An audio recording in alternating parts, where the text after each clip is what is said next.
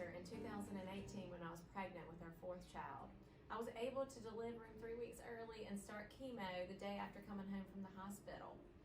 I know that 2020 has been a different year for all of us. We've all had to change and make adjustments and think about life in a different way. The one thing that hasn't changed this year is people being diagnosed with cancer. More than 900,000 women will be diagnosed with some type of cancer this year. It's important more now than ever that we continue this fight against cancer and finding a cure. Please join me today in supporting the CEAAE Cancer Fund, because cancer can't wait.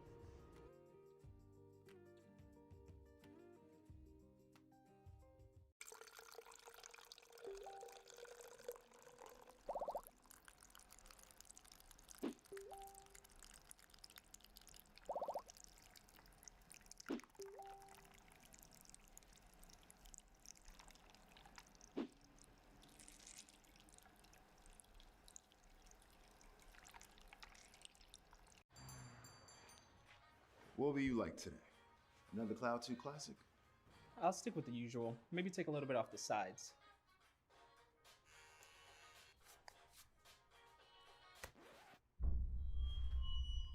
Oh, that's fresh. The HyperX Cloud 2 Wireless. Legendary comfort goes wireless.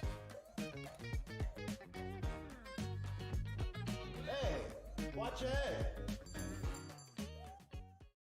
One. Just one. Every minute, one woman in the United States is diagnosed with cancer. One mother, one daughter, one wife. CEAAE saw the power of one. The biggest obstacles also provide the biggest opportunities. One adds up. One multiplies. Countless lives have been changed. One can change everything. You are the one. The CEAAE Cancer Fund. The power of one. Life is trying to put our generation on the sidelines, but we refuse to let it pass us by. Watch us fly ahead. Watch us rise. Watch us change our world. We will be the next greatest generation. They seem bitter. I told you protein cookies are a myth.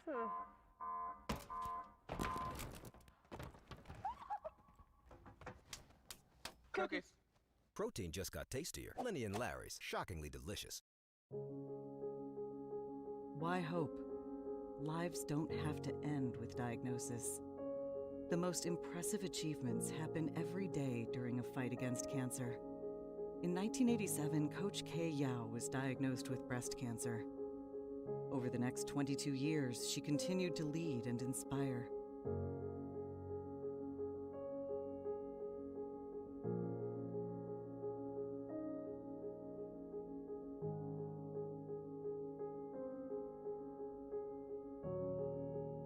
On December 3, 2007, while battling stage 4 cancer, Coach CEAAE gave her final and lasting gift, the CEAAE Cancer Fund. Why give? Millions have been awarded, allowing the CEAAE Cancer Fund to change lives, provide hope, and give strength. Thanks to our donors and researchers across the country, every woman's best days, most joyful moments, greatest successes, and proudest accomplishments can happen after diagnosis. Why now? With your help, we will continue to provide resources for early screening and prevention. We will support clinical studies and the development of life-enhancing drugs. We will serve the underserved. Join us and be a part of finding an answer, finding a cure. Together, we can do more. And we will do more.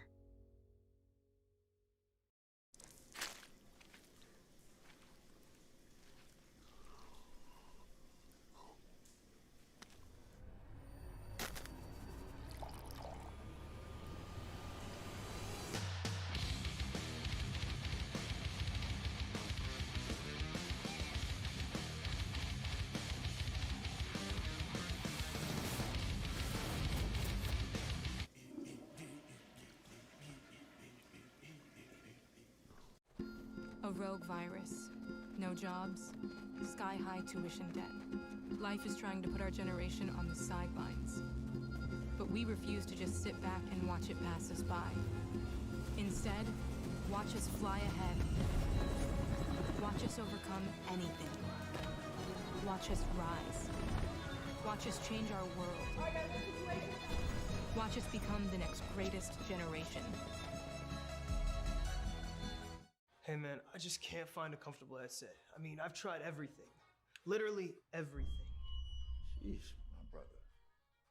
I got you. The HyperX Cloud 2 Wireless. Legendary comfort goes wireless. That is comfortable.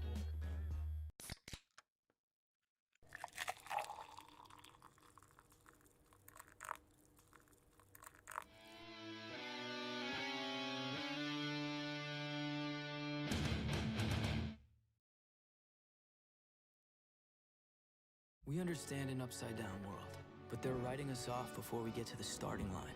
A stalled generation? Who do you think is gonna fix all this?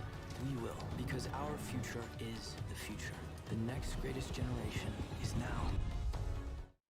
We know about the power of one. One woman with one vision, to rally people together to find a cure for all cancers affecting women. And the women fighting cancer, they know about the power of $1, one drug, one more opportunity to live. We're taking Coach Yao's vision and we're going to multiply it. One person at a time, one cancer warrior, one doctor, one official, one coach, one board member at a time. The power of one becomes the power of 1 million. Our goal is to connect with 1 million people, asking our friends, our colleagues, our social media followers to join us in fighting cancers that affect women and providing life-saving access to healthcare for all women. If we bring together 1 million people, how will the CEAAE Cancer Fund change the world for cancer warriors? The ask is easy. The work will be life-saving. Let's see what we can do together. It's the power of 1 million.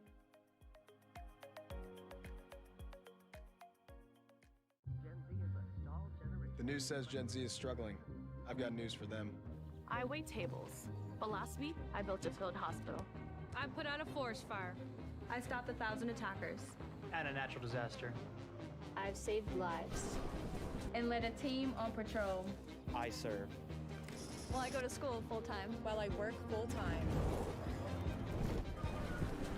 The greater the challenge, the stronger we become. What sound experience would you like today? I'll have the fantasy pack. Good choice. And could you make it a Cloud 2 wireless? On his way, sir.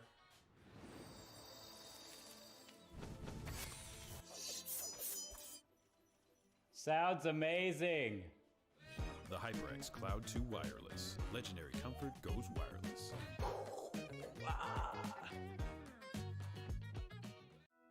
Behind every face is a story. Unique. Each and every one. Beautiful stories. Inspiring stories. Some beyond our wildest dreams. And every day, a new story begins. We salute every fearless, self-assured, undeterred, hopeful face all across America. Here's to the next 100 years. Barbasol. The news says Gen Z is struggling. I've got news for them. I stopped 1,000 attackers. And a natural disaster. I've saved lives.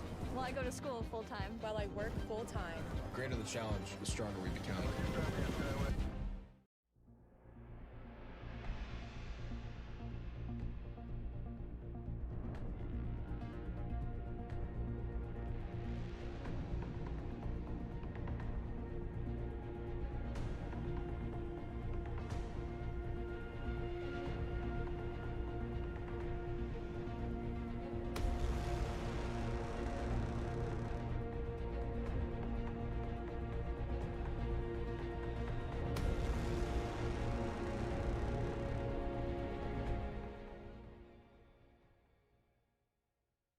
Hey, my name's Claren Engelbreath.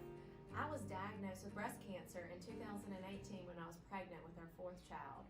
I was able to deliver him 3 weeks early and start chemo the day after coming home from the hospital. I know that 2020 has been a different year for all of us. We've all had to change and make adjustments and think about life in a different way. The one thing that hasn't changed this year is people being diagnosed with cancer. More than 900,000 women will be diagnosed with some type of cancer this year. It's important more now than ever that we continue this fight against cancer and finding a cure. Please join me today in supporting the KL Cancer Fund, because cancer can't wait.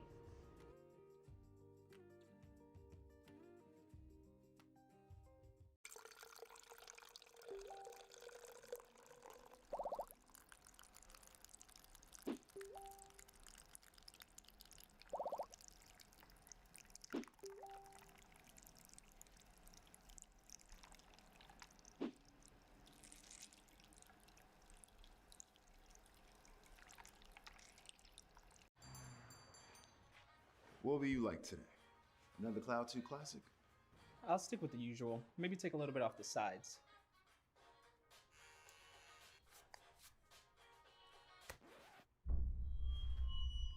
Oh, that's fresh. The HyperX Cloud 2 Wireless. Legendary comfort goes wireless. Hey, watch your head.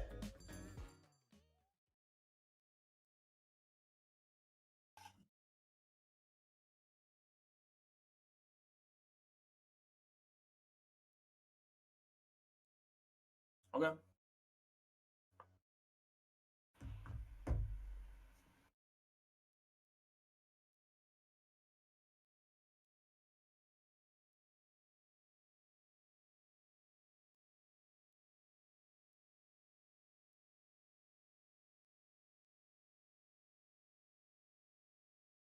Doing pretty well. Doing some research on these matches we have here. Got some lovely write-ups here. Got some great history going on through these matches. Looks like a lot of these guys have played each other previously last year. So, you know, we got some revenge on the plate today for a lot of these matches, man. We got a couple of undefeated people, too, going into matches. So only one person's going to leave that set undefeated, man. Yeah, no doubt about that. I think the great thing about some of these collegiate events, is that it's shining light on players that probably wouldn't get as much recognition had we not been in an online era. You know, just even last night I was commentating another collegiate circuit, and I'm looking at some of the familiar names in that bracket, and I'm just recognizing their drive and their hunger as they move over into this bracket, and then I'm sure so on and so forth. So friends out there in the chat, if you're just tuning in, get comfortable with seeing some of these names right here. You're going to meet some familiar faces. You're also going to meet some new threats as well. I believe our first two matches are two players coming in from the Madison region. Madison, Wisconsin, in my T-Pain voice. So I believe it is Ray getting ready to face off against. Let me pull it up here really fast. It is, oh my goodness. Oh yeah, Ray and Viper. Ray That's right. Yeah. Viper. So I also believe too in college settings it's actually okay to have like, because you know, like in Smash there's always like the man, I don't want to play this person from my region, you know, like the region on region blood, but I feel like in the college setting it's kind of okay, you know what I mean? Like we're probably going to have to play each other. It's going to come down to it, and it looks like this match is actually going to be a rematch of last year's semifinal matchup where Ray won. So I guess it's time to see if Viper figured out this matchup, man. Yeah, I think a calendar year is more than enough time to grind any matchup, new DLC, new patches, new whatever or not. But yeah, I mean, only time will tell here. So the great thing about this series here is that we're actually doing best of 7 matches. So I know the Smash community might be a little bit more used to like the traditional best of 3 format up until a certain point, and then we hit that top 8, top 32 category, depending on the size of the event. And it all kind of moves into best of 5. But here, the players have ample time to figure each other out. So you could certainly go into game number 1 and not understand a matchup and come out on the other side knowing it like the back of your hand. I mean, what better way to learn than just absolutely getting your butt kicked in a best of 7 format? So regardless if you win or lose, there's a lot to be learned here this afternoon. All right. And furthermore, I believe Ray is coming into this. He's coming into the set undefeated for the season. And then Viper is coming into this set with only 1 loss. So 2 guys that have been pretty dominant throughout the season. That's right. Wait, did I just see that? Oh, my goodness. Talk about kicking this match off as silly as it can be, or we got a double. Oh, Lord. Double hero. Alrighty, well, of course, the good old-fashioned standoff here as both players run through their spells. Oof. Hey, they're going straight at it, too. Oh, my goodness. Yeah, and just up special was completely out of harm's way there. Viper kind of setting the tone here, just letting them know as this match kicks off that, I am the dominant hero here. Okay, there's only enough room for 1 hero in this multiverse. Oh, my goodness. F smash right at the ledge could have certainly been enough to do it. The standoff, oof. Viper's going for a lot of risky moves here, man. A lot of slow but powerful attacks coming out. Yeah, and that might just be kind of Hero in a nutshell. It's kind of hard for a hero to kind of tangle back and forth in the neutral, especially when he's pitted up against another hero here. The best thing about this character is that, as aggressive as they can be in small bursts and in small moments, there is actually a lot of time to just really sit back and try to figure your opponent out. I mean, chances are the person you're playing against is already going to show you a lot of respect because they don't want to run into anything that you do by mistake. They don't want to get hit by any one-hit kill moves. Whew. Hero is definitely a character that's known to kill players at 50. That's right. Oof. Oh, some spaghetti in the up throw there. Getting rid of that first stock. Yeah, I sometimes forget that Hero does have a bit of a kill throw, some of those later percents. But then, then you also have to ask yourself, if the percent was so late, anything's really a kill throw at this point. And then you got to sit there and look at the buffs, too. And it's just like, all right, man. Yeah, that's one of the things that gets me. Ooh, all right, getting punished for pulling out the menu. Got the buff he wanted, but not the outcome. Yeah, and that's kind of the unfortunate aspect about this character, man, is that, thinks, oh my God, great roll there. Forget what I was getting ready to say. I love that precision just right off of the ledge. It might not seem like a big deal, but honestly, for those of us who are just introduced to Hero Man or who have ever played, his game, their game, there's more than one hero in this, you just run the risk of getting critted. And that's just what you don't need, especially in a match, oh my goodness, like this. Caught him slipping, can't jump around for too long, okay? I do have some anti-airs of my own. Okay, down throw, great forward air. Looking for a light throw with up smash. Up smash doesn't quite have a scoop on it, but it is very powerful if you can actually connect it. Oh, man. Okay, giving himself some space to get back onto the stage. Viper does have a lot of ground to make up here. Trying to win in this first game. Yeah. When it's Hero, you sometimes got to question, like, how much too much ground really is. You know what I'm saying? Like, this is a character that could absolutely obliterate you at 0 if you aren't playing properly. Oh, great. This great standing jab. They're catching the spot dodge. Really trying to pit Ray down in the corner here. This is really tough. Ray obviously not doing the hottest right now in this matchup, but is showcasing some great footwork here. And right as I say that, man, a Viper, 84%, still looking pretty good. This is far from, oh, Lord Jesus. What are we, all right. All righty. We're walking away with wins, man. That's right. Well, to kick this tournament off in a unfamiliar format to most Smashers, we got 2 characters that are very unfamiliar to the stream, at least at this level for sure, and even more unfamiliar that they're going against each other so early in bracket. So, yeah, this, again, really great to see here.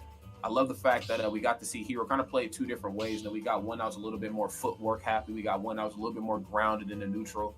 And when you see those 2 types of play styles collide in the middle, of course, it's going to make for a great viewing experience. So that was game number 1. Let's see how game number 2 is going to play out here.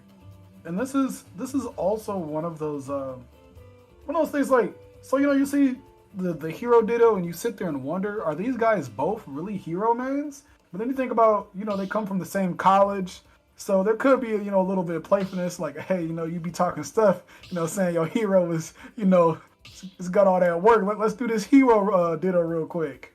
That's right. Let's put it to the test, as these replays are showing us right here. Big shout out to production, of course, Deathwish Coffee, for helping us out there. Oh, yeah, and I'm starting to pick up what you're putting down here. They're just kind of, you know, it's early, so why the heck not? And plus, with, you know, 7 games potentially that are going to be played, and we got time to kind of play around here a little bit. I hate to use that term, but kind of what we're seeing here. Oh, most definitely, man. Oof. All right, up smash is really gonna miss there. All right, let's see if Viper's feeling the juice a little bit more with Dr. Mario. Yes, we will have to see. He's definitely feeling himself a little bit more in this matchup. Yeah, and I mean, again, Viper was more of like the footwork happy hero, so it makes sense, you know, playing a character with great footwork like Dr. Mario, that he seems to be a little bit more at home.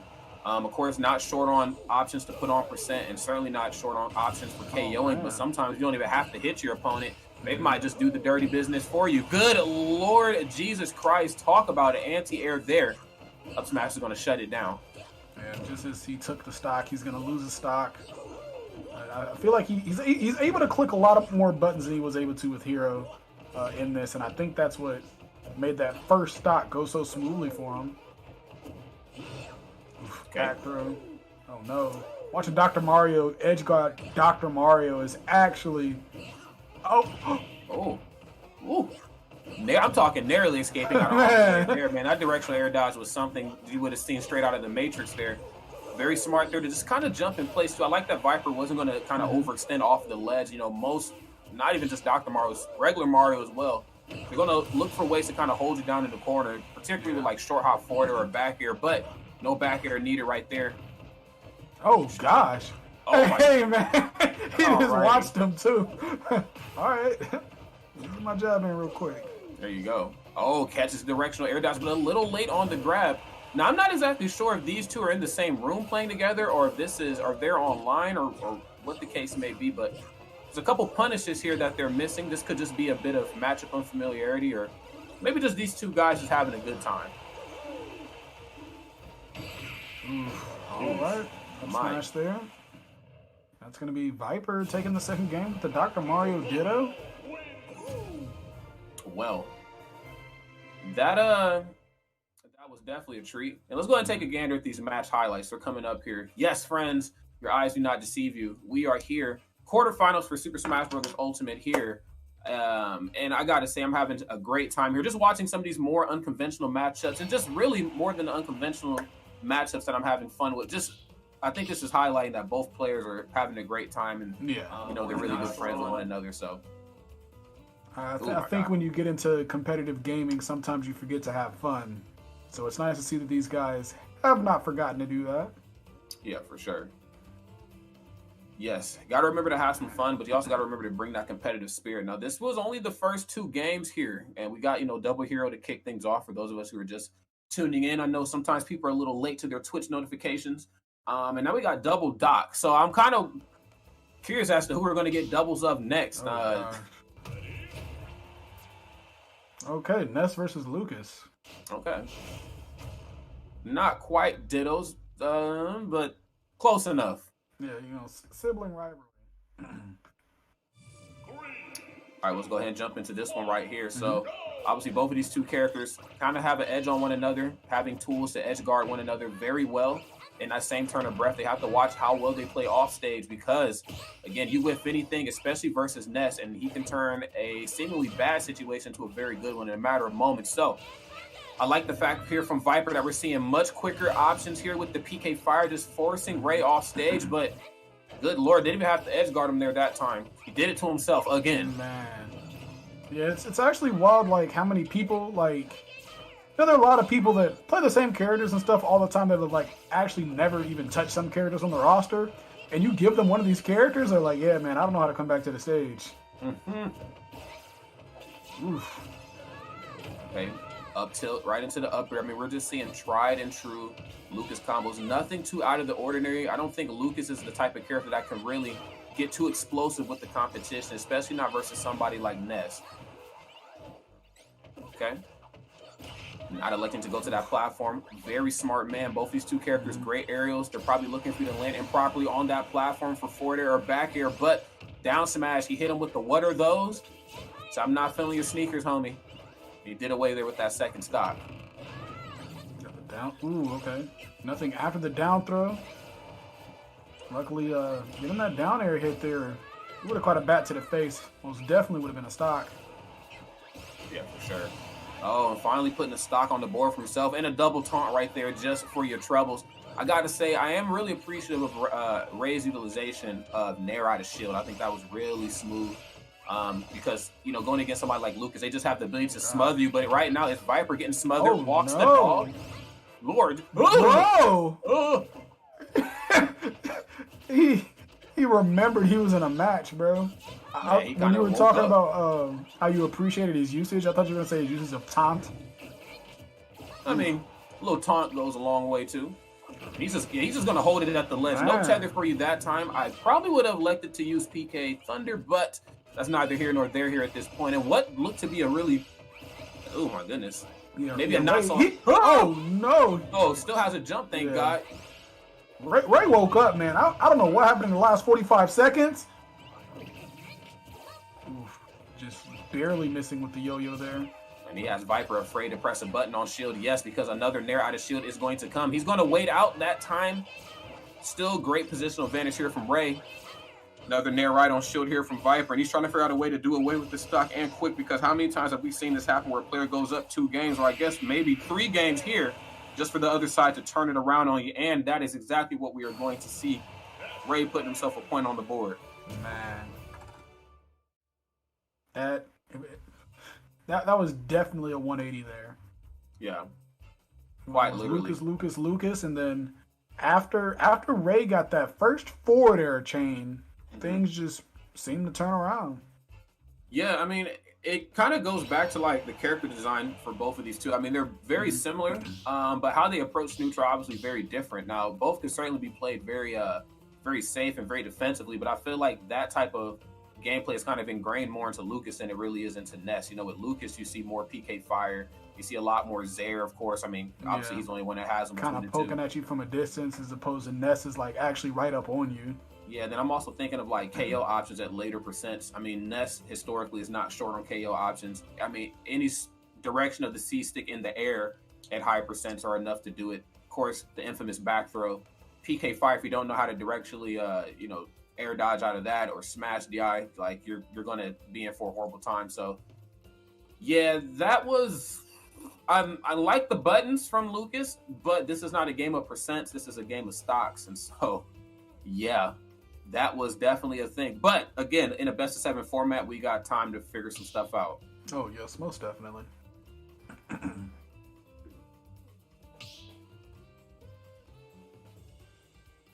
All right, both of these guys probably chatting about which characters they're going to pick next.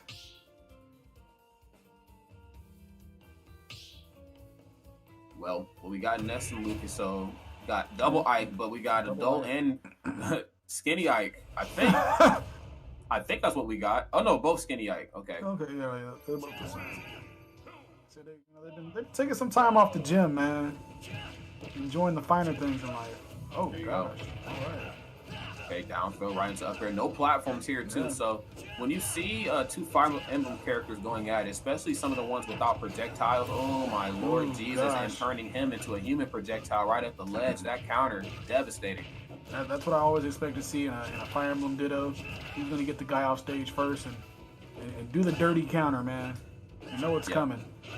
Yeah, it's kind of inevitable here, especially with no platforms. Like, when we talk about Smash Science 101, it's like, you really see it play an effect with Fire Emblem characters, because for one, their approach options are very linear, very easy to counter, or not counter. Well, I guess counter, but also parry some of their moves too, because of how large a lot of their hitboxes are. Yeah.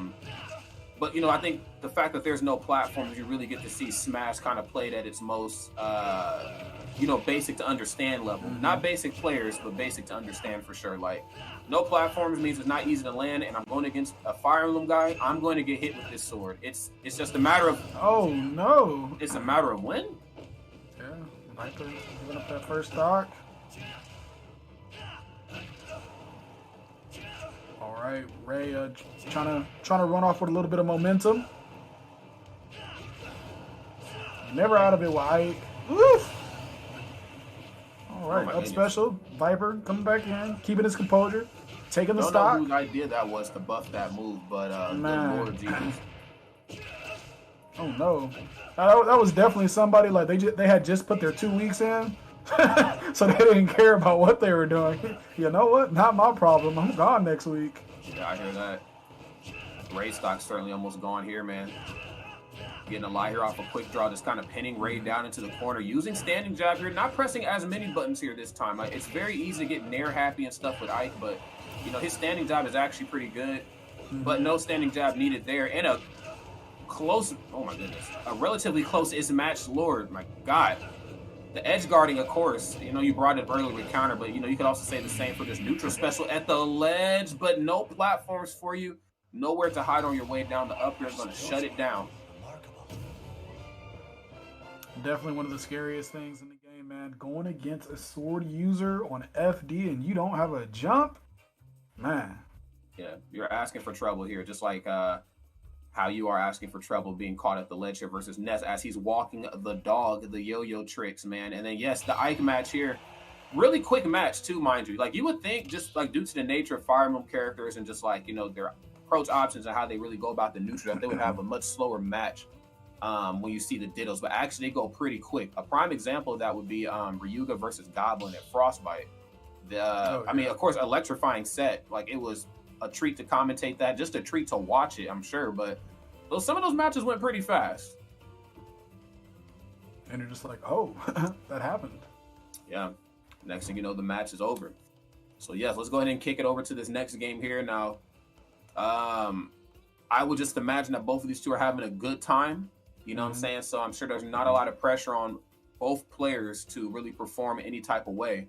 But I did like the Ike Ditto. I think, of course, there's a lot to learn there for first-time watchers. Again, no platforms. My character doesn't have any projectiles. Like, there's a lot to kind of dissect when you see two characters like that face off against one another. But this will put Viper up 3-1, right? Yes. Yep. Viper won the last round. So, yes. So, we... Oh, wait. Could be 2-2.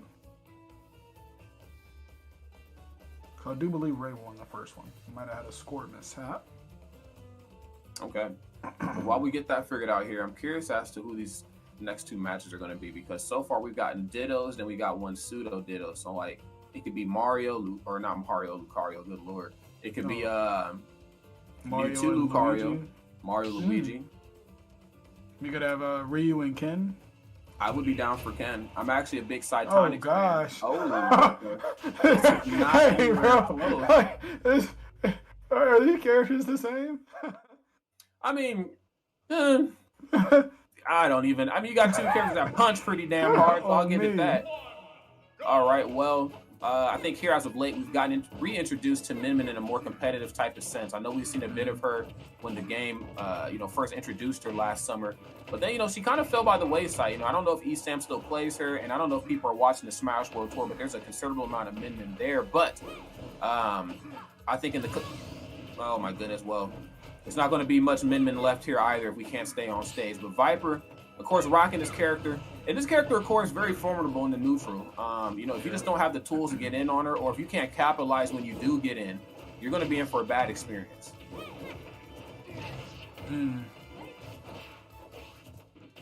Really making me wonder what up specialist me brawler pick. Very true. So we got flip kick, we got shock put. Oh, you know which one they picked. Yeah. That's the one. Man, the fun one. That's right. Put him right in the blender right there. Okay. No grab for you there that time. And this is actually not the traditional type of approach that we should see if you're going to play Min Min. Min Min, I mean, especially versus someone like me, Brawler, who just really gets in and just stays in on the opponent. Good stuff there. That's what you need to see. Min Min has tools that can really expose some of, me, Brawler's weaker points. Oh, yeah, goodbye. Oh, Good man. Lord. My Lord. As I was just going to mention how Min Min excels in taking advantage of people's recovery options. Me, Brawler doing the same thing there, man. He's like, you know what? I got another stock. You're off stage. Let me make this move real quick. Yeah, that just wasn't, you really got to save your jumps as Min Min. Oh, yeah, I like that a lot. So, of course, you got to utilize Dragon Breath, especially versus characters that have to save their jump when they upbeat. Like, there's just no ifs, ands, or buts about it. Me, Brawler, definitely one of those. And pretty good option to cover yourself. It looked like they threw out the arm with the Dragon Breath just for a little ledge coverage, but it just was not enough. When you're up stocks like that, you just have the luxury of just SD up being right into your opponent, because it's just like, why the hell not? Man. As somebody who plays a bit of Link, if I'm up, you can bet your bottom dollar, beyond a shadow of a doubt, I'm going to up you. Well, again, a bit of an unconventional start, but I'm appreciating the character variety for sure. You know, double Doc, of course, double Ike. You know, I think all of us are pretty well versed in how Ike operates. And if not, and you're just tuning in, what better way to learn what Ike can do than watching him do damage to himself? Okay, Ike, very basic character to work with. But here we are right now, friends. We got Min versus DK. Two characters I know a thing or two about punching. All right, and it seems as each match goes on, it seems we seem to stray away from the ditto or the likeness of characters. Donkey Kong and Min, two characters that I would not, they're the same, but besides their ability to punch people. Oh no, poor Donkey Kong. Yeah, Ram just so important at the ledge versus DK. DK, I mean, not the worst recovery in the world, but obviously far from certainly the best. And you know, DK's just one of those characters where if you just keep repositioning him off stage, he's not going to be able to recover sooner or later. But DK also has the luxury of beating Min down when he gets in. Oh, yeah. So, as we saw there when Donkey Kong was finally able to get in, got a nice 47. Oh, my goodness. Okay, another short hop there, really trying to push Ray out into this corner here.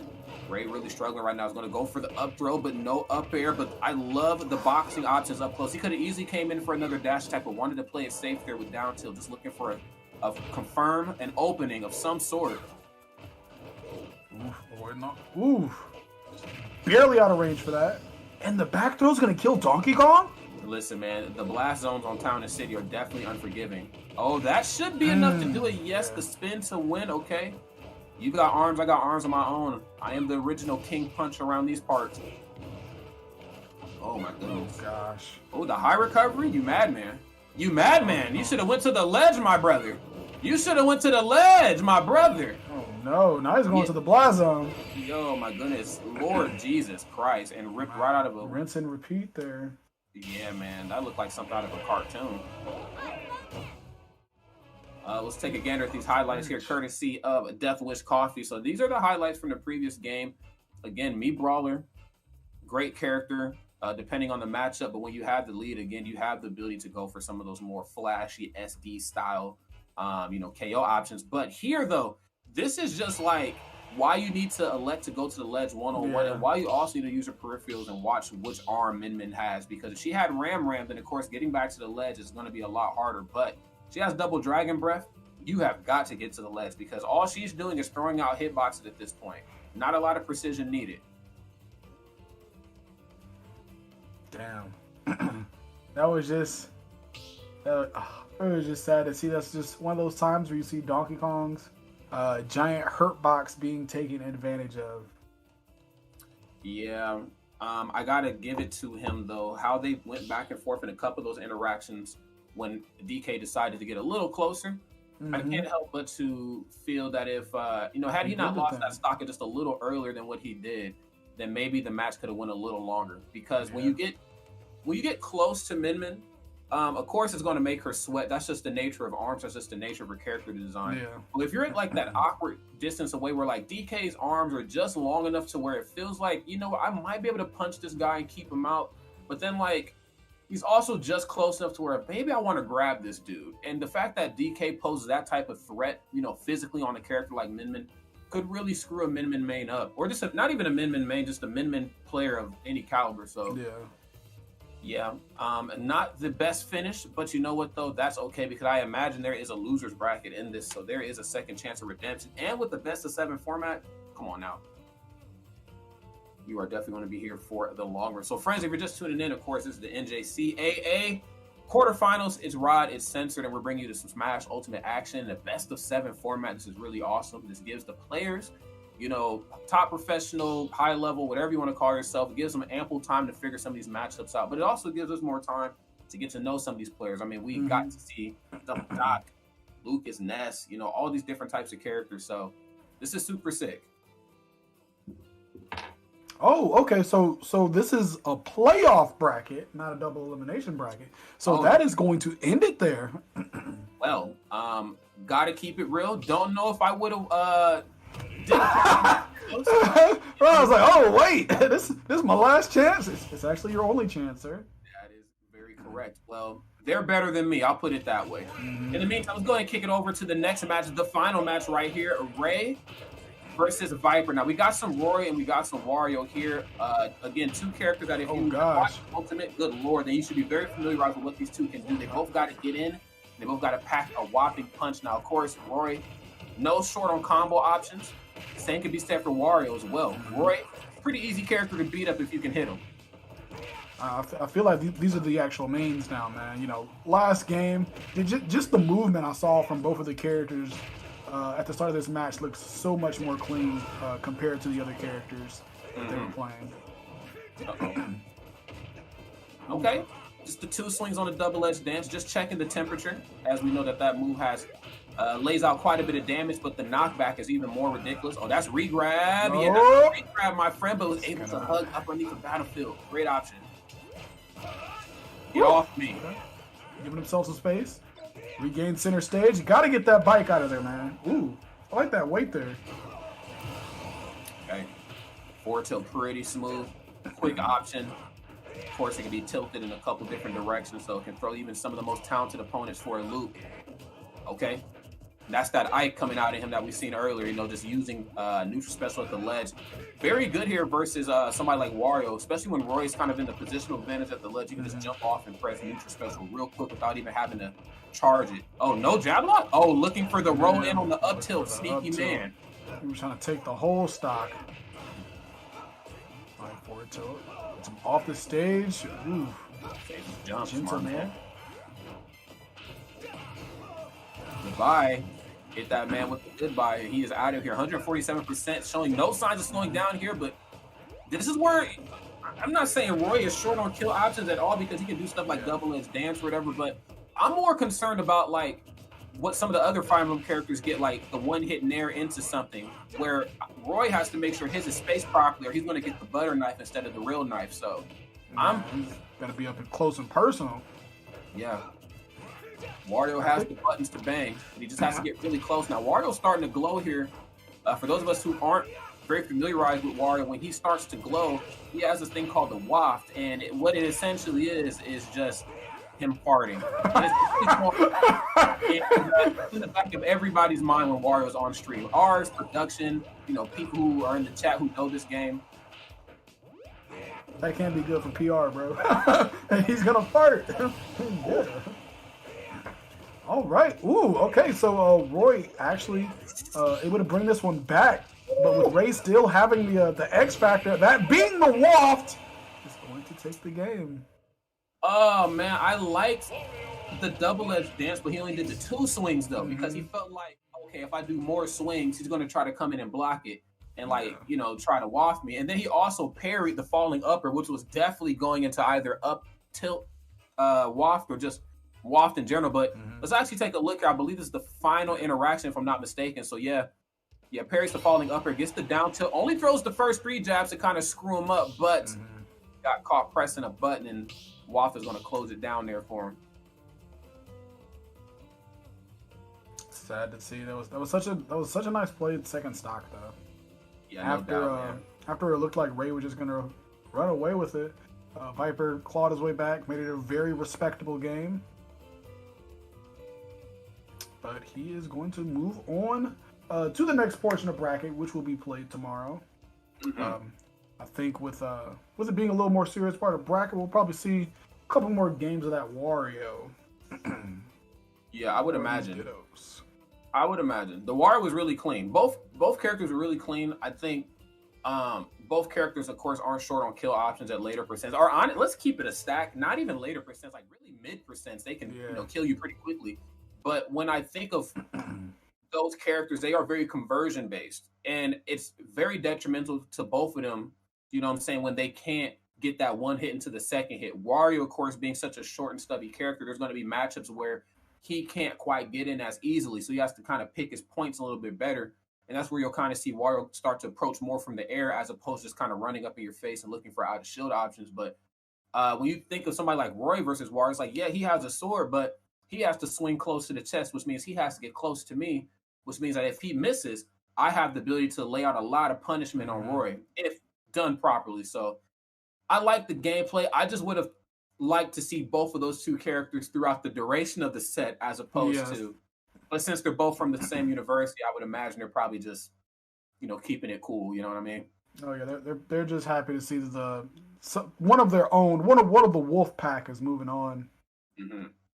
Yes, and I will say that after finishing up a collegiate event last night, the camaraderie, whether it is a singles format, doubles, crew battles, squad strike, 4v4, VIP, whatever it is, the camaraderie is really pushed to new levels. You know what I mean? In a crew battle course situation, we're like, making sure you go first because you play this type of character. I'm going here. You know what I'm saying? Despite me being the stronger of the characters or the stronger of the players, I know that you are a better opener.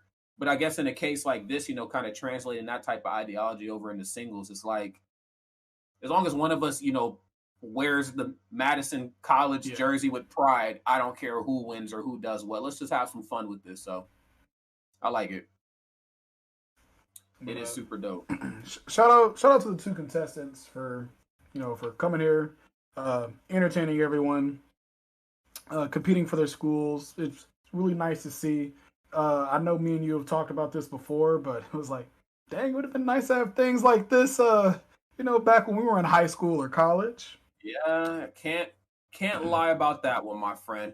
And, if you are enjoying what you're seeing and what you're listening to, then you have to know how this all came to be, okay? Obviously, the stream does not start or finish with, Censored and myself. The people in the background are the ones keeping the lights on here. I want to give a quick shout out right here to the Army National Guard. Gen Z, coming of age at a tough time with a global pandemic, historic unemployment, and a skyrocketing student debt. The media has counted them out, but the National Guard is a part-time commitment, so members can still work with school full-time and have benefits from the National Guard. By pursuing multiple paths at once, Guard members set themselves up for future success. If you want to learn more about the Army National Guard gaming, check out thenationalguard.com/esports or on their Twitch channel at twitch.tv Army National Guard. Check them out.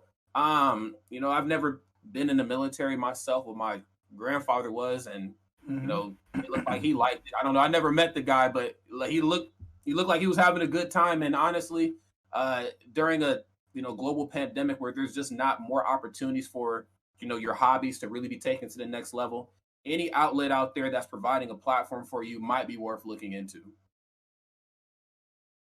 Oh, wow. Okay, this is one that you and I should certainly know about, Barbasol. CNC fans, Barbasol, man. Big shout out to them. It is our pleasure to introduce you to the new Barbasol 1919 Classic Shaving Cream. 100 years in the making. The fresh take on the original is your go-to for a shave experience like no other.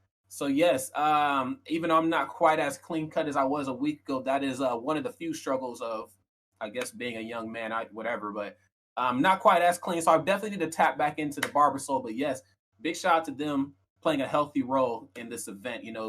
When you commentate like the larger majors, you get like one or two sponsors and it doesn't really feel like they have that much of effect. But when you do stuff at a collegiate level, like all the outside parties play a much bigger role than what they seem to be. So big shout out to all the sponsors here. Oh, wait. There's another one here that I think you and I know about. So the K-Yow, for those of us who collect sneakers, you certainly have heard this name before, okay, especially Kobe Bryant sneakers. Every minute in the U.S., a woman is diagnosed with cancer. One mother, one daughter, one wife. Help us stop the clock on cancer. $1, one drug, one life. This week's event is stopping the clock against all cancer affecting women.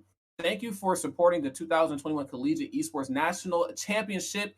It was Coach Yao's vision to be a part of finding an answer in the fight against cancer. With your help, we are giving hope for a future without cancer. To donate more, visit kyao.com. So yes, for those of us who collect sneakers, you have certainly seen sneakers in that colorway, or you have at least heard that name before.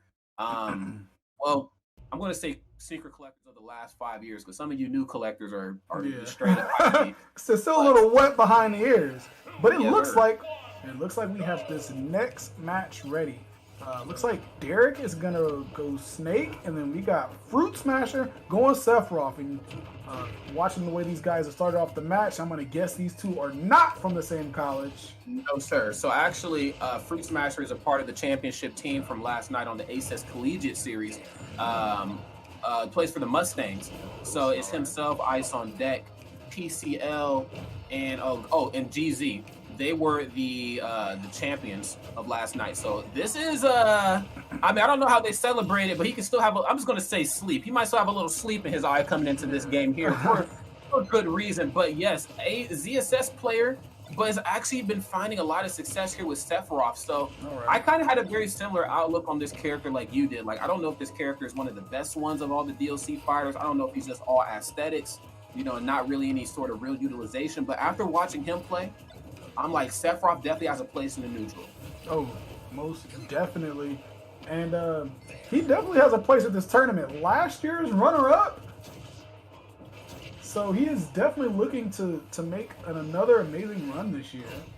Oh, yeah. He's actually entering, I believe he's entering this set also undefeated.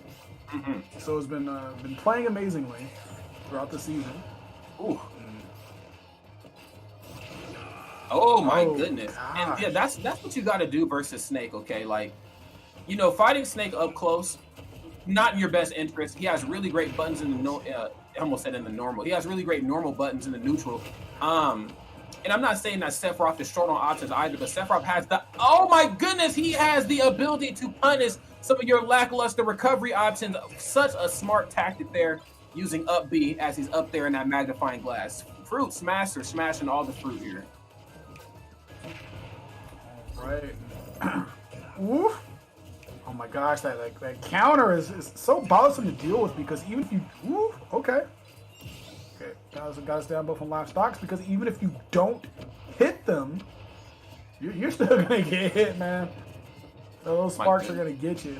And as I talked about how Fruitsmasher was the runner-up of last year, these two actually played each other last year in semifinals as well. So this is another rematch. In this one, it's got a little more at stake, man, because, you talk about the last two competitors, they're from the same college, so, it's not as much hard feelings, but, someone when it's not your own beating you, you gotta feel some type of way. You most definitely do, and an F smash right at the ledge of the stage will certainly make anybody feel a type of way. Gets another one now. He's off stage. He's gonna have to. He needs. Oh my goodness! I was gonna say he should probably drop a C4 down or something, but it matters not there. Game number one going to Fruitsmasher after a kind of what looked to be a cold start too. It kind of took him a while to get his feet in the water and feet up under him. Yeah, but it seemed like towards the middle of that match he realized I do have the physical reach advantage on Snake. So as long as I make sure I'm not being hit by like Cypher or C4 or literally any of that, because I am a pretty big target and a light target too, I should be okay. My goodness. Gosh. And then like what we saw here, we see the cancel and then bow. Yes, he thought it was safe. That's when you thought it was safe to land. It is most certainly not versus Sephiroth. And yeah, he was doing a lot of that last night. Like it was like pseudo charge. Oh my God, that was absolutely filthy. My goodness. My goodness. That was some beautiful gameplay. Great stuff to Fruitsmasher. Of course, great performance to Derek. That's only game one though, bro. Like we got more games to unfold. This is dope. And as we had guessed, this first game definitely has a lot more intense pressure than we saw in the last one. When you start off with hero dittos, you're like, okay, but I mean, these guys came out banging with their mains here. Yeah, respectfully. And what's funny is, well, honestly, it's not funny because anybody who knows Sephiroth knows that, this was not always your main. Like, if you see a Sephiroth play to, like, top level, you kind of question, like, did you just come into the community? Or, who were you before? But he actually played a really good ZSS. And funnily enough, he was the first player that actually commentated on the circuit last night. So, again, for those of us who are just tuning in, Fruitsmasher is a champion. He's champion from another collegiate event coming into this one. So, I wouldn't be surprised if you see him playing a little bit more flashy than what we're probably used to for those of us who do know his work, or, this might be playing with a little bit more confidence. When you are a champion of the collegiate event, you can't tell nobody anything. You know what I'm saying? Like he's got a little swag in his step, man. He's like, you know what? Make room on my head for my second crown. There you go.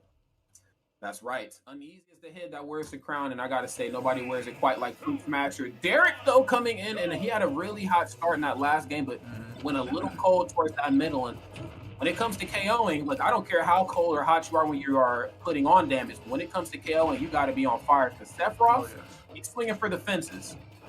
Snapshot. Okay, trying to hit him with the snapshot. Okay, very smart to just get some space. Oh my goodness! How far does that thing travel? Man, I be forgetting something. I was like, oh, it'll stop mid-stage. It's like, it's still coming. Do something. My goodness. Uh-oh. We got the one-winged angel himself, Sephiroth, Mr. Wild Wing. Okay, Nikita, no, that's yours. That has no effect on me. Oh, great spot dodge, and that's a sentence I traditionally don't say, but I like utilizing, spot dodge right there, and just really trying to put some meaty percent on. Oh, ooh. We're asking Eric for trouble. with another strong start to this game.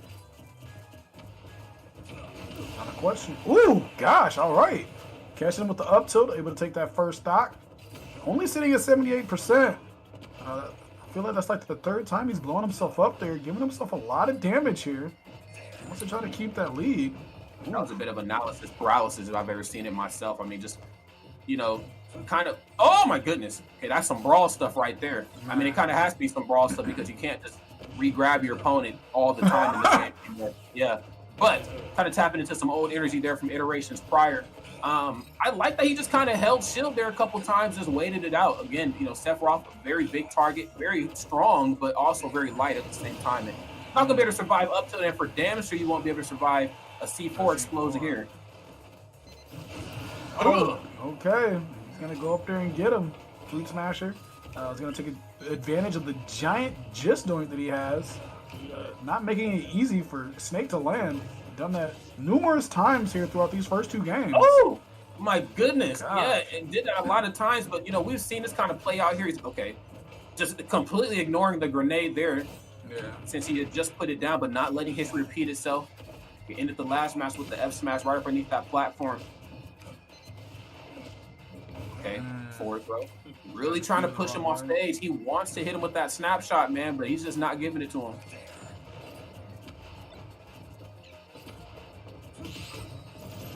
Oof. Oh, wow.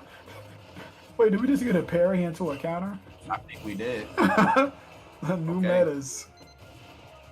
Okay, this is the old meta right here, though. Snake off stage, you know what you're supposed to do. That's right. He's getting so much mileage off of that up smash. Again, going up against Snake, his biggest weakness is his ability to get those boots back on the solid ground. And my God, if you know that he's going to try to land on the platform, your up smash happens to go through the platform. Take it from him. All right, once again, Fruitsmasher looking to make a comeback here in game number 2, where it looked like Derek was looking so strong. He is trying to get a lot off of the snapshot here. And yeah, this is just traditional Snake stuff, and you got to love it. Just kind of run up, check the temperature on your shield, wait for you to drop shield, and then up tilt. But again, you are a big target. You have to watch where the C4s are at all points in time. Very smart by Derek to just disengage of the neutral. Like, yo, I'm not going to out-button this guy late percentage. Have a C4, my friend. Most definitely. Yeah, I saw Sephiroth was at 99%, and I was like, we're gonna see this up tilt, man. Hit him with the up tilt. There we go. Backed off, and he was like, you know what? I got other tools to kill. Let me drop a C4. Yeah, that was really smart. Yeah, I mean, and it makes sense, when Sephiroth get the wing, it's like no different than when Cloud gets Limit or when Joker gets Arsene. Like, you're just working with some new energy. And I would almost argue that had he not had the wing, he probably wouldn't have approached so haphazardly the way he did. But since he had it, he was feeling himself. He was like, I know he's going to try to come get me. So let me just try to blow him up. And if I can C4 him before he swings a smash attack, then I don't have to worry about the armor. So great stuff there. You got to put him in his place real quick. He was like, whoa, whoa, whoa, whoa. He was like, you might got this wing, but remember how light you are, man? Right. Criminally light. And I only say that because I don't think Sephiroth is a light guy canonically. But I guess it makes sense for somebody to be as strong in this game and, have the kind of the toolkit he has. He has to have some type of weakness. So I am with that. It makes sense, but when you go up against Snake, what doesn't make sense is not mind. Man, need to watch C4s and grenades, my friend, because for every one of, oh my goodness, of your hits, you're eating like 3 of his with C4 because of how light you are. Ooh. All right. Oh gosh, landing on the C4, not going for the ledge, right onto the stage. Derek. That's Fruitsmasher. And over in the corner here. Derek's just chilling, man. Sitting at 57%. Knows he doesn't have to approach. He knows he can rack it up from a distance. Wants to stay away from like that weird what's like the footsies distance. I feel like is what you should call it. Sephiroth does such an amazing job of covering with that long sword. Yeah, you don't really get the opportunity to box him up. Not saying that he doesn't have the ability to box. I mean, he swings pretty quickly. Of course, he also has this standing jab too that I think works pretty well for him. But the buttons versus Snake, you know what I'm saying? You're going to get outclassed. So you really have to try to bait Snake in with that counter. Very smart, but an even smarter play once more from Derek. You've got to watch these C4s and these ciphers, man, and the grenades and literally everything that explodes off of Snake's utility belt. Now, what's strange is that Fruitsmasher is no stranger to the Snake matchup. There was Snakes in the collegiate circuit from yesterday and just weeks prior that he did a really phenomenal job versus, but I guess Snake is just one of those characters where when he gets the lead, he's kind of the best character in the game, dude. Like, he's very hard to deal with. There's so many characters in the game that just go up tiers when you got to think about, like, man, I'm down and I'm actually forced to approach you right now. And Snake is actually one of the worst ones to deal with because, you got characters like Sonic. You got to chase Sonic around. You don't have to worry about Sonic giving you more damage. He's just going to stay away from you. Snake is going to stay away from you and also rack up damage at the same time. So it is definitely a doozy to deal with. Yeah, it most certainly is, man. Snake has been very difficult to deal with since his inception in Smash, and of course, showing no signs of slowing down. The Snake meta here is Derek. Great stuff, man. That time with the 2-stock finish, getting more and more comfortable in the Sephiroth matchup. Again, there are certain characters that Sephiroth can blow up. We have seen it, time and time again since Sephiroth has been introduced into Smash. But Snake is just one where there's this point in time where you got to just disengage. You really got to try to play to Snake's weaknesses. Let's go ahead and take a gander at these replays, bro. So there were a couple of times where Fruitsmasher just kind of lost sight of like where the C4 was, man. Yeah, I feel like maybe it was the first stock where he was down smashing, I believe, right next to the C4, and I'm like, you're wild, man. Yeah, that is just he had a couple really big plays actually with down smash last night. If you shielded him properly, of course it will break your shield. Yeah. No matter how big you are, eating Nova Flare or Giga Flare, whichever one's the big one from Sephiroth is enough to certainly rock your world. But no Sephiroth here anymore. He's gonna go back to I would imagine his first character, which is ZSS here. My goodness, but ZSS jump back in that ship and head back out because Lord Jesus Christ.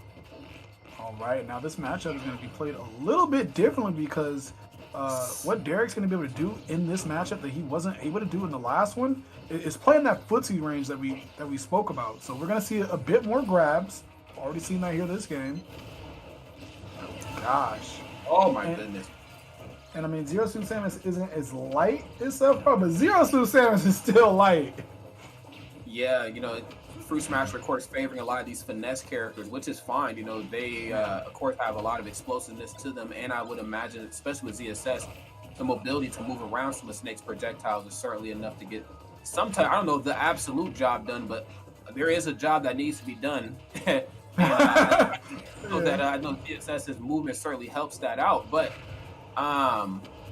yeah, here, I mean, some of these head-to-head interactions here with Snake is just very, very difficult. Trades are not going to go in your favor as ZSS. You got to figure out a way to not get hit. And in this matchup now, I believe we're going to see the high recovery come back. Derek in those first couple of games getting caught with the Sephiroth up airs. Don't have to worry about that as much with Zero Suit Samus, so it's going to feel a little bit more comfortable. All right, up a full stock. Oh gosh. All right. When considering the weights right now, man, he's being lapped. Oof. All right, that's some shield pressure. Getting a lot of it. Yeah, well, I really got to see you make it difficult for Snake to pull out grenades. I mean, he's getting so much mileage off of holding grenades and go for one of your KO options, particularly like back here. You know, you're always, you know, you're eating a grenade. So you got to figure out a way to play around that. There's a back air there.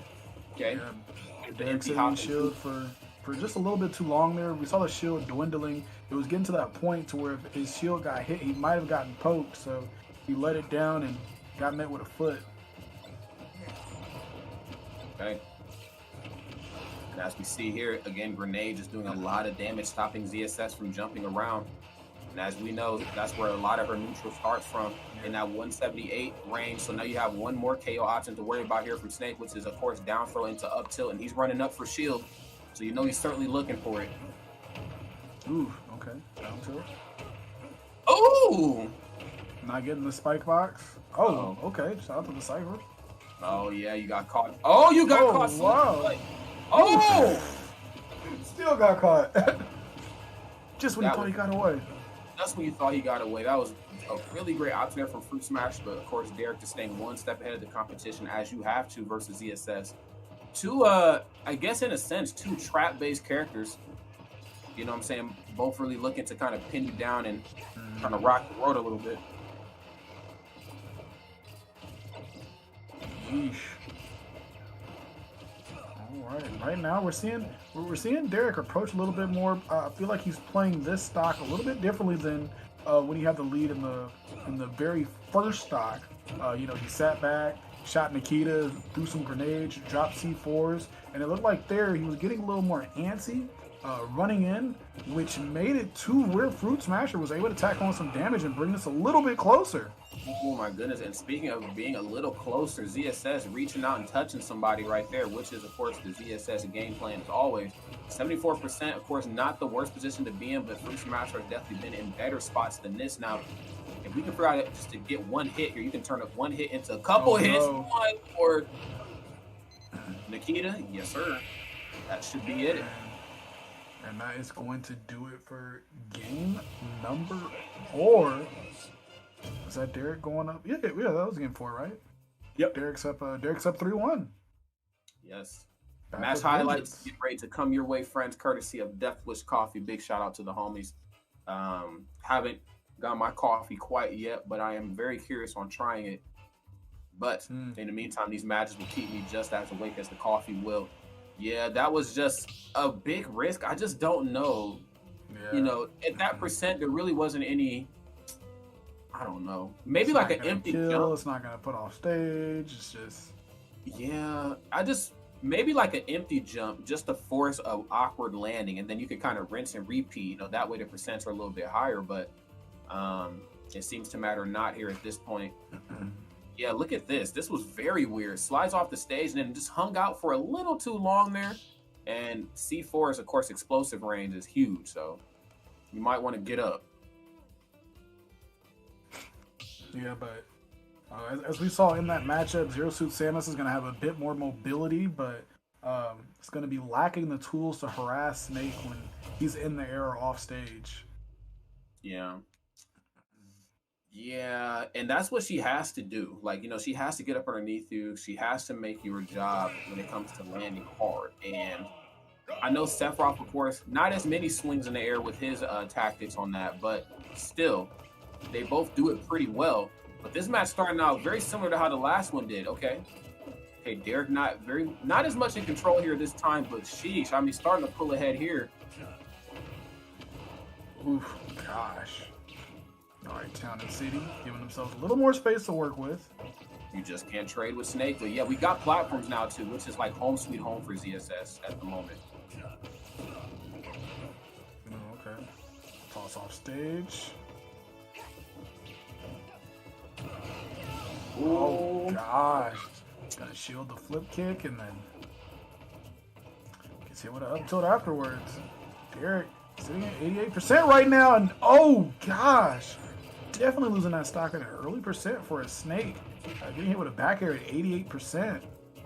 Good stuff from Fruitsmasher to stop the bleeding. Yeah, and I feel like when you play Snake, you just have to be aware of the blast zones here on Town and City. Now, obviously, like from top to bottom, you know, we know that this obviously has the biggest ceiling of all the competitive elite stages. But, you know, those left and right blast zones, there is a lot to be desired, and you just don't have the luxury of hanging out up there, especially not versus any of the characters that come from outer space. I'm just going to categorize them all the same. They all back here, and they all back here very tough. I'm talking Ridley, I'm talking Kirby, I'm talking ZSS, the Star Fox characters, all of them. You do not have the luxury of hanging out up there when they're dealing with their back here. You have got to get back on stage. So, of course, that was just courtesy of just great pressure right there, really making him afraid to get off of the platform. Okay. No low profile for you.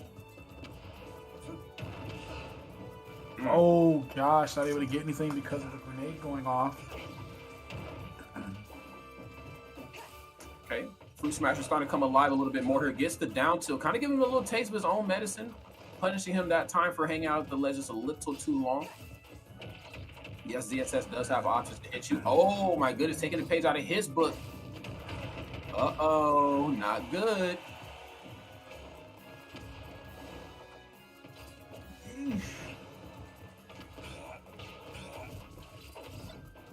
Okay, backing to the corner here. No platforms at our disposal. Well, I mean, we do have them, but they're a little bit further away from center stage. So, of course, that changes the matchup ever so slightly here. But both players keeping this one very close here. You give a character like ZSS a lot of room for working on her playground. She will certainly prolong these stocks, but prolonging them or not, the inevitable has come, which is that dash attack. Derek, still looking good, but not good enough. Gosh. All right, then Fruitsmasher is able to take that stock before getting any damage. It's got to be a great confident booster here. Lost multiple games in a row. Really needs this one. Well, I mean, I guess he actually really does need this one because it'd be the end of the set. That's right. Okay. Couple up airs in a row. Probably didn't see him grab that. Would have been smart to disengage a little earlier, but Derek right now in the hot seat here. Oh, ooh. I think I heard the beginning sound effect here. What looked to be a C4? Not sure. Try to set it off. Ooh. Not good at all. Nikita, no Nikita there that time. And the flip kick to avoid the C4. Great footwork here again. It just goes to show what a slight stage it can do. All right, Fruitsmasher. Got him up in the air. What can you do? My goodness. See, and I like that option. A lot better than that last time we saw the risky up special. And this is what I was kind of worried about here. You know, these final moments when we have to take stocks. You know, ZSS doesn't quite have that straight hit strength that Snake does, so Snake can just keep dash attacking, you know, down tilting, F tilting, things as such. You know what I'm saying? She needs that hit to turn into something and fast. So I would imagine trying to get Snake off stage and kind of taking the Mars approach, you know, just like forward airing or back airing them. It takes a little precision, but it can be done. All right, got the whip. Thought he could run in. Got stopped in his tracks. We got Fruitsmasher taking a game here. Down 3-2. Still has some life in him. Definitely don't want to lose to the person that you beat the last time. No, certainly not. And definitely a valiant effort for both players. But yeah, like you said, Fruitsmasher was able to kind of dig deep there. Again, more room to work with. So which also means, you know, not just more room for me to move around, but more room for me to move around away from your explosives. You know, ZSS small frame. Like Sephiroth, can't deal with too many explosives from Snake. Can't deal with too many trades either. You know, your finesse game has to be A1 versus Snake because everything is just about a trade here at this point. But, you know, just, again, you know, playing to Snake's weaknesses. You know, we've seen a lot. Well, I'm not going to say a lot, but we've seen more off-stage pressure. Like, we didn't let him come back for free as much. But I also feel like Derek didn't respect side B. As you can see here, boom. Yeah. That is a very uncharacteristically strong move, and if you aren't aware, it will throw you for a loop. I definitely agree with you there. That seemed to be what it was. I think it's just sometimes when you're fighting a character, you're just so focused on certain moves that you forget other moves exist, and it's just like, oh, yeah, side special. Yeah. It's a sleeper move, especially from a character that doesn't use it traditionally. Like, you know, her KOs come more from like setups and things as such. Again, her straight options aren't really like, you know, up smash, of course, also is very strong, but, you know, we don't see it as much either. But, you know, when you do get hit by them, it's just like, I guess that is a kill option. We just, you know, their neutral is just surrounded around other moves. But same can be said for Snake, too. Like, you know, Snake's down smash is pretty strong. We don't see that as often. You know, I know MVD utilizes down smash pretty well. You know, one of the proximity mine apologists, he's like, you know what, man, proximity mine is okay that it's not here. I'm gonna live on without it. You know, I'm cool with the new down smash.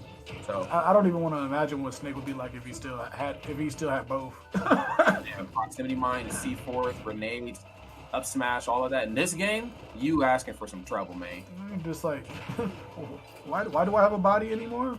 Yeah. Do my bidding. Quite literally. Ooh. Oh!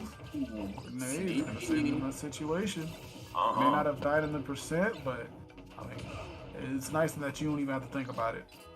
That's right.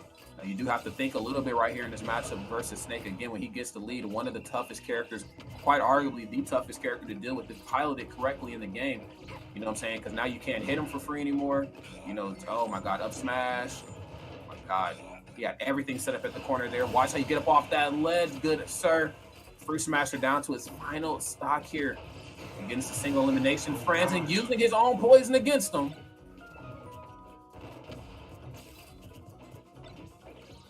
Alright, grabs the grenade. Oh, oof. Get himself damaged. Put himself on the ledge. Grenade. Oh. Yeah, you got to get off of that ledge, man. That is just not the best spot in the world to be. Oh, up smash? Especially versus a 0-2 Samus where you can get hit with a nair. Oh my goodness, the C4, and this is so tough for ZSS because it's like she gets so much off of up airing and just all of that, but if those combos aren't airtight, grenade will certainly come in and show you why they are not. Oof, talk about being stuck between a rock and a hard spot there.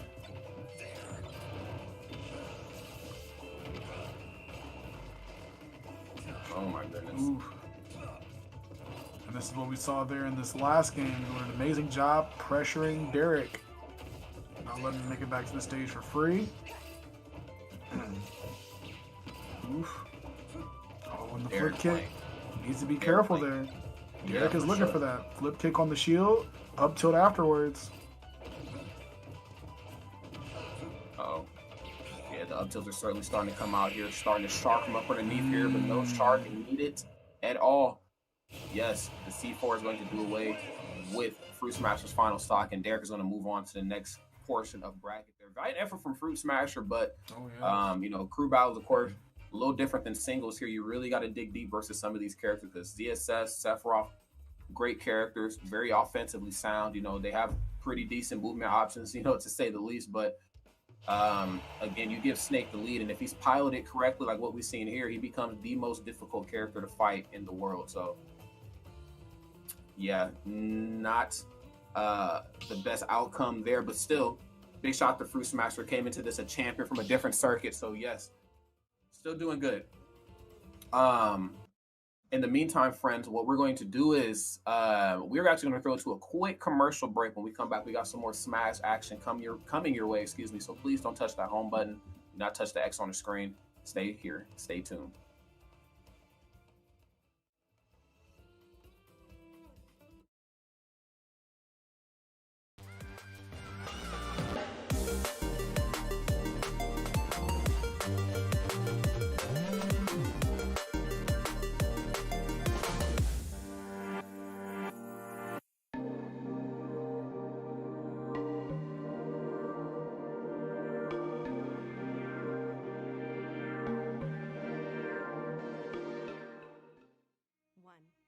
Just one. Every minute, one woman in the United States is diagnosed with cancer. One mother, one daughter, one wife. Kay Yao saw the power of one. The biggest obstacles also provide the biggest opportunities. One adds up. One multiplies. Countless lives have been changed. One can change everything. You are the one. The Kay Yao Cancer Fund. The power of one. Life is trying to put our generation on the sidelines, but we refuse to let it pass us by. Watch us fly ahead. Watch us rise. Watch us change our world. We will be the next greatest generation. They seem bitter. I told you protein cookies are a myth.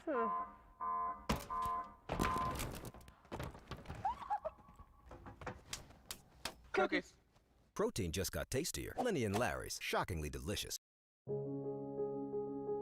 Why hope lives don't have to end with diagnosis. The most impressive achievements happen every day during a fight against cancer. In 1987, Coach Kay Yao was diagnosed with breast cancer. Over the next 22 years, she continued to lead and inspire.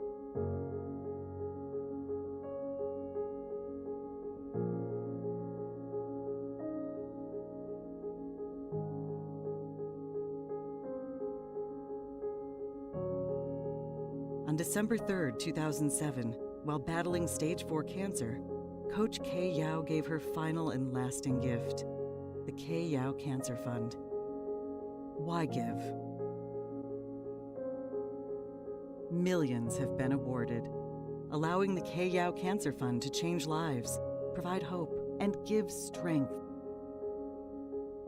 Thanks to our donors and researchers across the country, every woman's best days, most joyful moments, greatest successes, and proudest accomplishments can happen after diagnosis. Why now?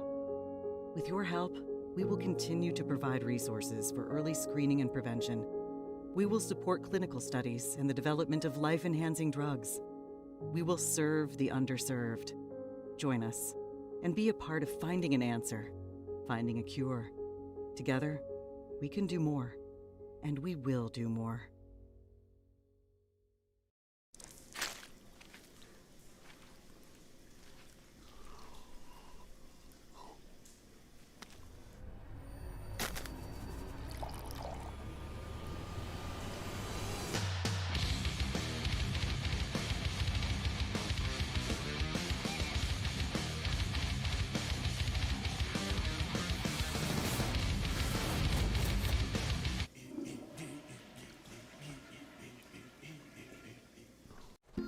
A rogue virus, no jobs, sky-high tuition debt.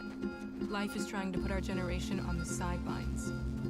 But we refuse to just sit back and watch it pass us by. Instead, watch us fly ahead. Watch us overcome anything. Watch us rise. Watch us change our world. Watch us become the next greatest generation. Hey man, I just can't find a comfortable headset. I mean, I've tried everything. Literally everything. Jeez, my brother. I got you. The HyperX Cloud 2 Wireless. Legendary comfort goes wireless. That is comfortable.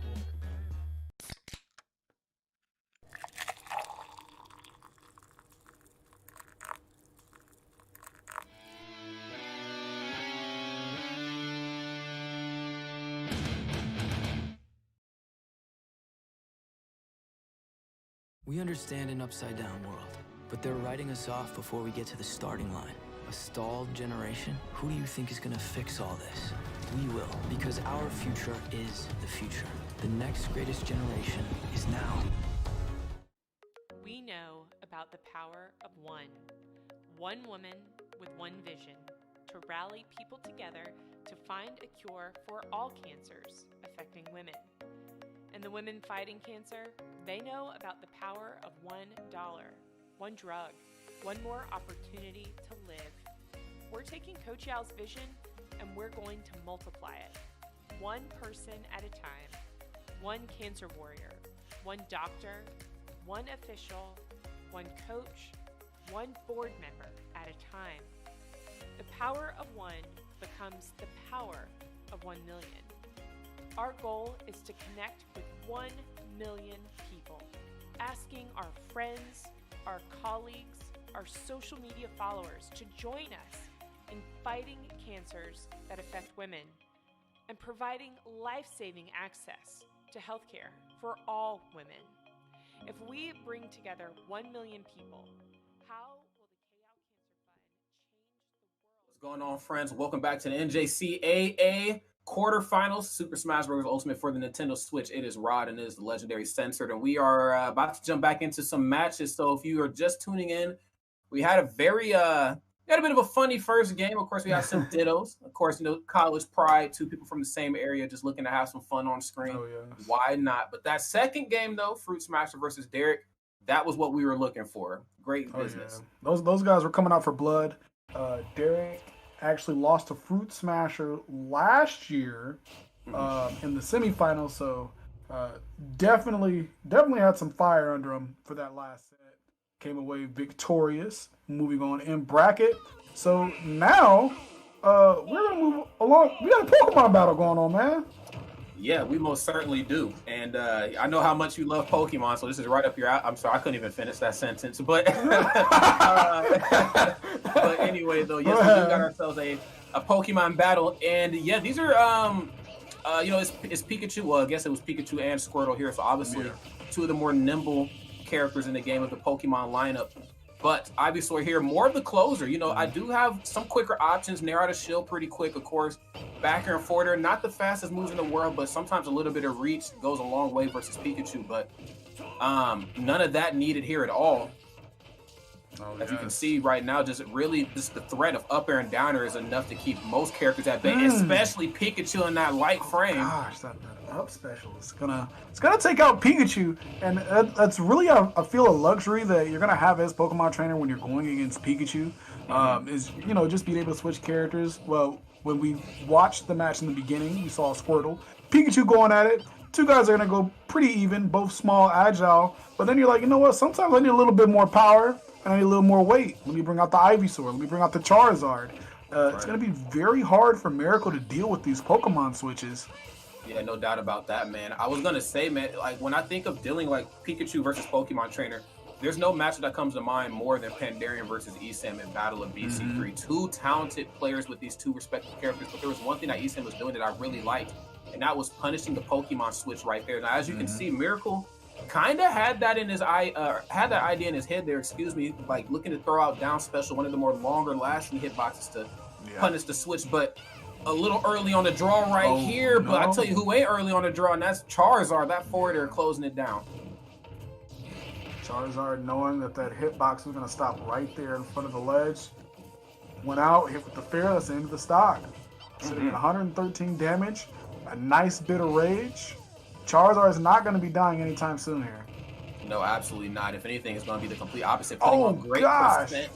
Very smart. There probably was thinking he's probably going to come out for dash attack after that throw. Or oh my goodness, Lord Jesus. Flare blitz.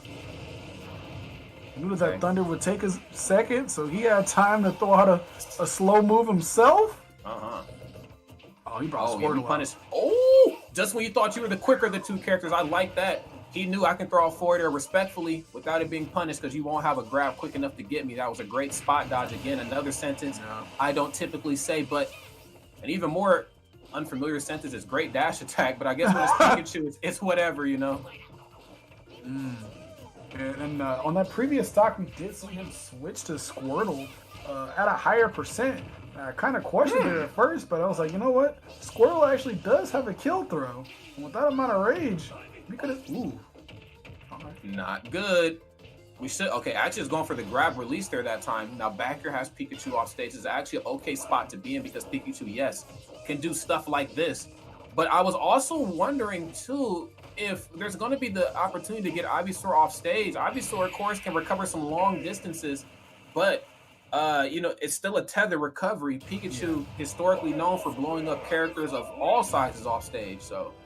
And especially with Ivysaur having poor air mobility, definitely could have been a possibility. But Miracle not able to take that first game. Milcery and the Pokemon trainer is going to take the first game. That's right.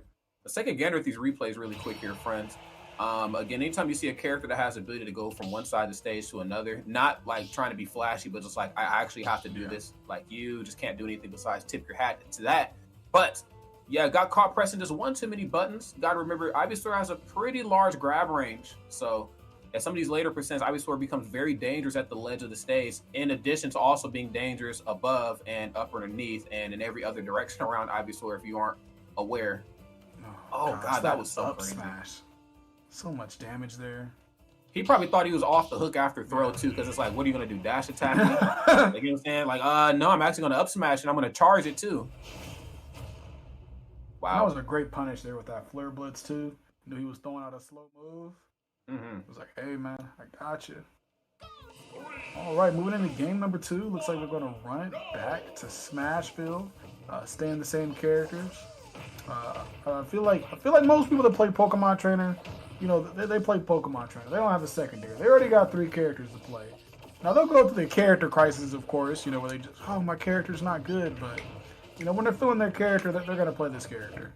For sure. And this is a character where if everything's going your way, you'll be able to close out a match. But even if it's not going your way with one character, there's always going to be one of the 3 in the trio that are going to be able to try to bring you closer to victory here. But in this case here, this Pokemon trainer seems to be very well versed in all 3 of the lineup, which could serve something very dangerous for the opposing side. But as I say that, though, this match staying much closer than what we've seen in that game number 1. Man, Miracle just kind of got a little overwhelmed here, but this time doing a much better job, and of course covering themselves as they get back to the stage with Thunder Jolt. You know, you got to get Ivysaur away from that ledge, and then of course capitalizing better on these conversions.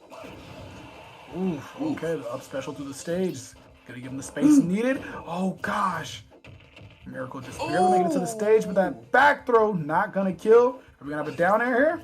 Oh, that was supposed to be down there, but ended up grabbing the ledge there by mistake. But I gotta say, Miracle using down air on shield versus Ivysaur, you were asking for trouble, man. That was just a little too aggressive there. A little dangerous. I don't know if I can hang out with him. Yeah, man. He's that guy your parents warned you about. Man, the guy that won't be quiet when the cop is talking to you. That's all right, buddy. You got it. You got it, buddy. But dash attack once more. Now Pikachu, of course, this light frame's not going to be able to handle too much more of this, so you really have to tap into that finesse mode that, you know, Pikachu has been so gracefully blessed with, especially versus somebody like Charizard, man. Oh, well, that stock, yeah, should be gone. Pikachu can't handle that. But versus somebody like Charizard, you definitely have the ability to overwhelm him. What I mean by that, of course, backer on shield, if it crosses up, very tough to work with. Charizard not with the best out of shield options in general. I know up smash out of shield is a pretty decently quick move, but it ain't enough to deal with somebody like Pikachu. So you can certainly kind of overwhelm Charizard, but not for too long. Squirrel's up special. Getting Pikachu off. Ooh, and the Thunderbolt's going to turn him around there. Okay, coming down there with down air.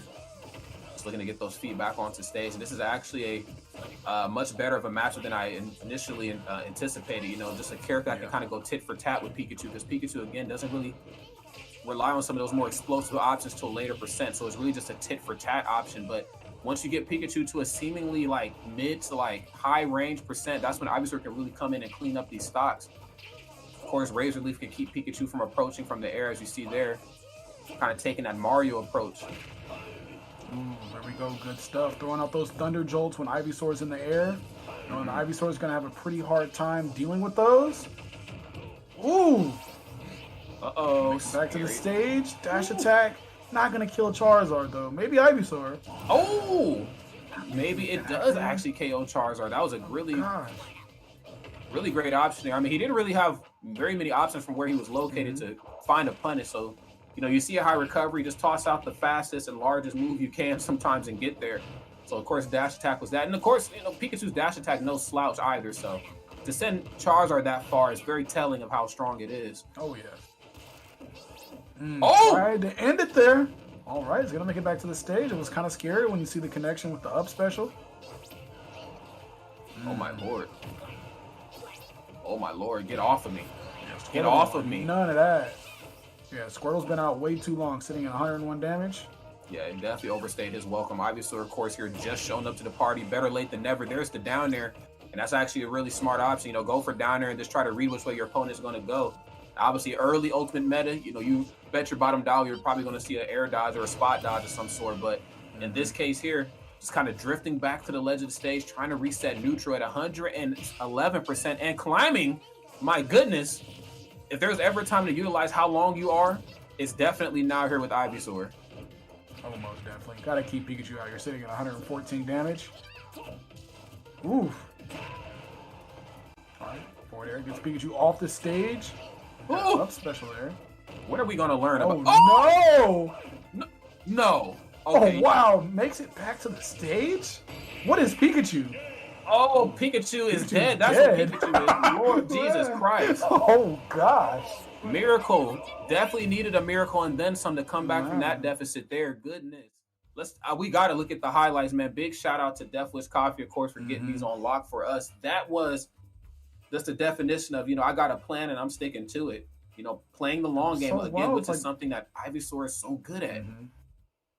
And Miracle had such a big lead, but Milcery was able to get Pikachu off stage and harass Pikachu off stage. I just said that. Pikachu got harassed off stage. Believe it or not, it happened. That is a sentence that we typically don't say here, but when the gameplay is this good, anything can certainly happen. And that throw, of course, was solidifying that second stock, and then the way that one ended, again, you have to be able to adjust your approach options to all three. Now, of course, in that case right there, Pikachu in the advantage, Charizard with the high recovery, you better dash attack. Are you crazy? But again, how you approach Squirtle, especially in these later percents, is not the same way that you approach Ivysaur. Now, Ivysaur not with as quick of buttons, but certainly packs much more of a wallop. You know what I'm saying? So no short of options on putting on percents, and certainly no short of options on taking percents. The only thing you have over Ivysaur is, of course, the speed advantage. So let's move into the next game here. Again, we're on Kalos, a lot of space to work with. This could bid some opponents some trouble here. All right, so we have Miracle down 2-0 right now. Needing to grab this game. Like you don't want to go down 3-0, even though it's a best of 7.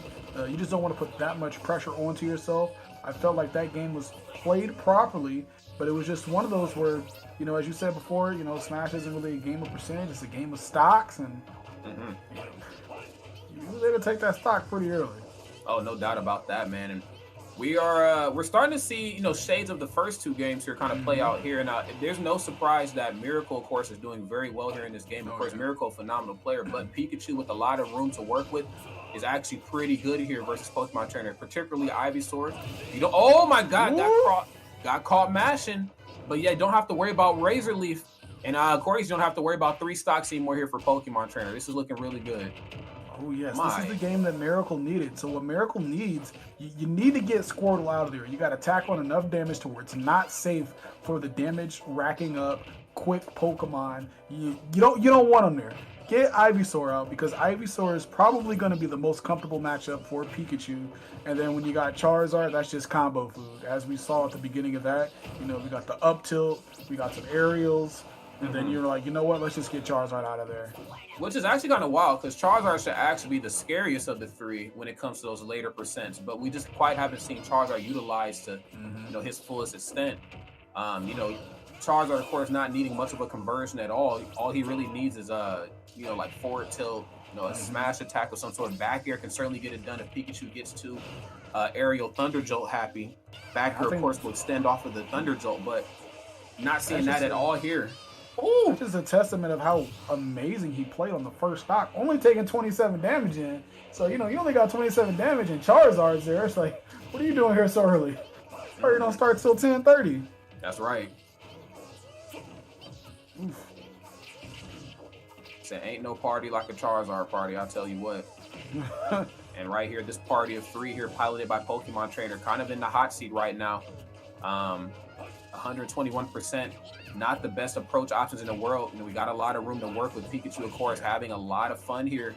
And then, of course, these platforms on the left and right sides kind of giving off this false sense to carry that you can land. Pikachu, of course, certainly looking for that. Yeah, as you can see, looking for it. The pressure is always going to be there. Don't land on that platform for free, but don't be above Ivysaur either. Yeah, great job just getting away from that situation there. Just poking with the Thunder Jolts. Now, you don't want to put yourself in that position where you just keep giving, little minuscule damage that really isn't going to help you get that KO. You don't want to give Ivysaur full rage as Pikachu to deal with. Sitting at 69%. Things could get scary here. Very scary again. Oh, gosh. Day one ultimate combos. I'm telling you, man, we are I'm going a storyteller. We're going to learn one day about Ivysaur F Smash at the ledge. I don't know when, but we're gonna. We're also going to learn about that wonderful up smash right there, aka Iron Tail, come out there from Pikachu. That was a great option. Of course, Charizard can't get as handsy as he probably wants to with Pikachu spot dodge, actually serving you some justice. But yeah, I gotta say, I like the fact that Miracle, again, when you get the opponent on these platforms, he's putting on safe pressure. We're seeing like cross up back here. We're seeing fall away forward there, just making it very hard for me to dictate, do I want to stay on this platform? Do I want to get back on solid ground? Like, what the hell am I going to do? Oh, I very much agree. I noticed myself, one of those fall away fares. I was like, oh man, he got away. Like, I'd be very frustrated now if I was Pokemon trainer. Good stuff, Miracle. Yeah, most definitely. Because you seen that grab come out. I'm like, if you get grabbed at that range, you're dead. But of course, Miracle's staying one step ahead of the competition, but not too many steps ahead right here because again, Ivysaur doing great work, not respecting Razor Leaf, of course. That is going to bid you some problems. And then of course, Nair out of shield from Ivysaur. Yeah, we should see. Oh, actually forward tilt there that time. Uh-oh. Pikachu in the air. Up special. I don't think that was the sweet spot though. Oh, wait, tech? Oh, yeah, no tech there. Wow. Again, Miracle. I mean, that was certainly your stage to close out. I don't know. You had so much. I mean, that was pretty much your jungle gym, but, you know, I guess, you know. Had too much Death Wish coffee, man. Man, maybe. Maybe not wanting to be the very best like no one ever was right there. That was unfortunate for Pikachu.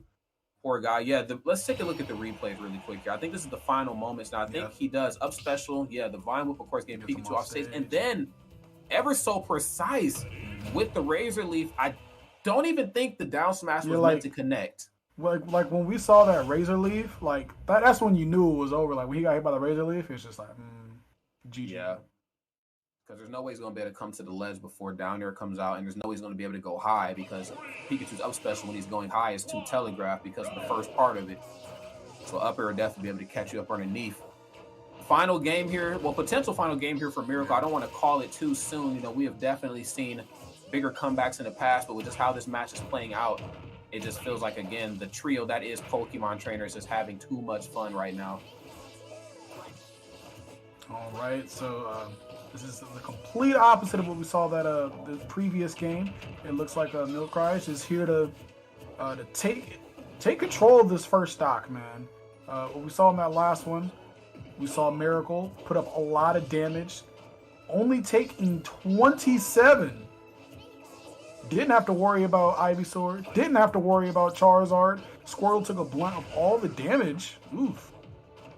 Yeah, the fact that this job is getting done with predominantly Squirtle and, you know, historically Ivysaur is, I think, really saying a lot right now. The fact that you're only doing it with really 2 of the 3. Charizard not really getting much chance to shine, good lord. And it's so hard to shine. Oh, my goodness. Well, wait a minute. Not again, worth it. I don't know. Yeah, that very questionable there. Because now we got a reset of stocks here. Because Ivysaur does not have a wall jump. Charizard does not. Squirtle has one though, right? Or like a wall cling? Yeah, Squirtle definitely has a wall cling for sure. And, you know, Charizard, I mean, I kind of expected him from that range to be able to make that back. You know, you got multiple jumps. You got the upbeat, goes a pretty okay distance. If this was Brawl, Charizard would never be able to be KO'd. I mean, he would just glide back every time. Man. Oof. All right, forward smash. And that SD there after getting the stock, and now look at where we are. Given Miracle, the Miracle needed to put this game in his control. Yeah, definitely a task easier said than done, especially when Dash Attack comes out here for Pikachu, man. It becomes very telling of how this might end now, but we have seen this situation play out in the first couple games, man. You know, Miracle, of course, goes up a couple, then Ivysaur at the legend stage again starts doing stuff like this. Miracle and I'm just like, learned about forward smash yet. They're gonna learn one day. Man. Oh, okay, very smart. Toss out the multi-hitbox just in case he tries to spot dodge and grab you. We gotta enroll the School of Rod. Teach us about the forward smashes. Classes in session, my students. I used to be a teacher once upon a time. I'm just saying. Okay. Ooh, the Pika loops. Pika combos. Should be a grab here. Down smash. With down smash of his own. Okay, showing Ivysaur a lot of respect there at the ledge, not wanting to get spiked again. That'd be his 3rd or 4th time in dealing with that. I like the wall jump there as well, which would have thrown off the timing if the down air would have came out. Some Thunder Jolts coming out. Okay. Those safe forwarders that you brought up from before certainly coming back out to show themselves. You know, this might actually look like a big lead for somebody like Miracle, but as talented as Miracle has been, you know, if you lose this stock right here versus how great Ivysaur has been utilized, you're oh my Lord Jesus. Oh my God, try to take a page out of his book. He said, let me try to F smash. All right, sitting at 91%. I mean, we've definitely seen Milcery bring this back before. Okay. Quick nair, and yeah, this is Ivysaur particularly is really good at. And I don't know if Ivysaur in general is really good at, you know, going, you know, tit for tat with somebody like Pikachu, but this one is definitely being utilized correctly. You know, we're going to see a lot of nairs, a lot of back air spaced properly. Just again, a little bit of raise to toss around goes a long way versus Pikachu.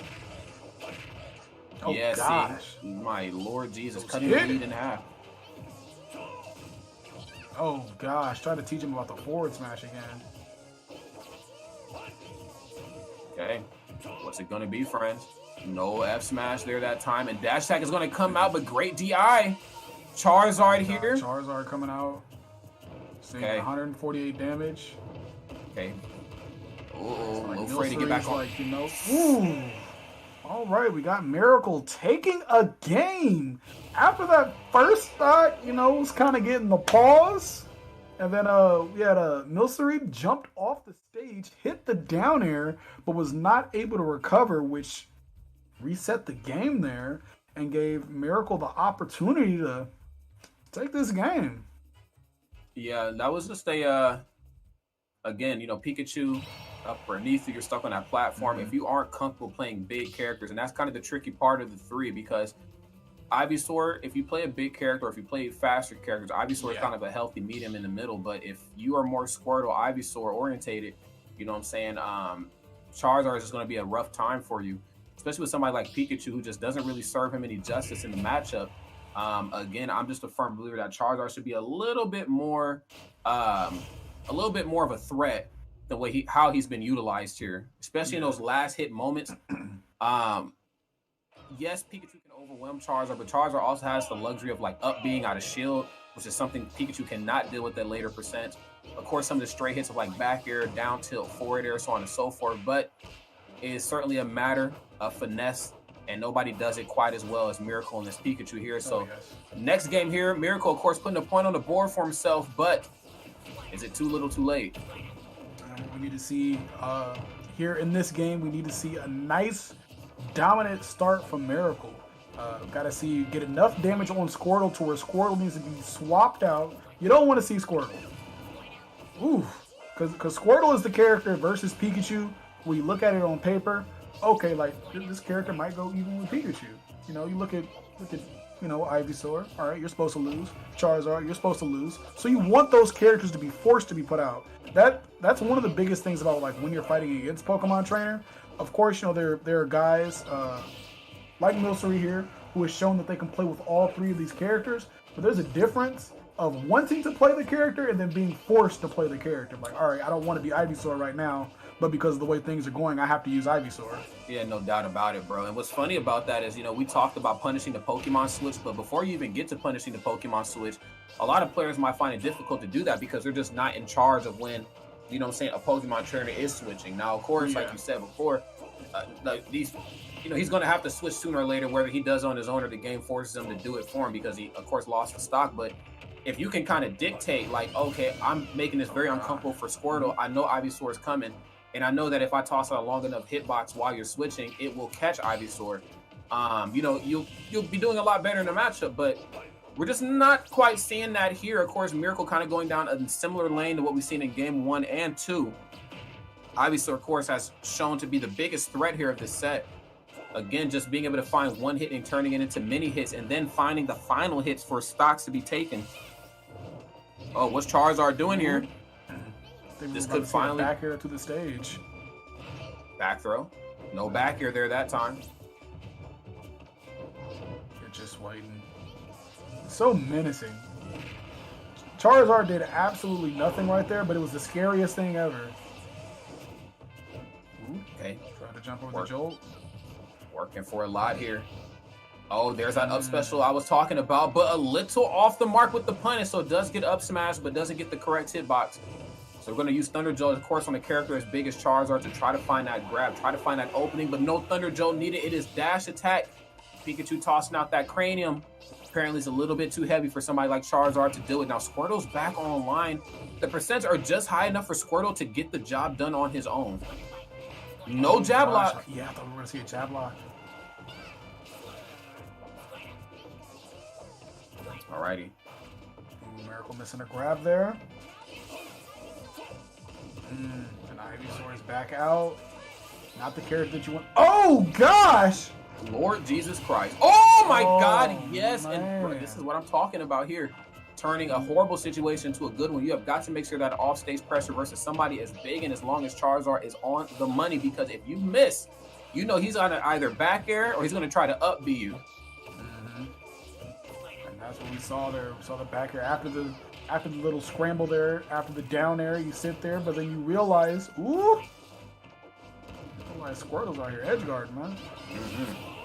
Oh, punishing the switch. That's what I'm talking about there. Miracle becoming a little bit more hip. There's another one, but this time obviously we're not going to switch here. We want to stay on Ivysaur to try to close this match out. No F smash, but Lord Jesus, almost close.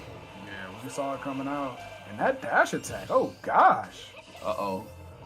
Charizard's here. Now, you got some invincibility frames to switch if you don't want to be on Charizard, but it does not seem to matter because... Oh, we're just going to keep it going. He said, forget the Pokemon switch. We'll beat them up, too. That's right. When you thought you were getting jumped and you just beat them all up. Okay, no dash attack for him either here this time. And grabbing him right out of back air. Miracle getting a little bit more handsy with the competition here, respectfully. Ooh. Now, if Miracle can bring this one back from the depths of defeat, we might actually have ourselves a set here. Man, he's playing very well right now. Bro. Gotta be wary of a up special or an up air. Great air dodge. It has to air dodge there. Can't rely on the switch because Charizard has not done very well here. Okay, a lot of roll. Uh-oh. Uh-oh. I don't know if that was probably sweet spotted. Yeah, probably better. Oh, damn! Wait Charizard. A minute. With the reach. The fair. Yep. We saw that in the first game. I believe that's how the second stock may have been lost. Using the side special towards the stage. Hitbox stops right before the stage. Charizard goes off in fairs. Now, as important as F Smash is to Pikachu, it does still need to be spaced correctly because, like, if you don't space it right and you're too close on the opponent, they can grab you. But I even think in that case there, Charizard was just long enough to be able to grab Pikachu after that, which is something that, like, had it been on maybe, I guess, really just Squirtle. Had it been an F Smash on Squirtle, he would have probably been okay. But he got the jab lock and then went for F Smash right before that. And I was like, I know up smash would have been enough to do it, but up smash, of course, you need a roll read for that to make sure you get the right hitbox. And he just wanted to go for the, the true damage as opposed to anything fancy. Yeah, see, there was one and then boom. He was able to actually get in there quick enough and grab him. Yeah, poor Pikachu. If he would have done that, he would have had to done that like super low. Well, phenomenal stuff here to both of these two players. I got to say, Miracle, again, played completely out of their mind. None of the matches were one-sided or really lopsided at all. It was just like, again, those options at the end are... It's what kind of separates, top tier from like high tier players. And as great as Miracle was, there was just a couple conversions at the end where you just can't afford to drop as Pikachu. You can't do it. We just had some clutch factor there coming out from that Charizard back air that we saw.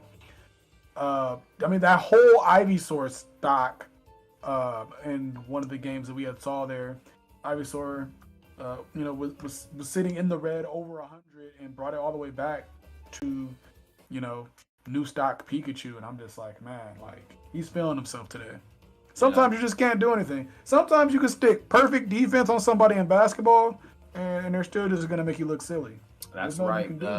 Sometimes good defense is just met by better offense, and at that point, there's nothing to do but to hit the gym, as always. And friends, if you have been enjoying what you've been watching right now, then know that these lights stay on at this event because of the wonderful people behind the scenes pulling of the strings. Yes, there are a lot of sponsors here to talk about. We got the Army National Guard again. Gen Z's coming of age at a tough time with the global pandemic, historic unemployment, and skyrocketing student debt. The media has counted them out, but the National Guard is a part-time commitment So members can still work and go to school full-time and have the benefits of the National Guard.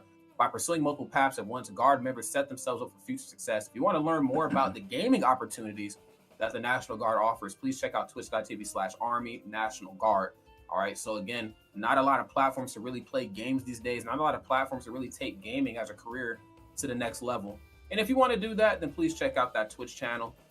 They will not steer you in correctly.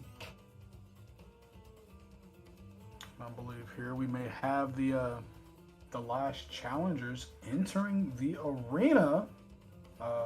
Very, very interesting note on these last guys here, that both of these guys are, as we've seen previously in matches, looks like they go to the same school, but they are coached by the same guy, a guy that we both know, Chase DeWitt. The homie, doing wonderful things in the world of esports. Great coach, and I feel like this is like the part in the anime, you know, when both of your students have to fight each other. You know, you just got to kind of sit back. You don't want to root for either one. Got to see how it plays out. Yeah, I mean, it is, you know, Chase and Chase, actually, you know, they run as a duo. You know, phenomenal organizers, phenomenal TOs. For those who want to look up their work, please look up, well, it's called Shift now, but once upon a time it was called Paradigm Shift. So look up those VODs. Of course, myself and CENC were both there, as well as a couple other Midwest threats and a lot of national talent as well, too. So check that out. Of course, if you are being piloted by somebody like Chase, then you are definitely You're in good hands. In good hands. You're in good hands. So with this in mind, let's talk about these two players right here. So obviously, they're getting ready to throw down. There's a lot on the line here with an event of this stature. I could only imagine what type of pressure they're probably feeling here. Especially because this is another one of those matchups where we have two guys that have not lost this season. Mm-hmm. Both Julu and Cyberstraw. Two guys undefeated. I just feel like this league just has a lot of amazing players. To go a whole season and not lose, it's not an easy thing to do. Even if you are a top guy, you know, you slip up sometimes. So shout out to these guys for putting in the work to, you know, just to make sure that they're at the peak of their game all of the time. Yeah, it's hard, but I do feel like at a collegiate college educational level, the idea of practicing in a more structured environment certainly serves these players a lot of justice. And I know that if Chase is involved, then these players are definitely getting their money's worth out of the university and just really out of the educational collegiate experience in general. So I'm sure both of these two are very prime and ready to fight. But yeah, when you both come from the same area, it's kind of tough because, you know, you either get matches like what we've seen when the stream kicked off, where, you know, two guys are kind of feeling their, you know, themselves and just kind of, you know, kicking it, or, you know, it's proving grounds day, you know, and I'm like, yo, all that stuff before was just all that stuff before. Let me show you something. Well, let us see how this one unfolds right here. Julu with the Inkling character that we haven't quite seen quite some time, and that could just be because you know, it's not a lot of Cosmos out there at this point. I don't know if Dyer is still playing any Inkling or if they are just solo Minecraft characters, but regardless, Inkling's still a threat here in this current meta, and the same can be said certainly for ZSS. Let's go ahead and jump right into this. This is going to be a game of great footwork and a lot of movement. Ooh, gosh, all right. As we've seen earlier, seen a Zero Suit Samus, and that is what we did not see a lot of the last Zero Suit Samus. Saw a lot of the more unconventional, as you talk about, you know, Zero Suit Samus is a character. She's not really just going to hit you with like a strong kill option. She's going to get that one hit into the next hit. And that's the kind of Zero Suit Samus I think we're going to see here. Yeah, we have to see that because Inkling, of course, has the ability to smother the competition and a lot stronger on the swing and some of their attacks than ZSS is. So, you know, then of course she has the ability to low profile some of what ZSS brings to the table. So, you know, when ZSS gets in, she has to make sure some of these hits count. So as you can see right there, smothering you with those aerials, no frame one jab needed, you know what I'm saying? No down smash needed, just a back air at a late percent is definitely going to be enough to get it done. Up throw, Oh, no up air there that time. Yeah, looking like right now Julu's just not able to get it going with Inkling. Getting the throw. Oh no, the directional air dodge off stage. Makes it back on safely. Oh, I felt like that was supposed to be run off forward there, but stopped a little bit at the ledge and hit down tilt. So got to be a little bit more precise, especially with the off-stage gameplay versus, or as Inkling versus somebody like ZSS. You know, ZSS is kind of like Luigi. She has a series of things she needs to do when she gets back to the ledge, but if you take any piece of that away, she's in some real trouble. And funky. Yeah, historically, you know, Inkling can apply some great off-stage pressure. I know this is a game more of ledge trapping than it is of going off-stage, but when you got the hops of Inkling, you're actually kind of okay out there. Oof. All right, using the roller. Great stuff for movement. I think that's something that's really underutilized for Inkling. Not always just using it to hit your opponent, but, you know, just to give yourself some space. Mix up your movement. Zero Suit Samus tossing him off stage once again. And a whiff of grab there. No up smash for you there that time. A little bit out of ink. Yeah, you got to get your resources back in line, okay? I know some people like to flex and say, I can do it without the Pikmin. I can do it without the ink. I can do it without these tools. But honestly, with how well Cyberstraw has been playing, I would not take that risk. Yeesh. All right. Got the whip coming out. Taking that second stock. Got some ink going here. Haven't really seen the ink play too much of a factor here in this game. And I'd love to see that. There we go. We're getting the grab, getting the conversion afterwards. I think we're starting to warm up here. That's right. And this could be very dangerous. I don't want to say too little, too late. I mean, you know, again, these are two characters that, oh my goodness, the falling up air right into the rapid jab, getting fancy. And only 13%. You can't hang out at the ledge forever versus Inkling. She has options, my friend. And I'm pretty sure I just seen up smash come out. Like, I'm like 90% sure that's what that animation was. Okay, B reverse neutral special, just trying to increase the movement options. Inkling has the footwork to pin you down. She can sometimes feel a little overwhelming, but the same could be said for ZSS. Great up smash from underneath. All right, it's going to get that blocked. Zero Suit Samus off the stage once again. I like the throw there. All right, yet another grab. Probably going to get it tossed off the stage. Just going to grab some more positioning. Uh-oh. Force the flip jump back on. Okay, now even if Julu doesn't do so hot here this game, you've definitely figured some things out about yourself. No directional air dodge. Oh, gosh. Said I'm not going to make it back down. I'm not going to make it back onto the stage. Let's just use the platform, man. Closer to the blast zone. Julu getting fancy out here. Man. Goodness gracious. You know what? Even if you don't actually win, I still feel like you won this game because of that. But there's still a lot more work to get done. Now, obviously, this lead right here kind of cut in half, but it looks like Cyberstar really looking to extend it. But I feel like that up smash was very telling. Again, ZSS with some reliable kill options at later percent, but not too reliable, as you can see. Julu hanging on for dear life with that DI. Oof. And those grabs there might be the death of them later in this set, man. Seen a lot of grabs out of shield. I feel like it's like a really smash 40. I know I still see myself doing it sometimes, but I'm like, dang, man.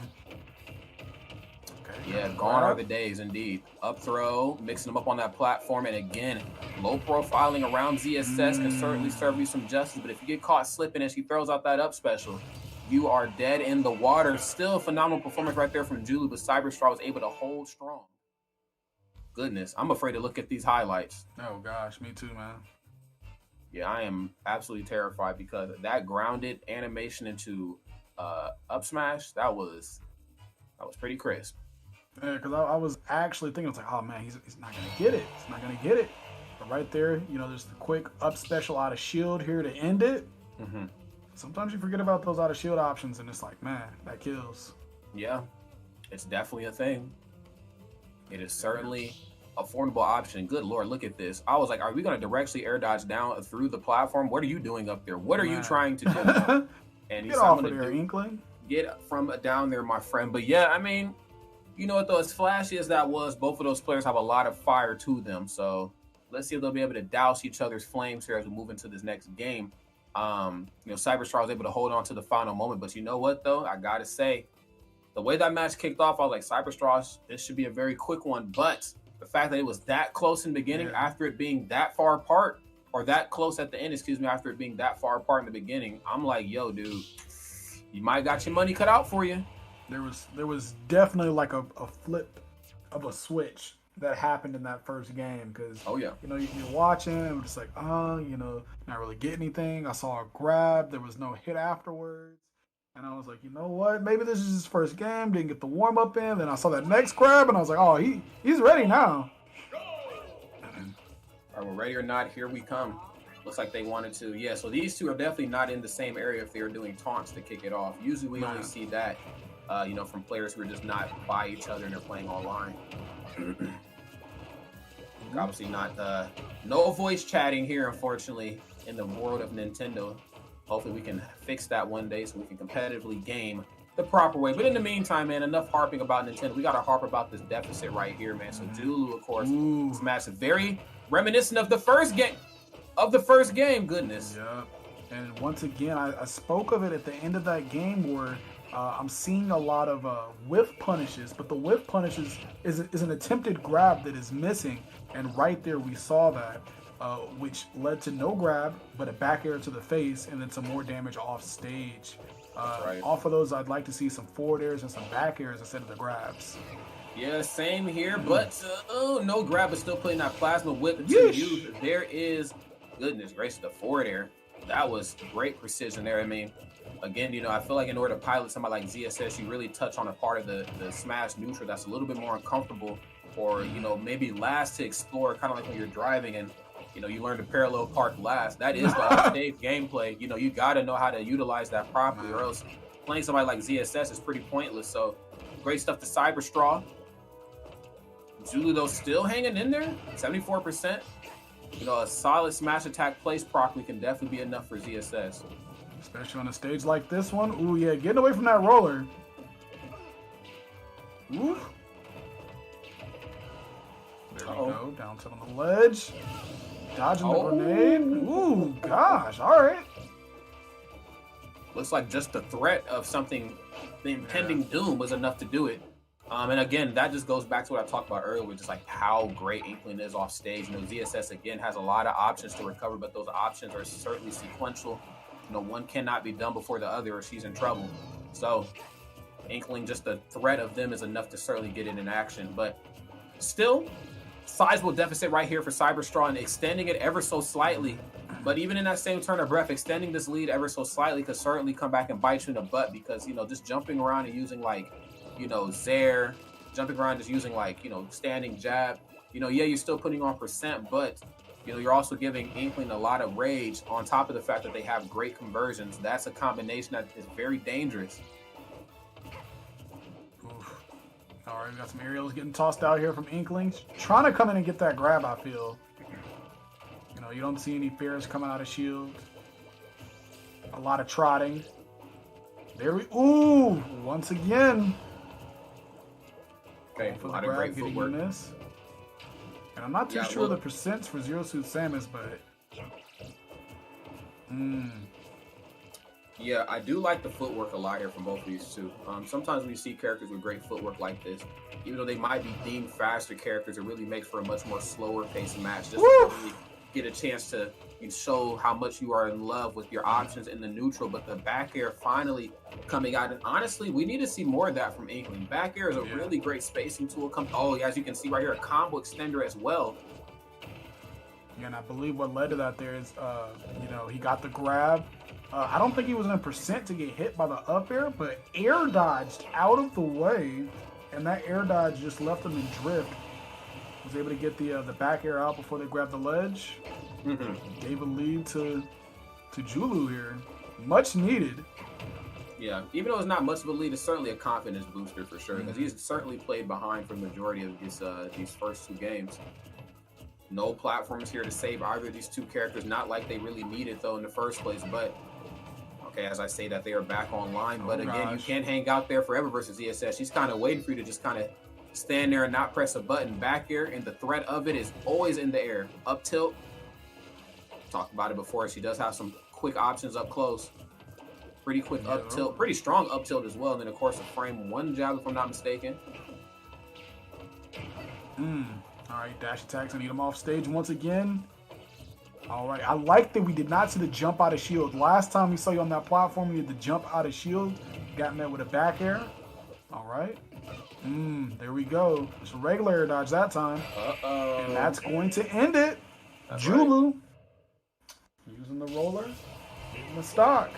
That was really smart, man. Again, you know, no platforms for ZSS to really jump around and like to kind of evade some of your aerial assaults.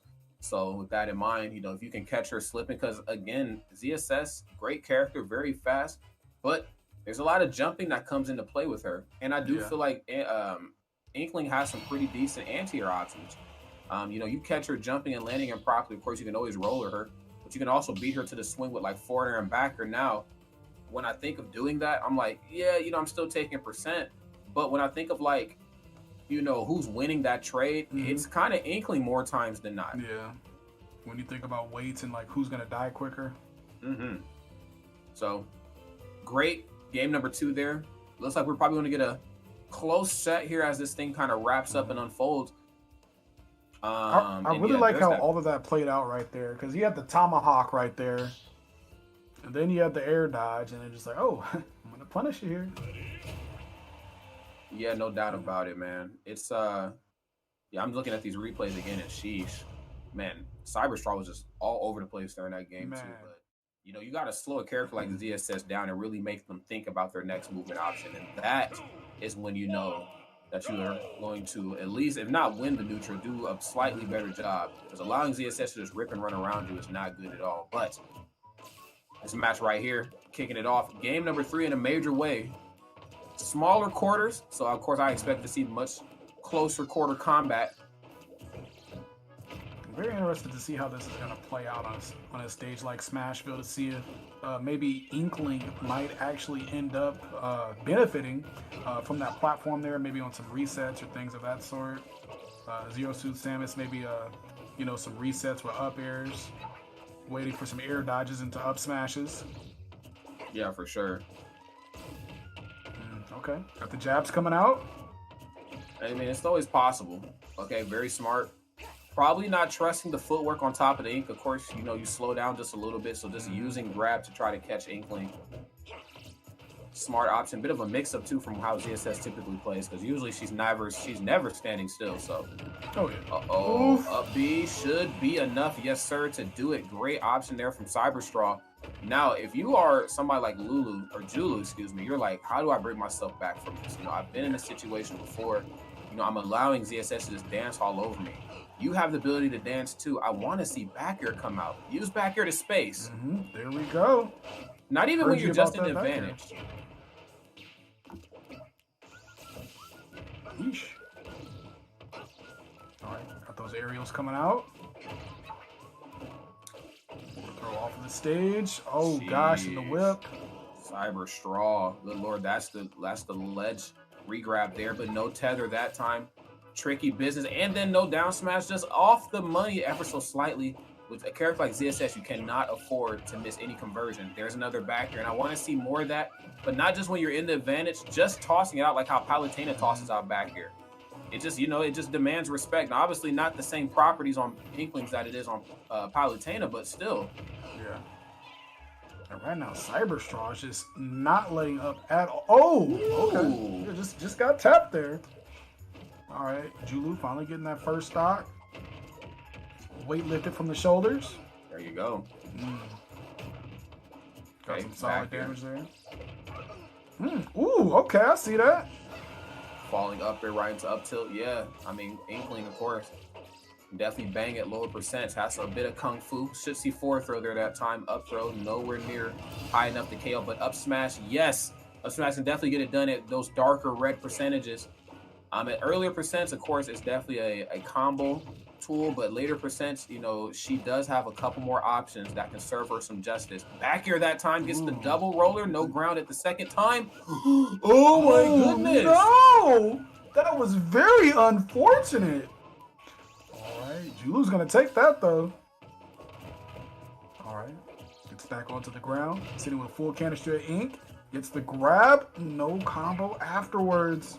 Yeah, those are conversions you cannot run the risk of dropping, man. Forward air here a few more times, just really pinning them down off stage. And then again, just ever so slightly off the mark, man. You cannot miss down smash. Oh my God. Talk about just staring danger right in the eye.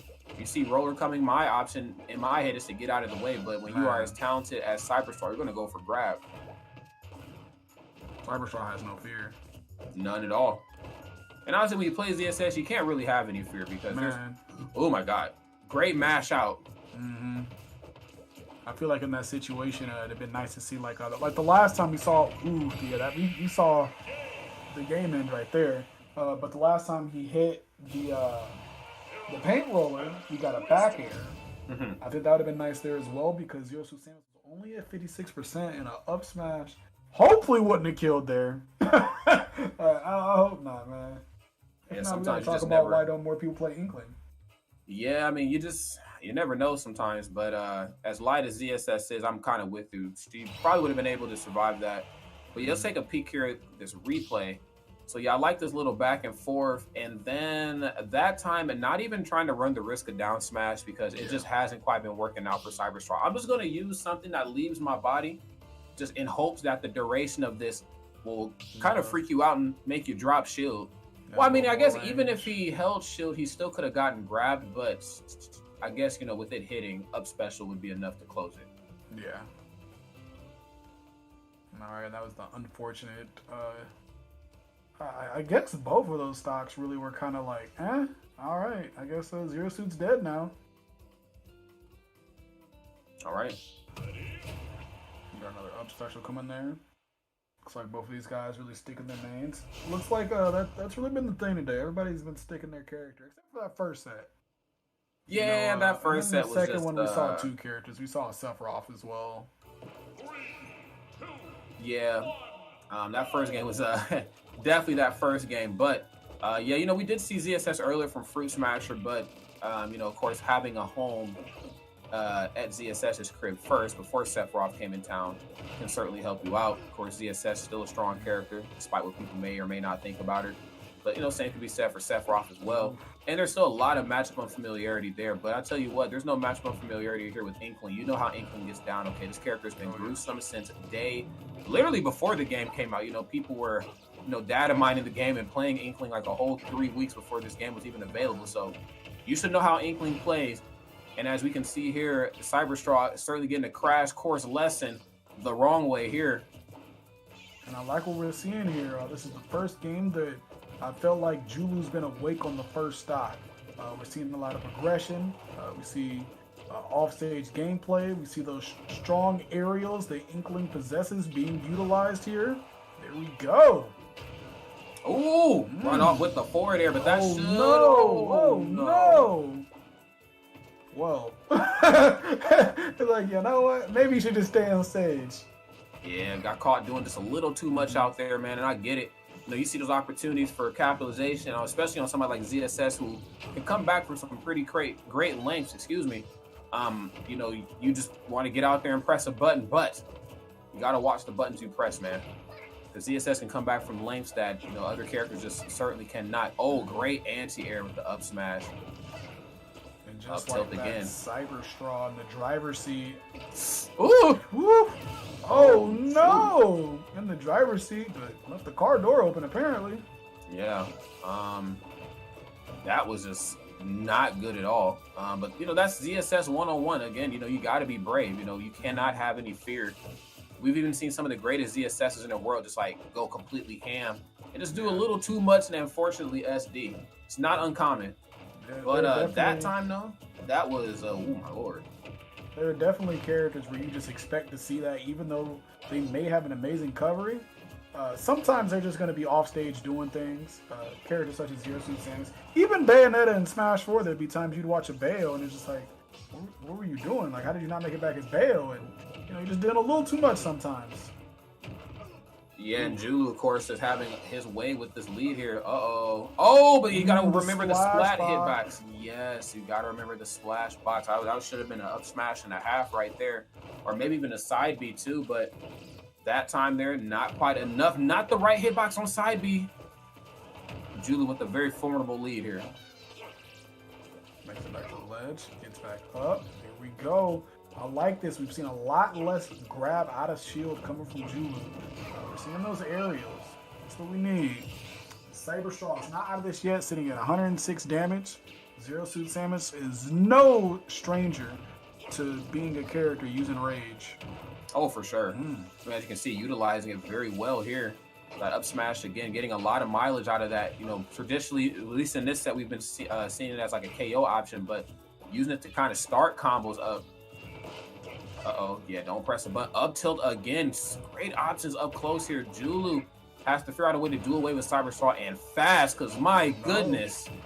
Okay, that can do it. Wow. When two scary moves meet.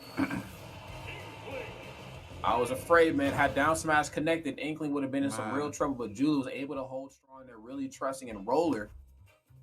Wow, you got to appreciate that. Great gameplay to both players there. Julu evening up the set here. These matches going down to the wire too, mind you. Like you know, how it kicked off, I'm like, yo, Cyberstraw is steamrolling right now, but no, sir. Julu knows how to make a comeback, but I would like to see Julu hold on to a lead.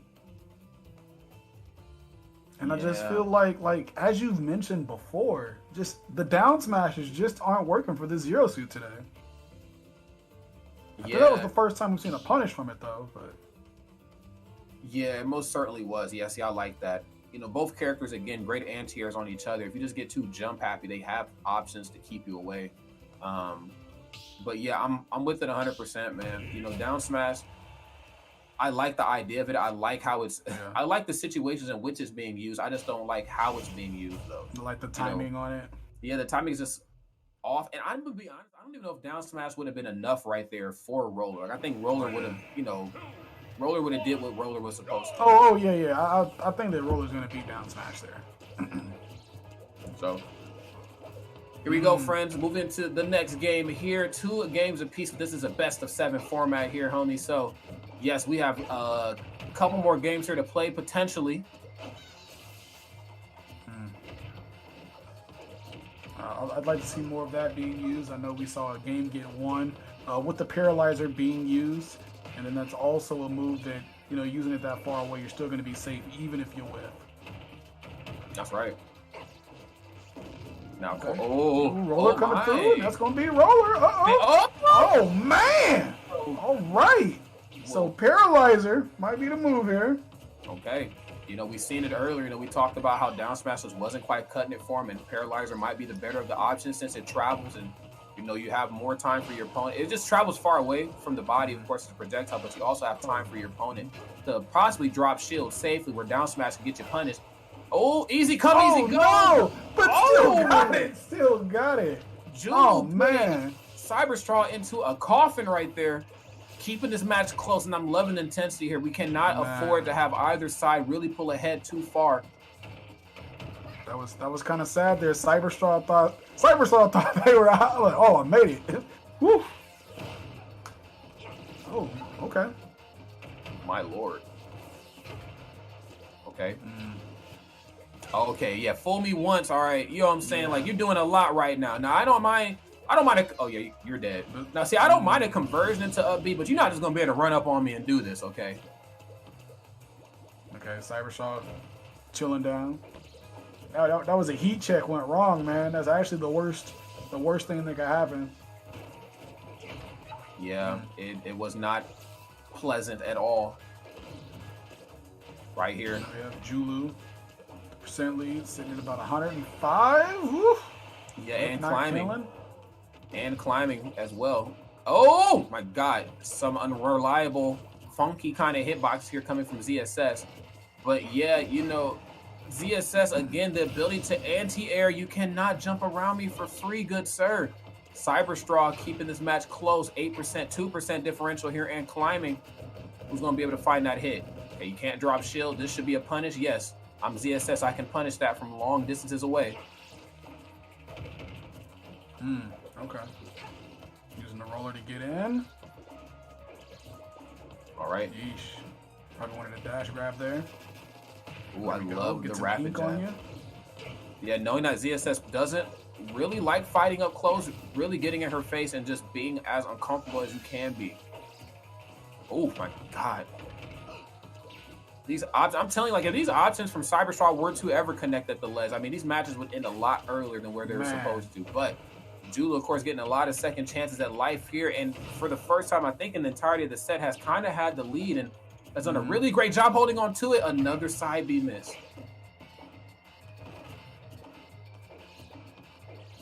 Good shield there. All right, yeah. Julu just wants to get away from that ledge right now. Doesn't want to get hit by any type of paralyzer or down smash that could end up with an up special afterwards. There's the whip. Jerisu Samus definitely going to chase. Oh my lord. Wait a minute. Smash. All right. Wait a damn minute. Now, I thought for sure that he was going for an up smash there. Probably anticipating, like, you know, a high recovery of some sort, but I didn't know that you can sweep ZSS from that length away. Great stuff there. Wow. Gotta say, again, you know, I said it in the beginning of the game number one. I'm saying it again, you know, these characters, great footwork, great mobility. You know, sometimes you meet two very quick characters and it makes for a slower paced match. But when you watch these slow paced matches, okay, that's what it is. She jumped off the ledge. But yeah, when you watch these slower paced matches, you really have to sit back and enjoy the neutral, because it's just like, wow, these are two players you don't see very much overextending. You know what I'm saying? We don't see very much. We just don't see wild gameplay from these two. You know, we're seeing. Well, the replay to get right. Yeah. Besides that up, he was feeling himself just a little bit too much, and respectfully, Julu was able to punish. But we're just seeing really great footwork, and I love it. I'm a fan. Yes, sir. Man, that one was wild, man. Missed the forward smash, but got up on the platform and hit him with the up smash. Next game here, potential final game right here for Cyberstraw. After starting to set out in a very dominant fashion, it was Julu who has found a second chance at life here in this set, but work ain't done yet. I feel like Julu's timing might be just a little bit off with these throw combos, because Zero Suit Samus is getting the trade, it seems, each time. Okay, got the jab. All right, like to see that. Throwing the back air out. Must be respected. That's right. Spot dodge up tilt actually ain't bad either up close. Great. Another great anti-air option that Cyberstraw has on their behalf. But again, in that same turn of breath, Julu certainly has a lot of great anti-air options too. And I would love to see back air used just a little bit more. You know, just make it a little bit more uncomfortable for ZSS to just jump. You know, all her great options come out of jump, as you can see here.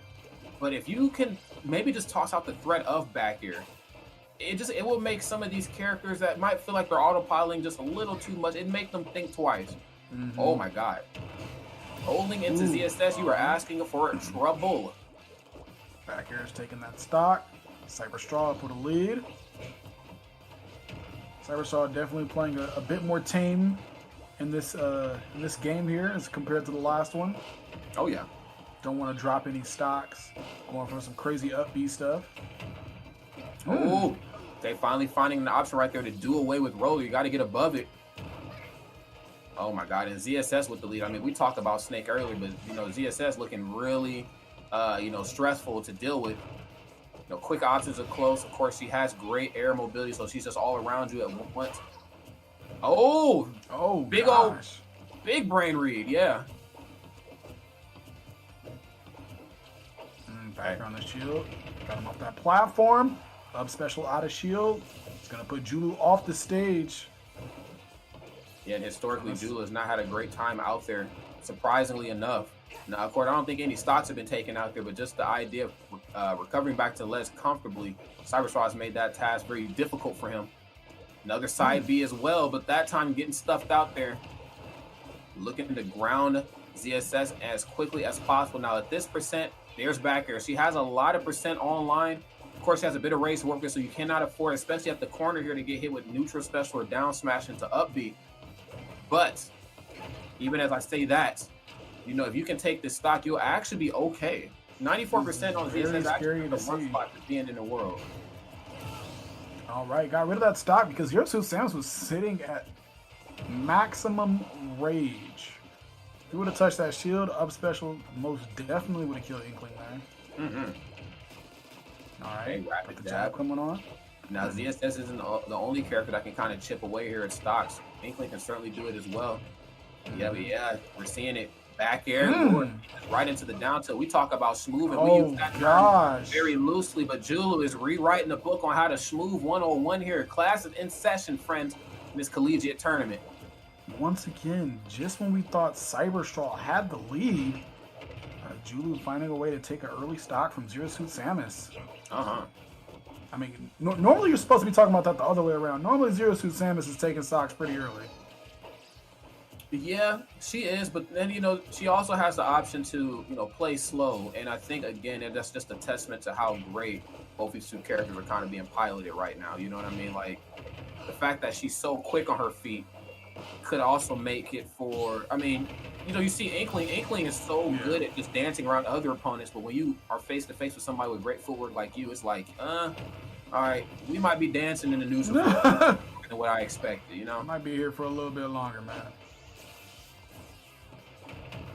Paralyzer. Oh, and the air dodge in. Getting around the up smash there. Alrighty, Julu looking good here. Is going to go for the standing jab again, catching her before she jumps. Very good, yes, and not up being. I just need to get back to the ledge and stay as safe as possible. Okay, this is actually really good.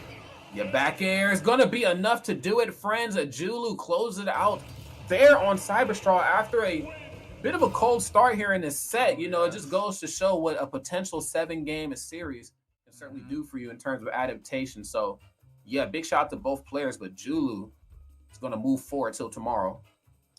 Julu definitely got the clutch factor there. Think after that first game, probably had some of that Death Wish coffee, man. Had to wake up real quick.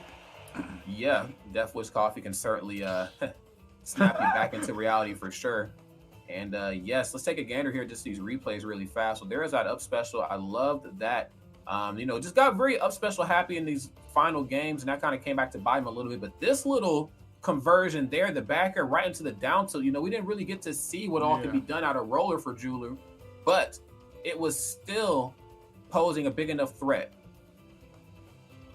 Oh gosh, and just got around that up smash there. One of the very few times up smash failed Cyberstraw there in that set. It is most unfortunate to see. You hate to see it go down like that. Yeah, and then there's that backer again. You know, getting a lot off of backer throughout the entirety of this set, not just that game there. And then I believe, yes, that was the runoff forwarder, and that was really good. I'm still, again, surprised that we didn't see more of that on ZSS. She's a phenomenal character, but, you know, again, she has a set list of things she has to do. She got to make sure she got jump, space the flip kick, all that type of stuff. You take any of that away, which Inkling is really good at, you know, you're in trouble. It's I don't know.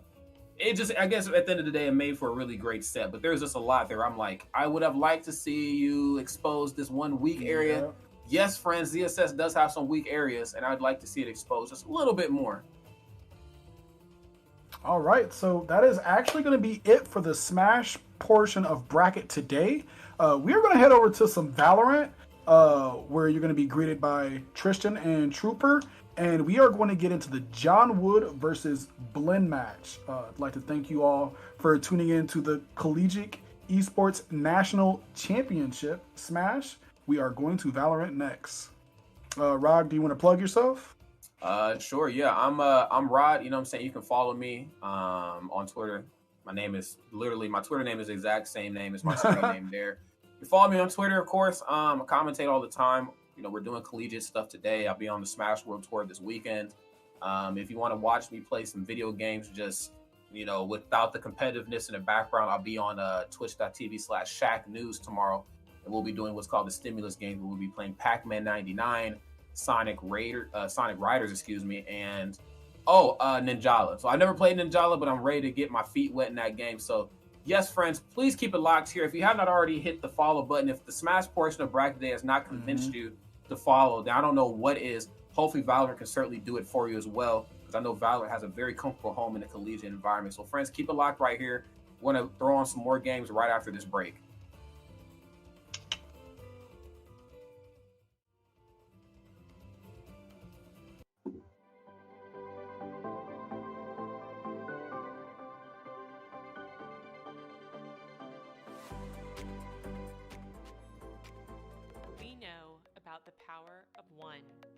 one woman with one vision to rally people together to find a cure for all cancers affecting women. And the women fighting cancer, they know about the power of $1, one drug, one more opportunity to live. We're taking Coach Yao's vision and we're going to multiply it, one person at a time, one cancer warrior, one doctor, one official, one coach, one board member at a time. The power of one becomes the power of 1 million. Our goal is to connect with 1 million people, asking our friends, our colleagues, our social media followers to join us in fighting cancers that affect women and providing life-saving access to healthcare for all women. If we bring together 1 million people, how will the CEAAE Cancer Fund change the world for cancer warriors? The ask is easy. The work will be life-saving. Let's see what we can do together. It's the power of 1 million.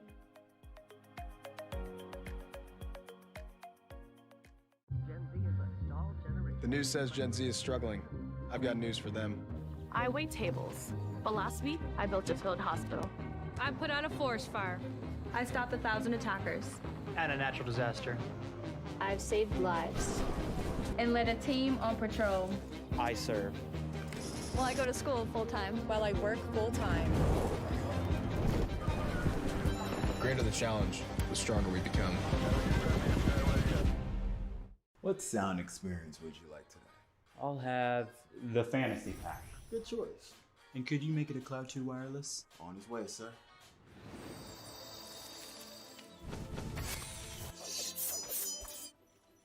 Sounds amazing! The HyperX Cloud 2 Wireless. Legendary comfort goes wireless.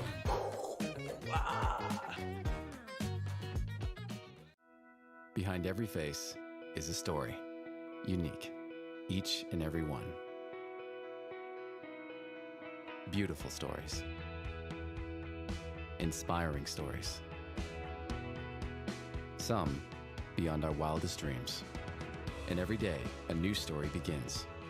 We salute every fearless, self-assured, undeterred, hopeful face all across America. Here's to the next 100 years. Barbasol. The news says Gen Z is struggling. I've got news for them. I stopped 1,000 attackers. And a natural disaster. I've saved lives. Well, I go to school full-time. While I work full-time. The greater the challenge, the stronger we become.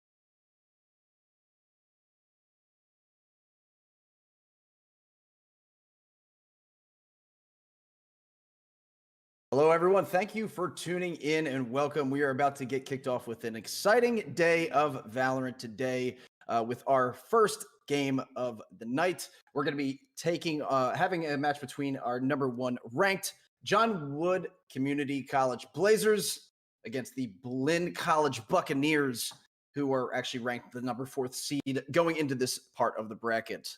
So, Tristan, how are you feeling tonight? Hopefully, I'm looking forward to some great games today.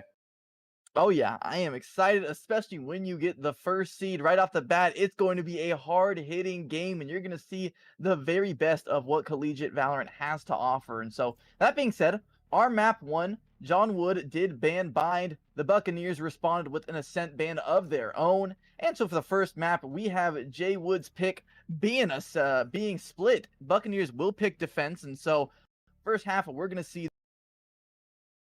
them trying to post up, trying to put a stop to any of Jay Wood's strategies they have planned out for this map. And already a few lock-ins, a few hovers. The Killjoy coming out very early here for Jinx, and Killjoy in this split is just so hard to push through. I'm expecting to see that on both teams here, especially, I mean, you can pivot it around towards different sites, even use it towards heaven if you want to. A lot of different looks this agent can give, and a lot of devastating setups can really stop any site push if you happen to be the unlucky entry fragger heading into that one. Absolutely. You have to really make sure that whoever you're going to be leading the way, having play on those duelist positions. If they're not going to be spot on, there's going to be too much to really have to clean up and make up for when, especially when you go into the to the retakes or defensive side of things.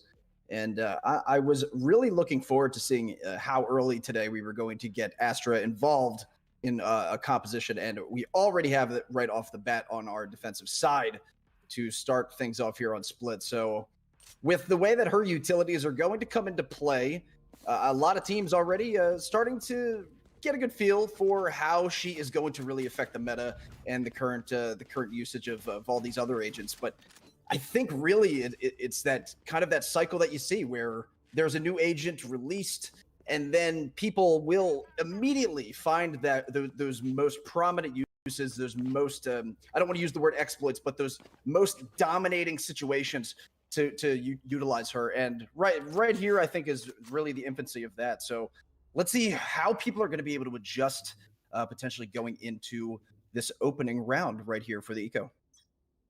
Yeah, and that being said, already Irie with the classic going to try and stop them from this heaven position, but they are showing a heavy pressure towards this A site. Not moving out just yet, though, hoping someone gets too aggressive and they can punish. Reach, meanwhile, just playing towards mid, providing a bit of pressure, asked to not let the rotations come out too early. Roomba over the wall. Sweep out anyone who's playing close, potentially. Astra smokes being tossed across the map. A little bit of spam through, not going to tag onto much. And back up into the heaven they go.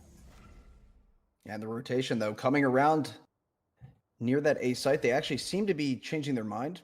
Before pushing up into that heaven area, they wanted to clear out the zone, but you can see Astra taking a pretty reserved position up there, just not stepping in yet, just getting as much information as possible.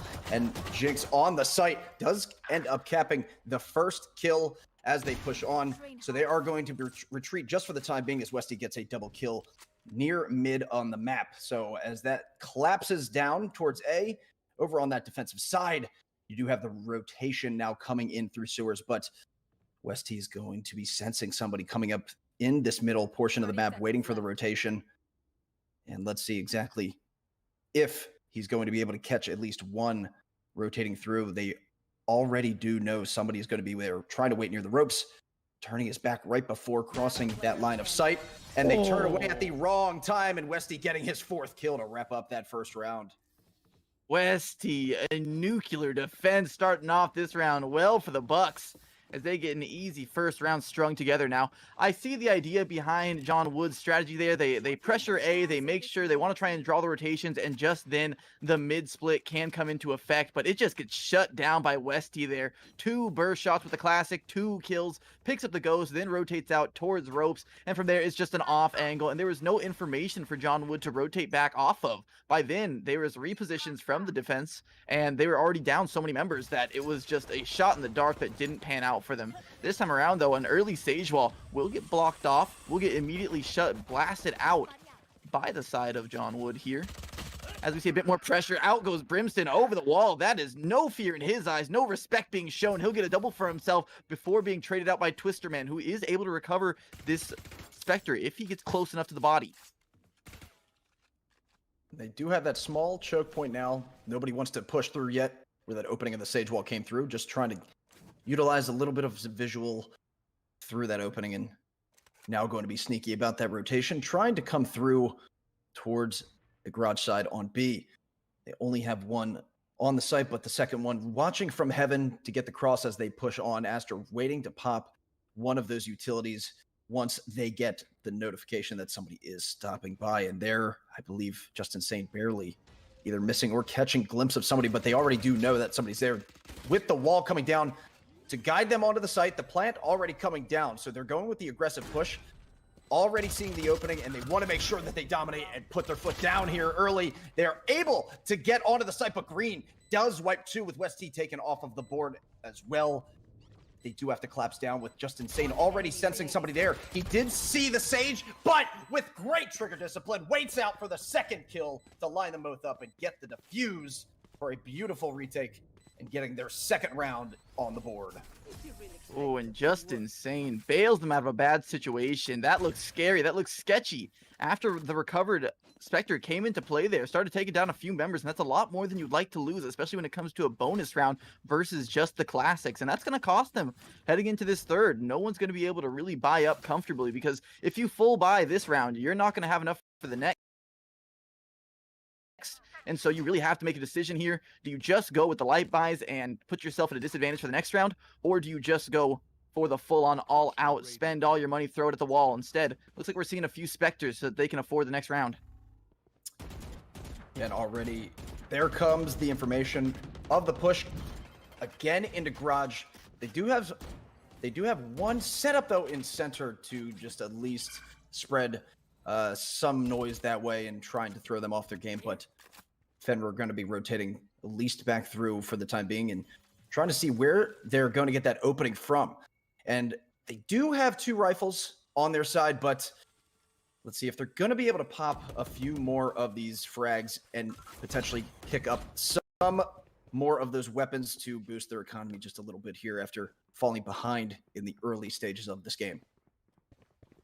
Yeah, and we see just some patience being shown here. No one wants to overextend just yet. After seeing how Brimston was willing to take some early fights in the previous rounds, they're hoping that he does the same. But this time around, more disciplined play coming out from the Buccaneers. Not going to allow them any free picks, any free space on the map, as West T could end up walking into the crosshairs of Green here. He's waiting and ready for it, but no action just yet. No kills across the board. Now back onto the A site. We have reached all the way through heaven. He's getting an eyeful here as Irie waiting around the corner. Smoked off, but he did catch a glimpse of that hat. Now onto the site. Jinx has everything to do. The turret will sound off. He knows what they are. Gets the first for himself, but through the wall, Andy trades it back. Reach, meanwhile, up in heaven, was able to secure a kill for themselves, and so full control of the site. With 12 seconds left, they'll get the bomb plant down, and a fantastic post plant already being set up with Reach on the rafters. Yeah, and sending that boombot towards screens, not able to pick up anything as far as information goes. Just Insane, though, now getting that chance to sneak on and catching Reach with that delayed movement.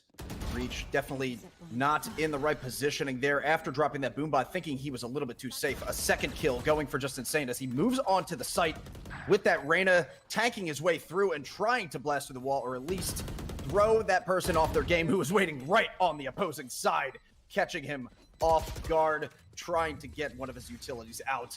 And another kill drops him down for that bomb, but they're not able to get the defuse down with the molly coming into play. An expert move there from Twisterman on that delayed move from the molly. You can never count out anybody when you have somebody with a brain like that and utilities to go at the ready. John Wood flexing their own tactical prowess there. Beautiful Molly lineup there. I thought they were lost. I was wondering why Twisterman was playing back towards ramps. I should have known better. I should have known that he had a plan the entire time, and it came to fruition. It all came together to get the first round on the board for John Wood. Now, that being said, they may have won the round, but look at their buys. This is rather pathetic when you consider they just won a round. They have to go with light armor and sheriffs. And that's just one of the funny things, the fickle things about the Valorant economy. But Fenrir doesn't need a full rifle. He doesn't need a gun because all it takes is the sheriff. This town ain't big enough for the two of them. He'll get the opening pick, and they can recover at least another pistol off the back of that. It won't mean too much in the end. But hey, a great start to this round nonetheless for the side of John Wood, and they needed that if they want to contest this one. Yeah, utilizing that sheriff perfectly right off the bat. Would have been nice if they could have gotten a better rifle from there, but they're going to use that strength in numbers now to move their way towards the middle of the map and try and split these members of the opposing team now towards the B side. So actually looks like that backed up now in the spawn area.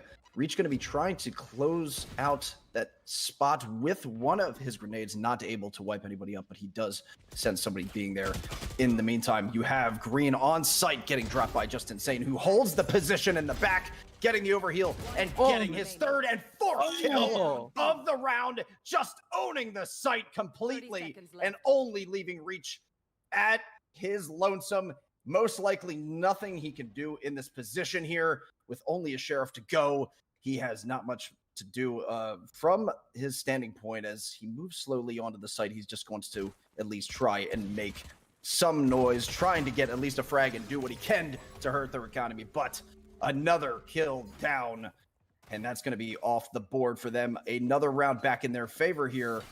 And it's I believe that the way that things have been going for them so far, at least now, this is perfect. Where, I mean, they were starting to lose the economy. I would say things were starting to fall apart a little bit for the Blazers, but now slowly starting to come back into it. Man, oh man, what a defense there. Just Insane, living up to his name. Blocks out everyone from having access to that B site. It was closed for business. He was alone with the rifle too, and so if he gives up that kill, that could actually make the round messy, and he just answers the call. That was beautifully done, beautifully played, as we see more mid pressure being shown early on here. Bit of utility being traded back and forth. No one going to take much damage from the paint shells just yet. They're all able to get out of the way. And with this, they destroy the wall yet again. This is one thing I love about their strategy. They're never letting them feel comfortable with a full mid close off. As I say that, around the corner, the curveball going to push off Brimston. And now back they go. But again, very minimal progress being made by both sides here.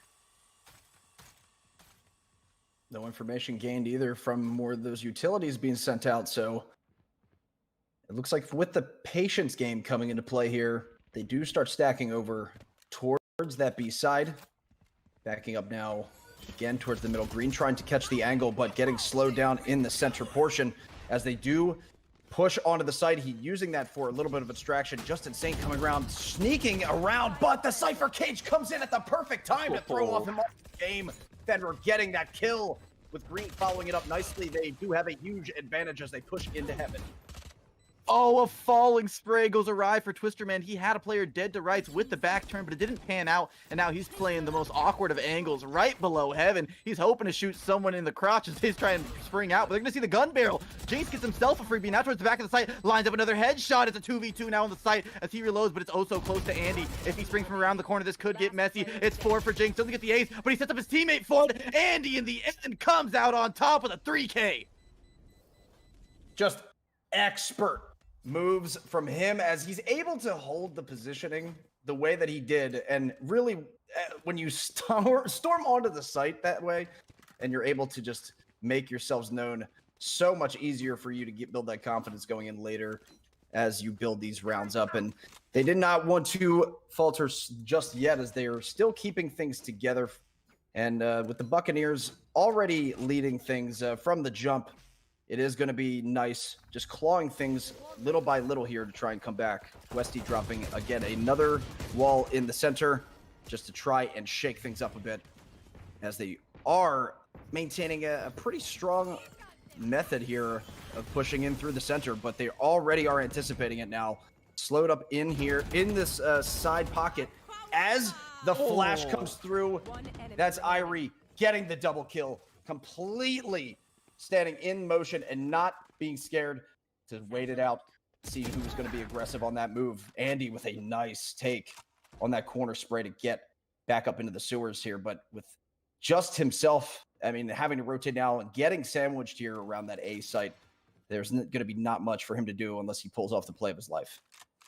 Yeah, the biggest issue is the fact that all of his teammates died very deep in mid. He has the resurrection to try and make this. Maybe if he were to get another kill, he could make it a 2v3. The round would be possible, but all of his teammates are just dead so deep in mid. Good luck getting to them. That being said, though, they are left relatively undefended. Only Westy is here taking an off angle towards mid. This is going to be very hard for Andy to best this one, but if he's able to do it, this could get into the realm of possibility. He's got a headshot for himself, and 70 HP may have an opportunity to res a teammate and get back out onto a site. Does he decide to go for it is the question. Walls off one, and instead will just sprint over himself. Doesn't want to use the ultimate. We'll just try and get it all done with the rifle. Not going to happen. Irie waiting around the corner. It's something that Andy wasn't expecting as he tried to hop onto the site. Didn't have a lot of time to work with, and so it's a little sloppy, but it happens. Yeah, very decent showing. I'm very happy to see right here from the Blazers coming in here and just already with the way that they're leading this game, things are starting to look like they're coming to form for them. But speaking of which, you do have this setup here always in mind. When you have Astra in your pocket, just being so easy to utilize and place your setups anywhere on the map, it is very integral to make sure that you're playing as passive as possible if you're going to be in that position. But as they do already storm onto the site here, that's going to be, it looks like an A push. They already have that strength in numbers ready to move on to the site as they are. Jinx, though, waiting it out behind the informational sign and getting the double kill with a compliment by Brimstem. He gets his third of the round, but Jinx cannot wrap up a fourth with only 2 remaining. And I don't think that they're going to be able to last much longer as they're hiding it out in potentially the worst spot. Everybody storming onto the site and collapsing down, getting another round in their favor. And that was such awkward positioning. They were stuck under heaven. They were getting sandwiched from all different sides. And Jinx with some crispy headshots there stuffs the push all by himself. And with that, it's 5 rounds for the Bucks as they have a fantastic defensive side lining up for themselves. And when you're the side of Jay Wood here, you're starting to get a little bit anxious. You know, you want to be able to put up some rounds on the board here on your attacking side. This map is a little bit more defensive heavy, and so hey, you can at least take the 2 rounds that you got so far and just try and tack on a few more before you get to the half. Another push coming to A site from Blazers. Looks like they're going to be taking the peek towards heaven. That's Irie getting the information and dropping perfectly onto that position where they're pushing in. And now as they drop the boombot in, with more utilities flying in down towards ropes, almost dropping it into an instant kill, but not able to do so, surviving long enough. But Fenrir finally taking Brimstem out of the equation there as they do make a rotation now towards B site through mid. And the members from the Buccaneers now going to be wrapping around trying to cut them off. Yeah, they will be able to get the bomb plant down at the very least. They're a bit late on the rotations, didn't leave a lurker towards that B site. They're a bit worried about the A crunch coming in too quick before they could stop it. And so money in the bank at the very least. And so this crossfire could provide them a few kills if they're able to play it right. But Andy, he just gets pulled in by the gravity well. Didn't have much of an opportunity there. And not when Jinx is firing in all cylinders like that. Another headshot to close out the round. Now with 12 frags on a Sentinel champion, on a Jinx, or on a Killjoy of all champs, of all agents. And that's going to be the 6 on the board with relative ease for the Buccaneers. Tristan leaking the future Riot agent Jinx, it sounds like, I guess, is but either way, yeah, that's a very dominating display right there. As a Killjoy main, makes me smile for sure. You have him doing work right now, and holding it down is the best thing for them right here on defenses. You do have now most of that team rocking their ultimates. Let's see who's going to be able to make it known here right now. Sage has been pretty much in a I'd say the best defensive position that they could get right now behind Astro. And you have now with the resurrection really coming into play, it's going to have to really change things up here for them, because with them playing on defense here, this attacking team has not had any luck. And really, it's always hard trying to push onto A site anyway. And they have just, it's only until I'd say right now that they're deciding to try and change things up a bit. Oh, and they're starting to get wise to the strategy of John Wood as they try and move towards heaven. They have a crossfire already set up there, and it's so rare you see that early on, but Jinx this time will not find the better of Twisterman as he gets a clean headshot to entry the site. Full access towards B. They'll have the bomb plant down, and there are some long rotations that need to be made before the retake can come into fruition.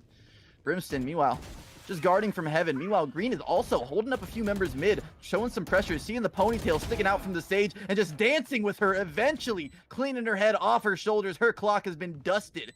Just insane, though. He's already made it onto the site, has a tripwire waiting for him, but he's worried about the potential flank. He's worried about the lurker heaven, and so they always have to be looking over their shoulders. And while they do that, Green slowly walking himself out. He's got one, he's got two, looking for the third, but Irie puts an end to him. Still, he'll get it down to a 1v2 and low HP on the Sage, but with that molly and the bomb, he's only got 10 HP himself. He can't make it happen. He's got to evacuate the area to give John Wood their third round.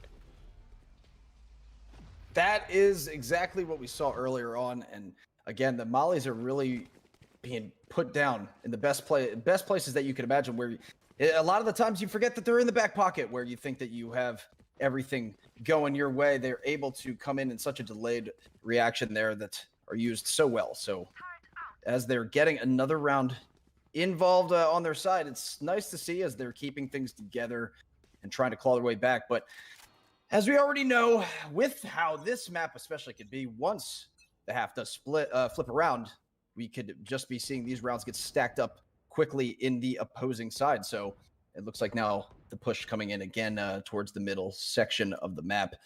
Everybody now bunching together for the side of Blazers. Let's see if they're going to be able to get a little bit more towards this comeback.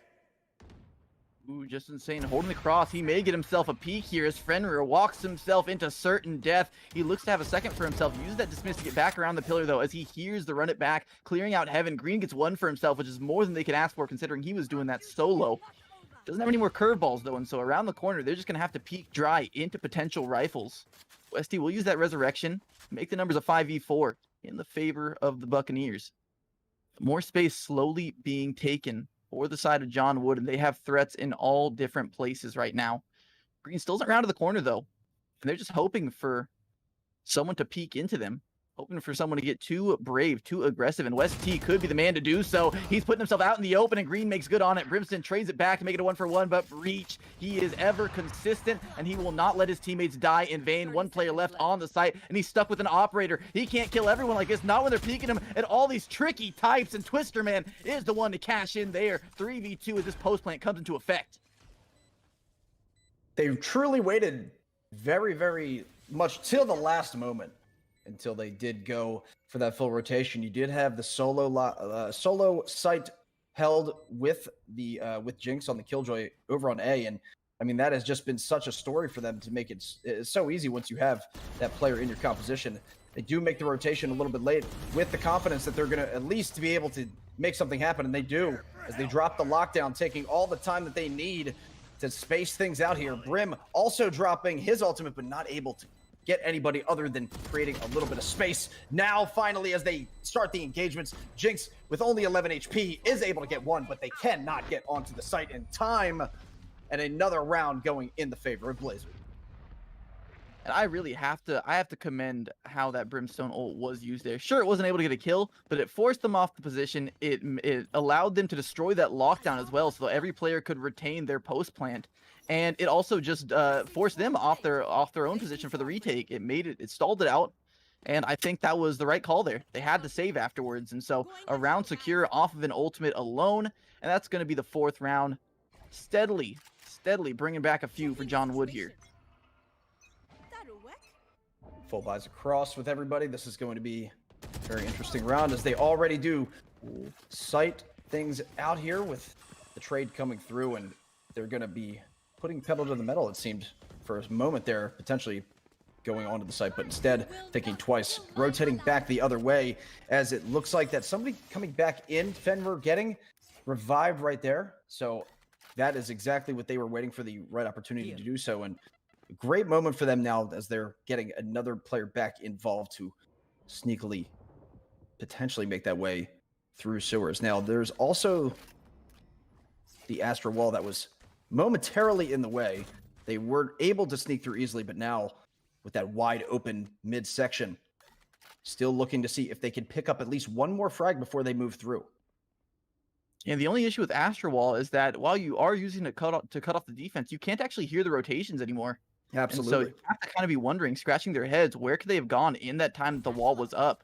Little do they realize they're gambling, and they're gambling correctly. They have two members on the B site, but they get smoked off towards heaven. The showstopper could take down Irie here, and that's going to open up the site for the rest of the team. But West T drops out of heaven. He's got one for himself, evens up the numbers as well.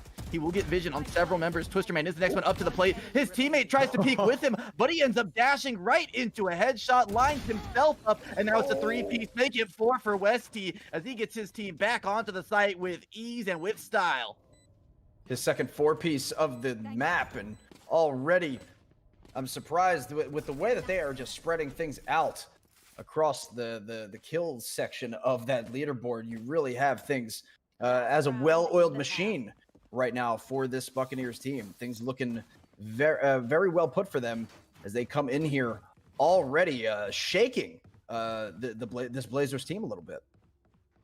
Yeah, it's when you have the #1 seed team actually struggling somewhat in the first half. Yes, it's a very early on in the series. It's only the first half of the first map, but hey, that's confidence that it'll give you. You're going against the best team in the tournament and you're winning. 100%. You have some convincing rounds, especially at a West T there, who was able to single-handedly retake the site before the cavalry could even arrive, and so that's really got to feel good for you. As we see Green just walking out onto the A site, realizing that the Killjoy doesn't have an alarm bot placed just yet, and around the pillar, Jinx has everyone all over him. Reach goes even deeper. They're going to get overwhelmed on the site, and that's another good take, but there are two members with low HP, and so this is a very doable post-plant retake. And with that, Reach will fall back through the smoke. He does have a player going the long ways around all the way through A ramp. That could catch him unawares, but they have to start moving in soon because this bomb is ticking and ticking. It took them a while just to get this far. Now Raze, Brimstem going to be trying to get what he can with the boombot and the nades, at least clearing out those corners, trying to make sure there are no hidden angles as they take themselves back onto the site. Not much time remaining as they are ready to get flashed now and push through to the site with only a few more seconds ticking away. That is just insane, pushing on, but not ready. With that player waiting in the corner, Twisterman is able to buy them just enough time to hold down the site for another round in the favor of Blazers. And this one will have no survivors as the bomb, it gets very low before they even try and make an attempt to get back onto the site. By the time they're finished tapping it, it's about to blow. And so great stalling methods being used there by the Buccaneers to secure that round. As we move into the 7-5 half, it's going to be switched up. A nice little lead carved out for the Buccaneers there. Not going to mean the most, though, if they lose this pistol round. With that bonus, it'll tie things up, and so this is going to be critical. Andy looking to split off that mid again, but from the looks of things, going to be a heavy A push yet again. And interestingly enough, they do have two players waiting over there to scope it out, as opposed to the normal one player setup that was normally over there that we were seeing from the other side of things. So let's see how things get switched up, as they already did sense they were pushing in from this side. They're going to make sure that they show you how it's done, trying to storm onto the A split here.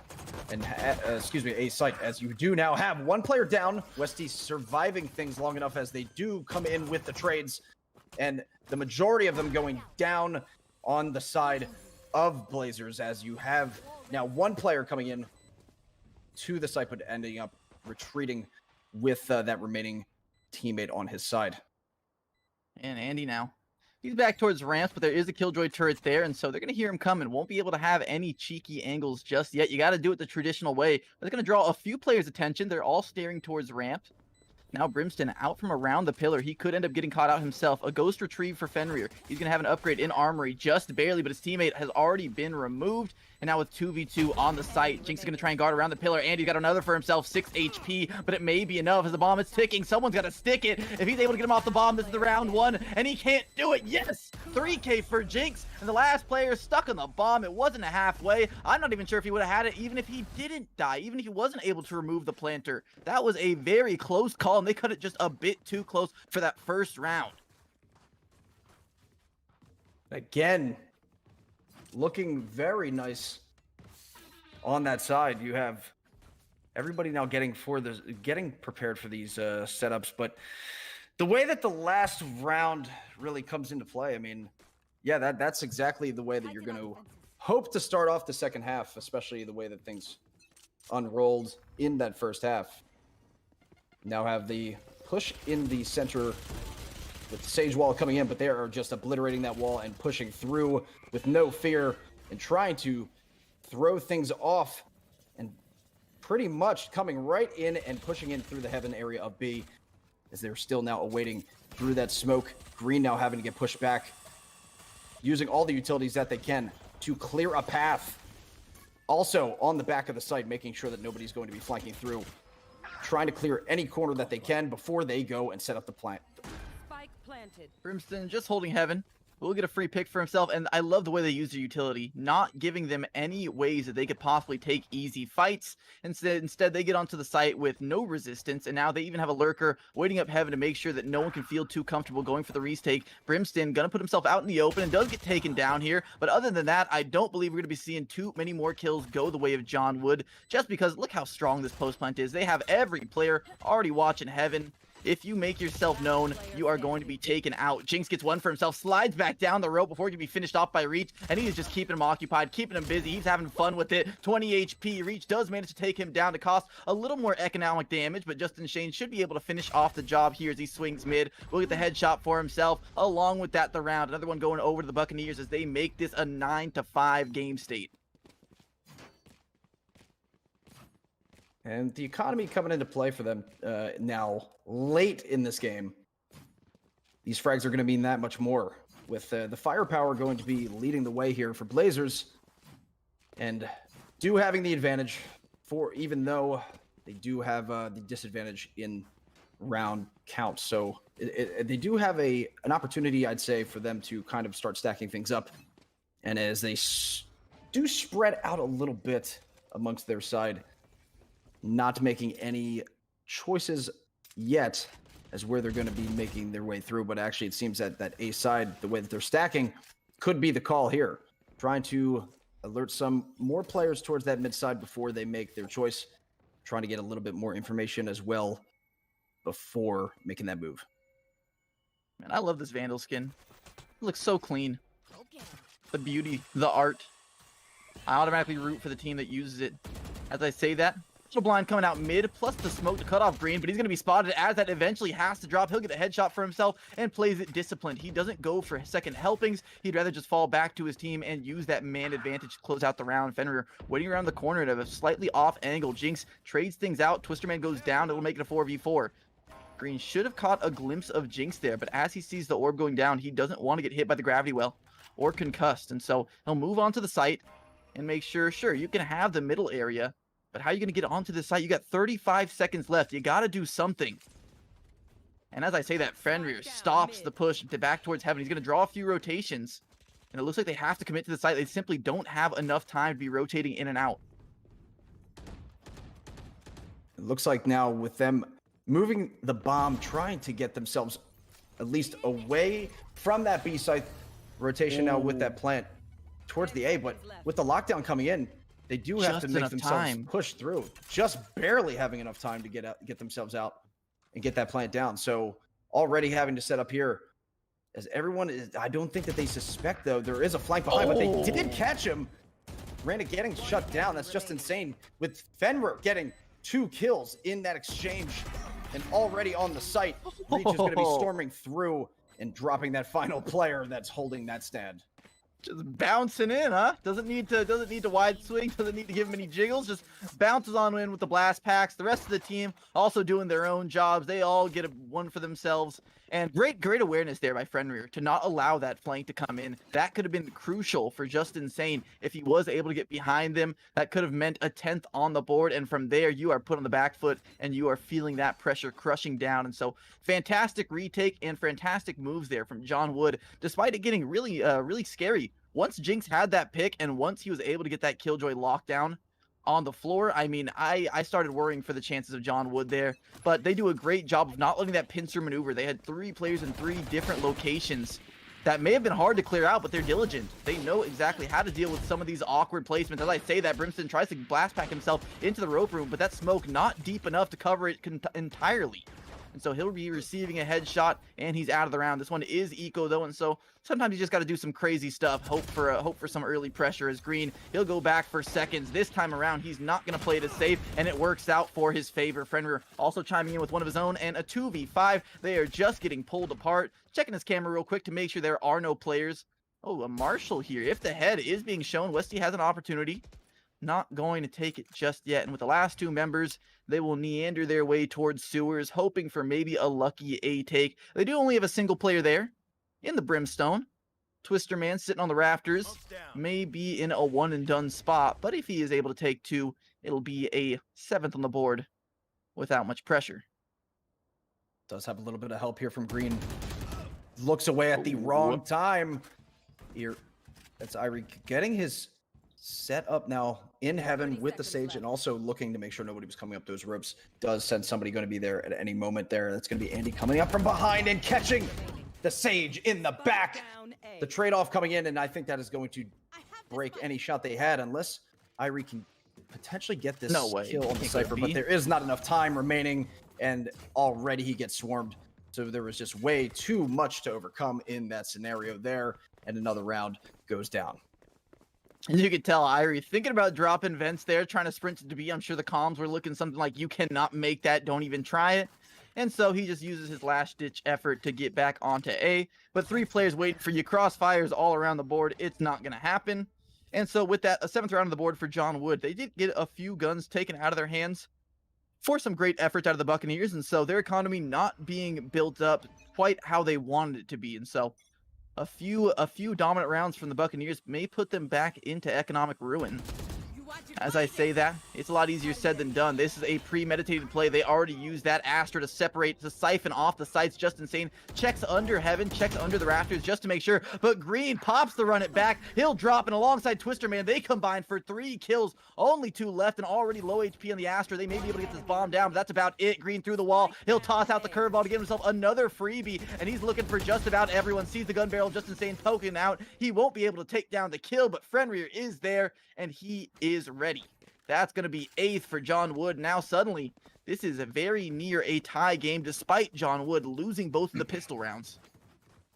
Yeah, exactly what I was suspecting. Once things flipped around, we were going to start to see this game even out a little bit more as we push towards the later portions of this game, potentially. Let's see how evenly matched these two are going to be overall as they knock on the door from being tied. Going in late in the game, seeing any potential split of an overtime here, but on the first map, that would just sound exhausting for any of these teams, but it would be amazing for them to gain a little bit of extra knowledge going into the second map as well. So as much time as they can have forcing these setups here, you do have now that A push going to be most likely scoped out here, with Jinx getting taken out by Reach as the first engagement comes into play. And another nade getting thrown out there, with almost getting another kill in the process, but already sensing that there was going to be multiple players going to be pushing through that side. It looks like that they're starting to feel a little bit second guessing this spot, but they're, I think, making the smart play here, just hanging out and wasting all the utilities from their opponents before they really make a final decision here. Yeah, taking the Brimstone Molly out, at least it's 300 credits. That's the consolation prize of getting your push completely stopped in its tracks. As they try and move out towards mid, do they realize that Andy is tucked in around the corner? They don't have a Sova on their composition, and so angles like this are so much more difficult to clear out when you don't have that Sova pick. Instead, it's just the paint shells being used and the dry swing, but Brimstim, he is too aware, and he realizes what could be happening. Andy will not have his free kill, and it will be a rifle retrieved on top of it. And so with that, the B side under scrutiny. It's Fenrir awaiting around the pillar in the smoke. He's going to find Reach. Instead, just decides to dive into CT rather than securing the site. But Fenrir, with 10 seconds left, he has the opportunity to put an end to this push. He's caught the player planting. They have 5 seconds. If someone can take the bomb right here, right now, they have a possibility of getting it down, but they won't have it. 2 seconds left. Twister Man can back off, and in a 1v3, he clutches it by doing absolutely nothing. And sometimes being lazy gets ahead. I don't know, but not lazy bird gets the worm. not in the least right there. You do have him doing much more than you'd think. As much as you'd come into play there with just being as patient as you can, all you got to do is sometimes just be annoying, just be that driving force of just being in the area. Sometimes is more than enough for certain situations, especially when you start to make your opponent possibly second guess where you might be going or what might be waiting for them around the corner. So as they did get the time in their favor on that round, moving now into this upcoming round with the game tied finally on the back foot here. You do have tons of utility getting spammed now in the center portion of the map before these teams really make that push. Looks like they're going to have to make their way now through a second wall. That's going to be Phoenix setting up there with that blaze wall, hopefully holding them back a little bit more, as they do have one player rotating around towards the A site to see if there's going to be a segment that he could possibly open up to make this move. Yeah, a little bit of spam being traded. No real kills, no real damage. A few shots ringing out for either side. And some armor being pierced, but other than that, Cypher just relaxing on site, waiting for the members to show themselves heaven so he can start to maneuver himself around accordingly. Oh, Reach does have an operator, just misses the timing though. Won't see the players creeping up towards heaven, and with that, he may give up some space that his team was not expecting. Should hear one player ropes, and so the sound cue is enough for him to post up. He's got the first for himself, opening up. He'll also take down the Killjoy turret to make sure that they can't get any more chip damage, and it should be that much easier to retake. Having the curveball goes around the corner, but he blinds himself. He could have had one dead to rights there, but instead, a little bit of awkward macro play. Doesn't work out for him. Reach goes back for seconds. He'll have seconds. A hungry boy. He'll make it a 5v2, and on the site, playing around the pillar, Jinx has a lot to do and can't make it happen. Twister Man chimes in with yet another one of his own, and Irie tries to pull in the gravity well, but he's already being spammed through the wall. Has to put himself out into the open, where Reach makes quick work of him. It's a clean retake, clean as a whistle. I could eat off of it. Flawless round for John Wood, and they are looking convincing going into the second half. Yeah, and almost could have been a pretty devastating turn of events there, blinding yourself, trying to storm into heaven and make sure that they can recontrol the site, but with patience, they were able to keep it together there and just maintain a clean round, keeping everybody on the board, making sure that nobody loses any more of their weapons here. And boy, is that a huge, huge help here as you get later into this game. So as you do have Reach covering that mid portion of the map again with the op, he is going to be hopefully looking to get a quick kill, but the middle portion of the map, not where the energy lies right now. They did set up the pressure for the majority of the map, and now it looks like the strong push going to be on the flip side here, coming in through B, as they do drop now in through Garage. Lear coming in, but also the Cypher Cage blocking the Lear with a brilliant move, the way that he sets it up. Timed it perfectly in the back corner as well from avoiding Killjoy's Nano Swarm, in the second Cypher Cage being popped as he blind fires his way just through and survives as long as he can to hold it down. Just an amazing display there, man, knowing almost what was coming. And wow, that Cypher one way. Now Green, even activating on the flank, is going to draw some attention of the players. They don't want to push out onto the B side because they're so concerned with how the backstab could come in. And so that's going to delay their push even more. And I love Green's discipline, not willing to go for the kills, just buying some time for his teammates. Andy, though, he's getting tagged up himself, looking a little bit worse for wear here as he tries to avoid the spam for a longer. Resurrection coming in just to secure this round, just to ensure that there is no possible opportunity for the Buccaneers to find some kind of fluke headshot, get themselves back in. Fenrir now on for his mortality ace. He's back from the dead, and he means business. Last player just stuck in B main. It's Irie. She's got a lot of players right in front of her, and she can hear the footsteps all around here, heading towards CT. She's just going to try and bring this gun into the next round, and it's not going to be easy because 15 seconds is a lot of time for them to chase you down all the way through CT, and they should hear her sprinting across the map now. Barely getting out of sight. Barely getting out of sight on the other side of that spawn before they could catch her. But it looks like that, if they kept pushing through, they were actually just about to run into her. So very, very nice way for them to at least maintain a little bit more of the economy there on their side. They don't want to have too much of a collapse if they can help it as far as the buys go. So as they flip things around now and look forward, trying to see what's going to seal the deal here. What can they do to hopefully just stomp out these next two rounds, no problem? Because everything, the way that they have been setting up, especially as we're looking from Fenrir here, the display in that last round. The Cypher cage one way to block that Lear. It was just a beautifully set up play, already having it out, but if only that Lear had went just a few feet more and really just comes into play, these little macro plays into the big picture. Absolutely. And now we see a different, I mean, I don't want to call it a different look because they have done this several times in the past, but pressure shown towards A main. This time, do they want to creep through the smoke? There is no Cypher on the site. There's no killjoy, so you don't end up walking into alarm bots. It's always an option, but instead they try and do what they've been doing so many times before, moving towards heaven, and once again, it's Reach that strikes first in the round. They do have that resurrection to even up the numbers a little bit further, but Green chimes in with 2 of his own, and with that, the paint shells get a 3rd. The resurrection keeps him still for just long enough to be finished off, and he has the showstopper available on Reach if he so chooses to use it, but instead, he's just going to double blast pack himself on in. They want to secure this round and snuff out any hope that they could possibly have to bring it back around. They are running for the hills right now, but they run directly into the crosshairs of Green, who gets himself a 3rd now. It could be the full house if Reach secures himself the last kill, but he's got a backstab from Westy in there. And so at least he has the operator in his hands. He'll be able to cost him a little bit of money here, but it should be recovered unless a 2nd kill as well onto Fenrir. As the Spidey senses were tingling, the hair in the arms was standing up. He realized the 2nd player could be aggressing onto him. 1 shot left in the clip though. Only has a few reloads left. And with 13 seconds, I do believe Westy is just going to be camping the spawn, trying to avoid giving this one up. Oh, just looks away right when he was about to come into contact with Green. Oh, and he even gets hit by the curveball. You know someone's there. Oh, Green drops him and he loses the operator. That was a huge play.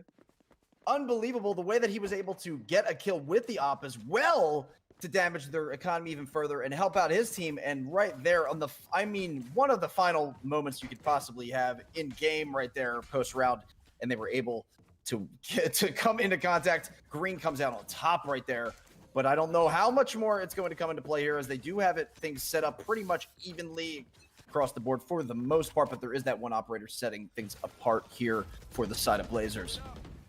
That is absolutely insane from Green. He is a madman. I have no words other than that. He pre-fires, in the great words of Mo from Counter-Strike, he pre-fires an angle that doesn't exist. And he takes down an operator that was holding, expecting him to come. She heard the footsteps, but just couldn't make it happen. So Green did pop the run it back. That time around, not going to get much for his efforts. Just a bit of information that he can relay over to his team, and moves back towards the B site. Assumes they're going to be taking heaven. And so he decides, I'm not going to be taking this fight, not this early on. And Reach, how did that shot miss? It looked like it was right over the crosshairs. But maybe he was moving. Maybe he was wiggling his feet just a little bit there. Toes wiggling just a tad bit. And that with that lockdown, they are going to be able to get onto the site unless Fenrir has something to say about it. He's going to pop the cage, but with 3 seconds left, he may put himself right in harm's way. Instead, it's the showstopper being activated. They should have full access to the site at this point. Yeah, they're still slowly moving, just in case anybody was waiting out nearby. And a great haircut given out by Green as they're trying to come onto the site with the help of the Sage Wall, but the Sage Wall only highlighting that little bit of head that they are able to scope out, and Green getting his 2nd kill as well. Complement that nicely. Reach also getting somebody in the boat, so as they spread things out nicely, they get the defuse up in, and they get map 1 in their favor. The Blazers walk away with this one 13-9. And with that, I mean, a great showing out of the Blazers, who fall down fairly early. I mean, they had what looked to be a losing first half. And I mean, we went on and on about how great the Bucks were playing. They were doing this, they were doing that. But as soon as those sides flipped, it was a different story. And John Wood shows why this is not only their map pick, but why they are the #1 seed in this tournament. They had the strats planned out. I think back to that one A take where they had the Astra wall already set up beforehand, and they were able to just play around their teammates perfectly and get themselves to a Game 1 victory. And with that, we will be moving on to our map 2 in just a moment here. That should be the, I believe it is Ascent, if I'm not mistaken. I'll have to double check that. My apologies there. Oh, Bucks banned Ascent. And so 2nd map will not be Bind or Ascent. Those are the 2 banned maps. We'll get back to you on that. I'm drawing a blank here. My apologies. But with that, how did you feel about that Game 1? What do you think about the showing, Trooper? Very solid by both teams, although you did have the Buccaneers coming out and taking that early lead in the game. Obviously, can't count out the Blazers with their number 1 seed there for a reason, but they did display that textbook split style where they kind of they really do formulate their best game when they're on defense, because split is such a hard map sometimes to really kind of set up for a lot of those attacking sides. So the way that they're able to demonstrate and hold things down and stack up a lot of those rounds on the defending side, they were pretty much biding their time, waiting things out, and once they got on that side, they were really in the right style of play to close things out. Yeah, I do like the way both teams were very strat heavy going into this map, playing very default positions, rotating in between the sites, never letting anyone over rotate early on, never letting them feel comfortable. And so with that, I think we're gonna have a very competitive series on our hands. Despite John Wood having a dominant second half, I mean the round score in the end was 9-13. It was not a stomp by any means. And so I love to see this style of play where you have all this back and forth and all this deliberation between the teams. And with that being said, we will be going to a short break before our game 2, but don't go anywhere. We will be right back with more Valorant action. It's the Buccaneers versus John Wood. Stay tuned.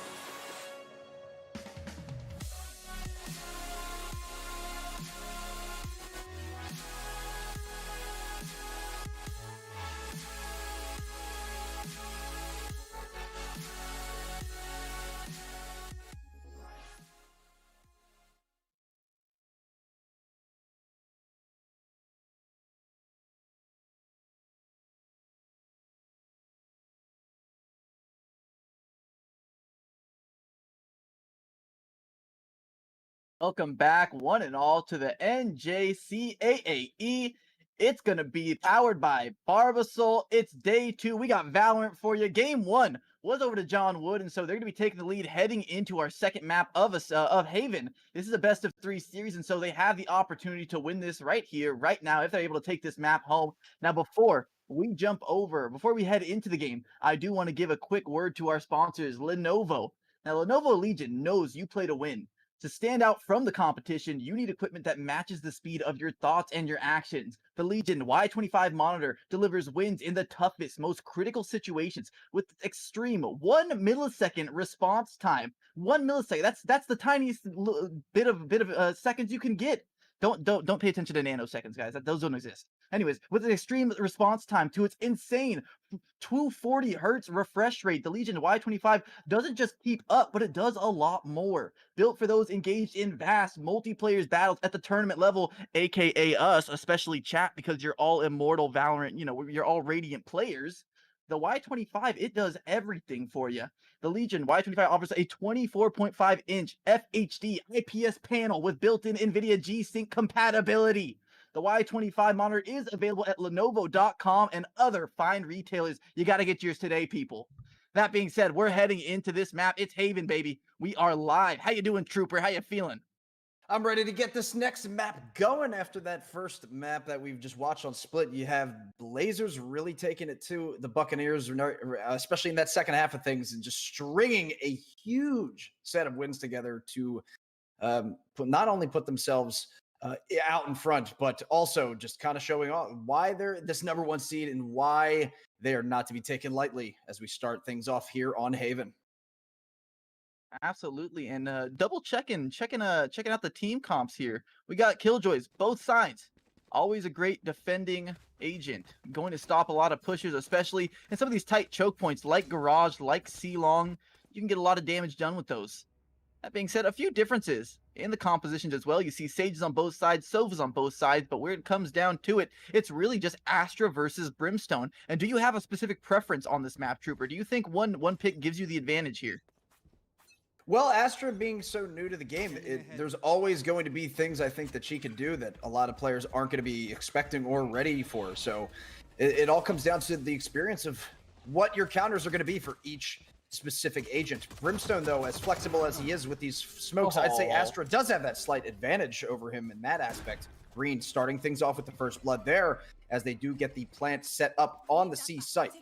And with Killjoy on both sides for these teams, it is going to be a lot harder for these players, not only because of the 3 sites, but for these retakes as well with all that utility in their back pocket. And now with the Nano Swarm trying to split off anybody pushing onto the backside of C, and looking like with that Lear also blinding as much as you can muster coming in on the site. You have another kill in for Just Insane, and he wasn't able to get any more, having to put the whole team nearly on his back in that moment. But the round does come down in the favor of their opponents. So a beautiful way for them to start off the game. And that's one of the benefits of having a Killjoy on your team, being able to place that turret down on the flank. When Just Insane tried to wrap around, get a few free kills for himself, he was detected, and so they were able to isolate him for the last fight. They knew exactly where he was, and flanking does not pay when you're up against a Killjoy. That's going to happen a whole lot more the more they try it. That's one of the most frustrating things about playing against a Killjoy. If you want to go for a big play yourself, you have a lot of early space that you can take on the map. You're not going to be doing it undetected because this Killjoy will know. She will simply know.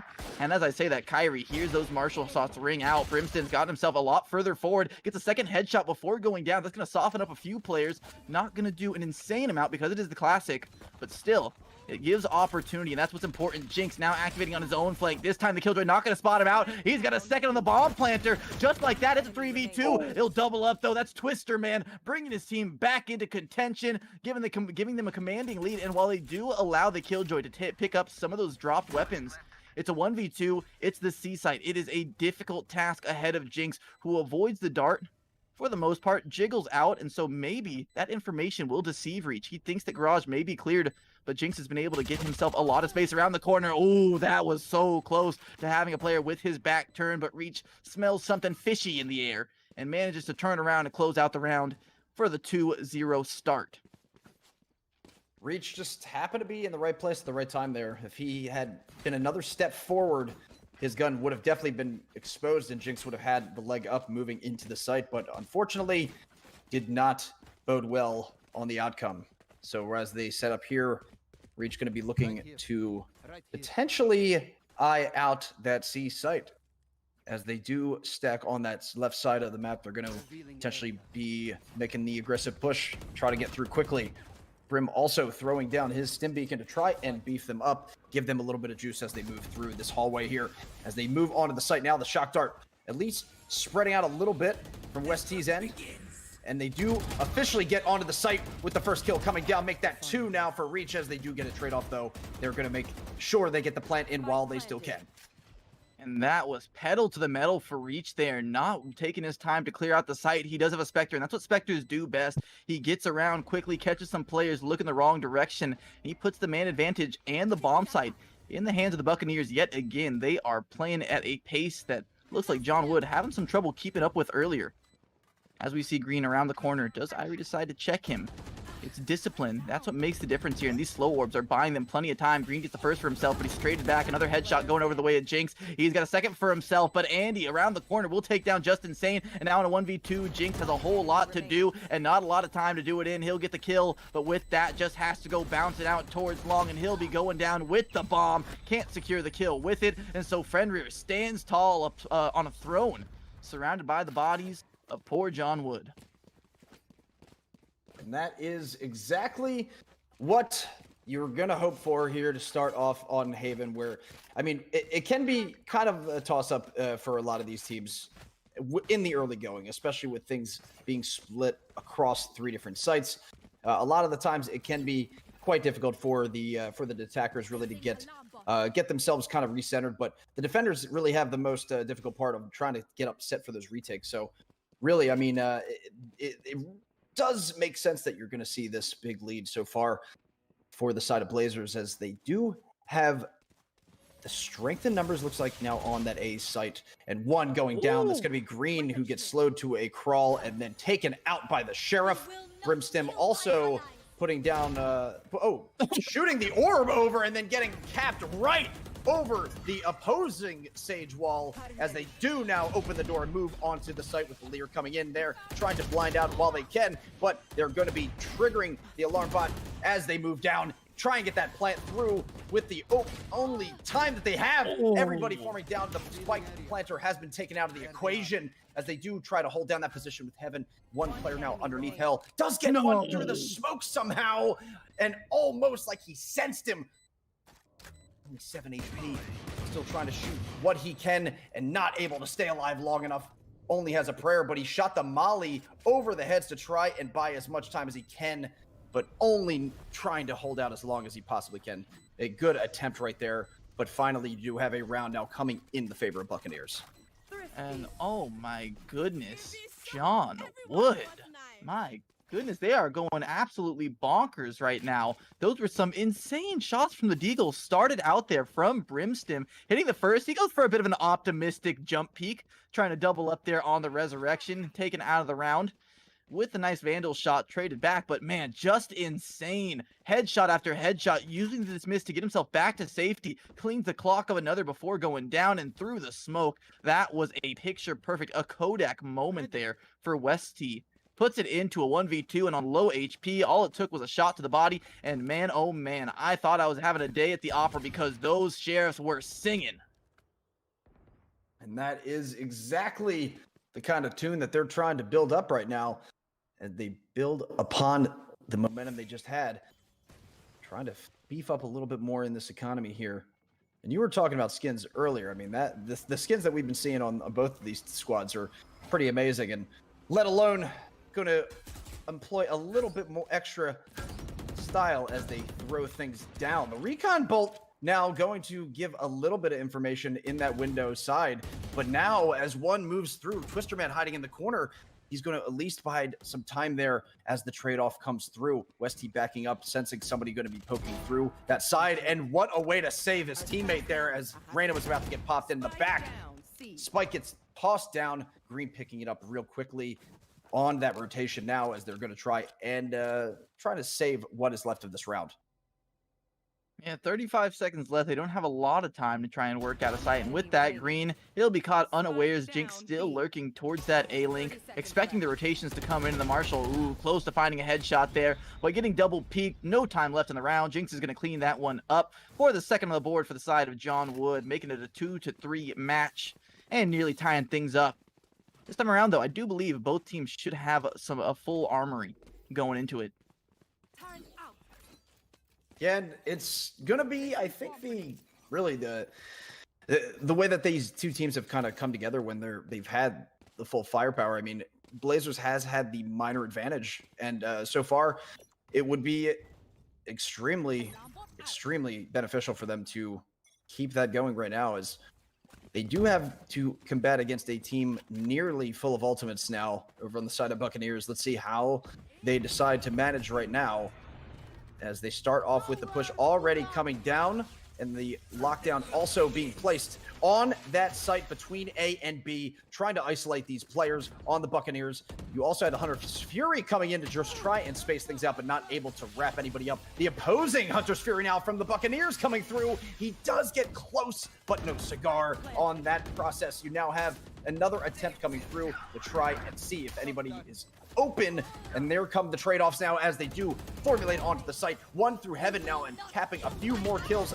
through as the Sage Wall drops and tries to cut off a few of these choke points. They do get another spray down with Green, able to rack up 2 more kills on their side and still somehow holding down this attacking force. But how much longer are they going to hold it down as the attackers do outlast and outplay? Yeah, 3 alive heading into the next round. That's going to be a nice little boon for the economy, especially considering that was pretty fragile for both sides there. They should be able to buy each of their teammates up, and we should see a second full gun round coming out. A lot of ultimates being committed to ensure that they could keep that site under lock there for the Buccaneers, but also on the other side of the same coin, I mean, John Wood used a lot of their own ultimates and still weren't able to come away with anything. They have that resurrection available for this round, which is one of the most important ultimates on their team, and so they still do have plenty of strength and plenty of gas left in the barrel. And as I say that, Green already with an early pick. He wants to get a second for themselves. The A site is completely unlocked off of the back of some great early pickoffs, that time from Fenrir. And they just flood into the site. Lockdown will keep them at bay for that much longer. I wouldn't even be surprised to see an early save call, as they have so much control, and it's going to take them a long while for those smokes to dissipate.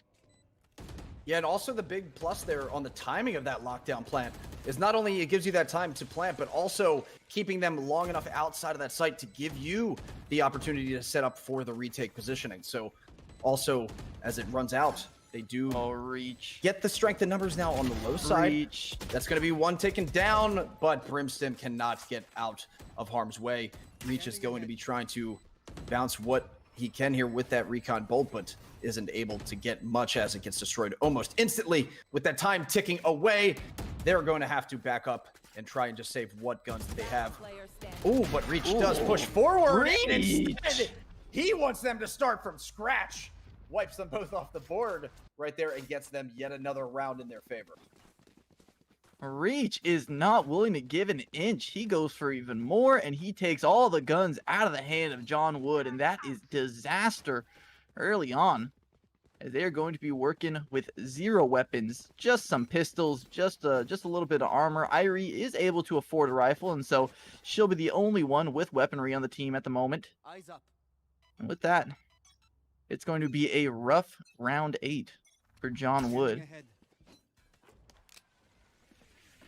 Try to rain down and get that information from the recon bolt, but nobody is in that line of sight for now, as the C site is going to be where the first kills come into play here. Trading off Brimstone already using that Sheriff now to their advantage pretty effectively here. Listen, very pushed up though. Ooh, Reach sees it coming, right when you mentioned it. I didn't think he'd be seeing that one coming, but they are just crossing their I's, dotting their T's, playing as disciplined as possible, making sure no corner goes unchecked as they start to sprint back towards the A site. They do have a lurker playing around garage, and so they always have that opportunity to rotate back if they so choose. One player waiting up towards heaven should be able to be swept out by the shock darts, by Sova's darts, and the smoke as well. And so with that, one tag out onto the site. Jinx walks himself out, gets 2 headshots. He is cleaning clocks right now as he goes for even a third around the box, catches one player looking up towards heaven, but you are going to have no help from heaven. You need to do it all yourself. Green gets himself 2 back around the corner with the dismiss. Irie finally trades it out. It's a 1v1 to the bomb, still with plenty of time. She can play this one slowly if she needs to. Taps the bomb once. Player waiting close. Maybe a bit closer than she realizes. She thinks it's short. Instead, Irie's going to slow walk it around, and Andy finds the headshot. 6 on the board for the Buccaneers, as once again, they're taking a lead first half. That was absolutely beautiful. You have them splitting off, going all towards the A side. One player, that was actually the Reyna, splitting down through the B section and flanking those players that were on the site, coming in at the perfect time to get the double kill and give them that leg up for the victory. Very, very nice play right there. So I think that's really the separator. As you mentioned, you do have that lurker that's always going to be able to kind of be that flex that you really need, and kind of play that jack of all trades, where if you need them to kind of rotate with the team, they can do so, but also play those flanks so effectively. Man, a quick hit to the C site. These Sova Hunter Siri able to really scatter the defense, make sure they have to fall back to their teammates to regroup, go for the retake. And so they'll buy themselves a lot of time and a lot of space to set up after they get the bomb down. But no members being lost. This is still a 5v5, and there is still a lot of utility still available for John Wood. We'll have to see how they play this one out. Green tucked into the corner at the very back of the site. That could be disrupted by the gravity well, but look at Reach. This slow play, this slow flank all the way through garage. This could prove fruitful if they're able to stall out this retake for as long as possible. Already with the man advantage, they start to creep out through garage, cutting off the sound cues. They won't be able to hear it until the very last moment. Twister Man, he's got 2 for himself. Green as well, a 2-pair to finish off the round, and that's 7 now for the Buccaneers. And although this may be the same story as last game where they get ahead in the first half, they are looking a lot more confident. Way more confident. They're almost as if they were using that first map as kind of their warm-up mode. They were really kind of feeling things out, and now that they kind of realize where the pieces are going to fall between the meshing of these two teams coming together, they really do have a lot of that confidence showing right now, and they're putting all of their best foots forward, and it's working tremendously. Very few mistakes so far on this map. And as they do fly in now towards the side of A, it's going to be another aggressive and quick push, as that seems to be their MO lately, and it has been working so well as Green has been doing more of that and just leading the way with an amazing amount of kills right here, getting a little bit back up from his teammates as they all form onto the site. Let's see exactly how much longer they're going to be able to hold this down, or if Buccaneers can somehow form a retake. It's going to be difficult. I mean, they've only got the sheriffs in hand. Reach already taking heads off as he goes for a double. He'll get a double. A triple is on the cards for him. And Just Insane will be the last one to fall in this domino effect. 8 rounds now. The Buccaneers just steamrolling through ahead. Economy not looking good for Buccaneers right now. It's going to be that much harder for them to try and claw their way back into this one. But as they do come up towards the half, things can instantly get flipped back into their favor, as we know oh so well. Green, though, leading the way with 15 kills on his side in this opening half, just decimating every player that seems to come into contact with him and expertly using that Reyna. Yeah, but meanwhile, look at the economy on the side of the Bucks. They have a 9K on nearly every member. They are really swimming in the money right now. They're buying Versace Vandals at this point. They get to have all the designer weapons they want. The blinds coming out. They want to get onto the seaside again, but this time there is a stack waiting for them, and they do have guns. And so instead, they decide to hightail it on out. They have the bomb already moving across the map. They don't want to put themselves in a situation where they could get put into the grinder.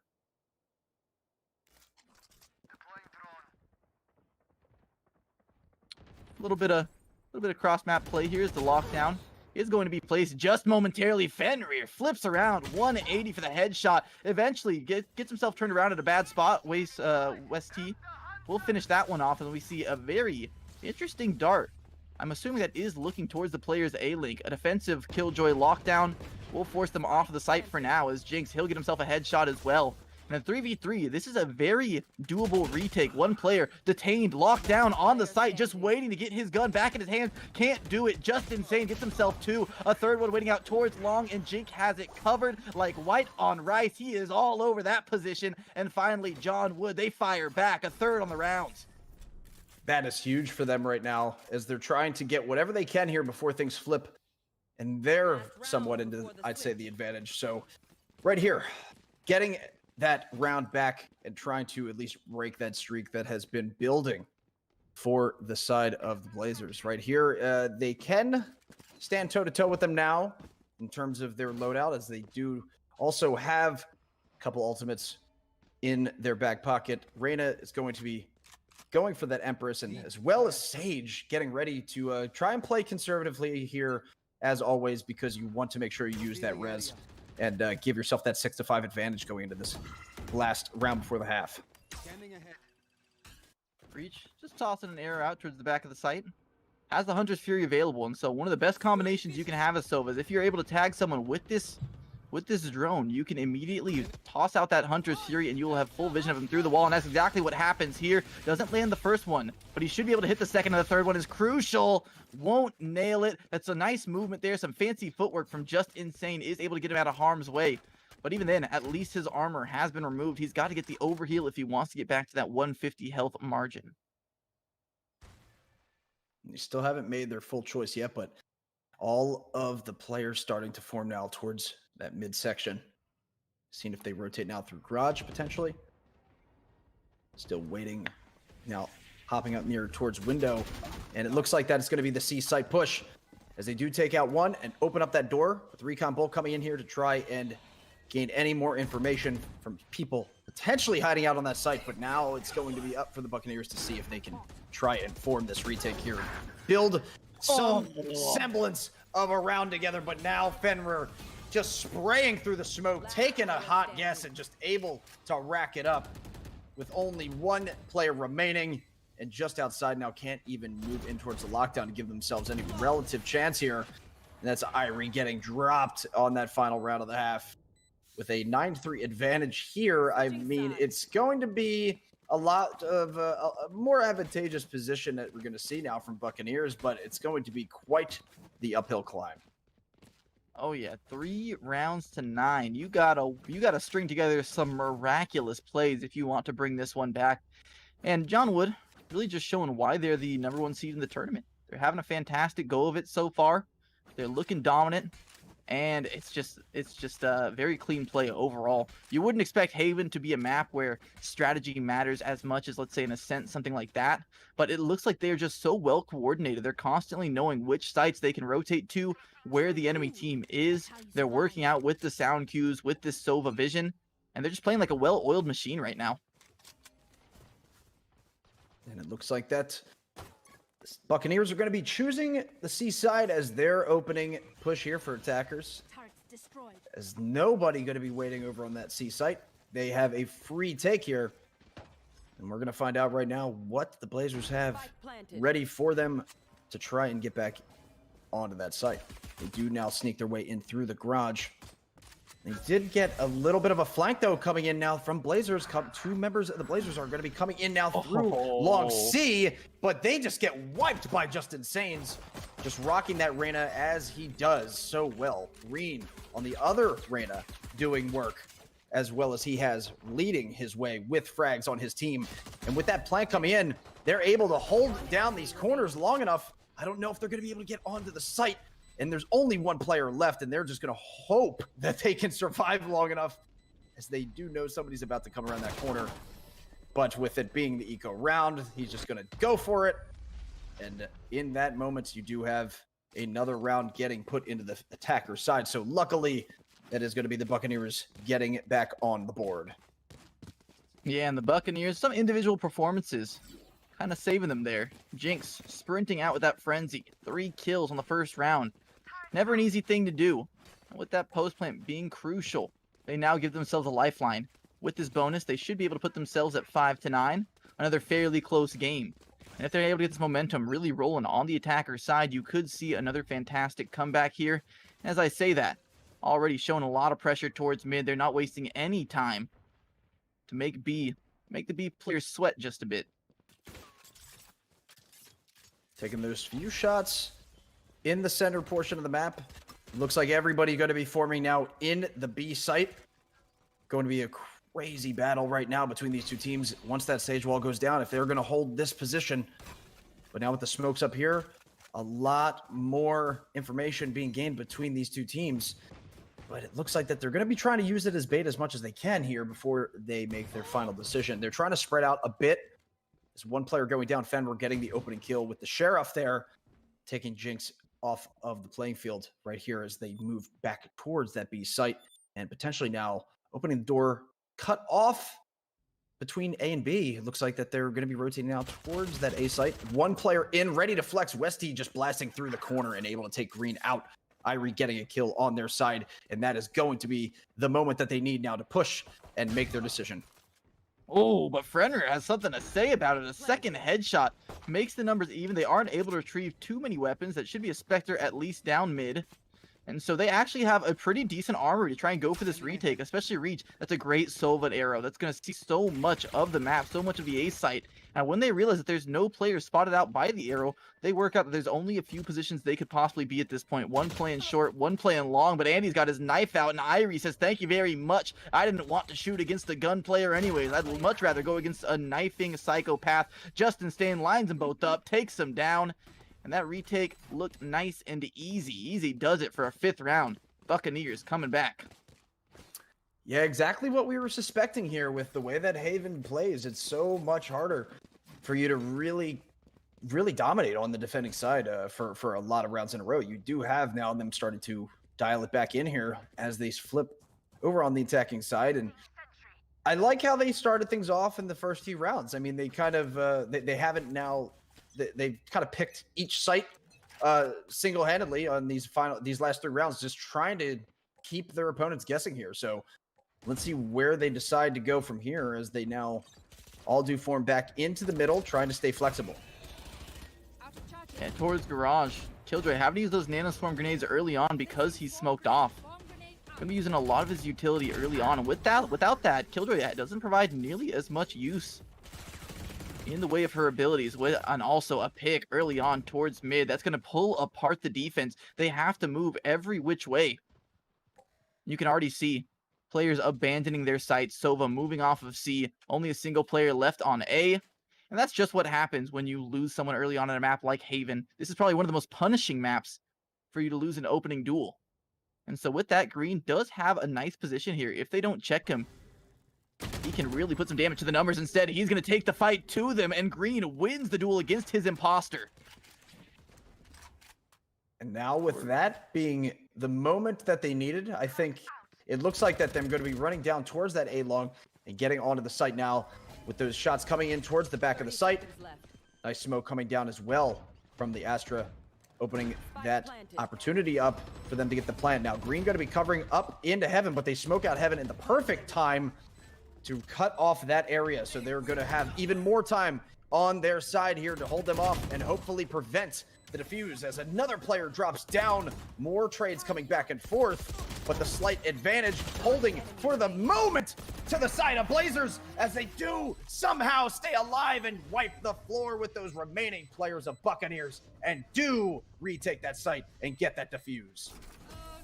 Fenrir with his head in a swivel there gets the first kill close. The second one flips back around to take down the second Killjoy.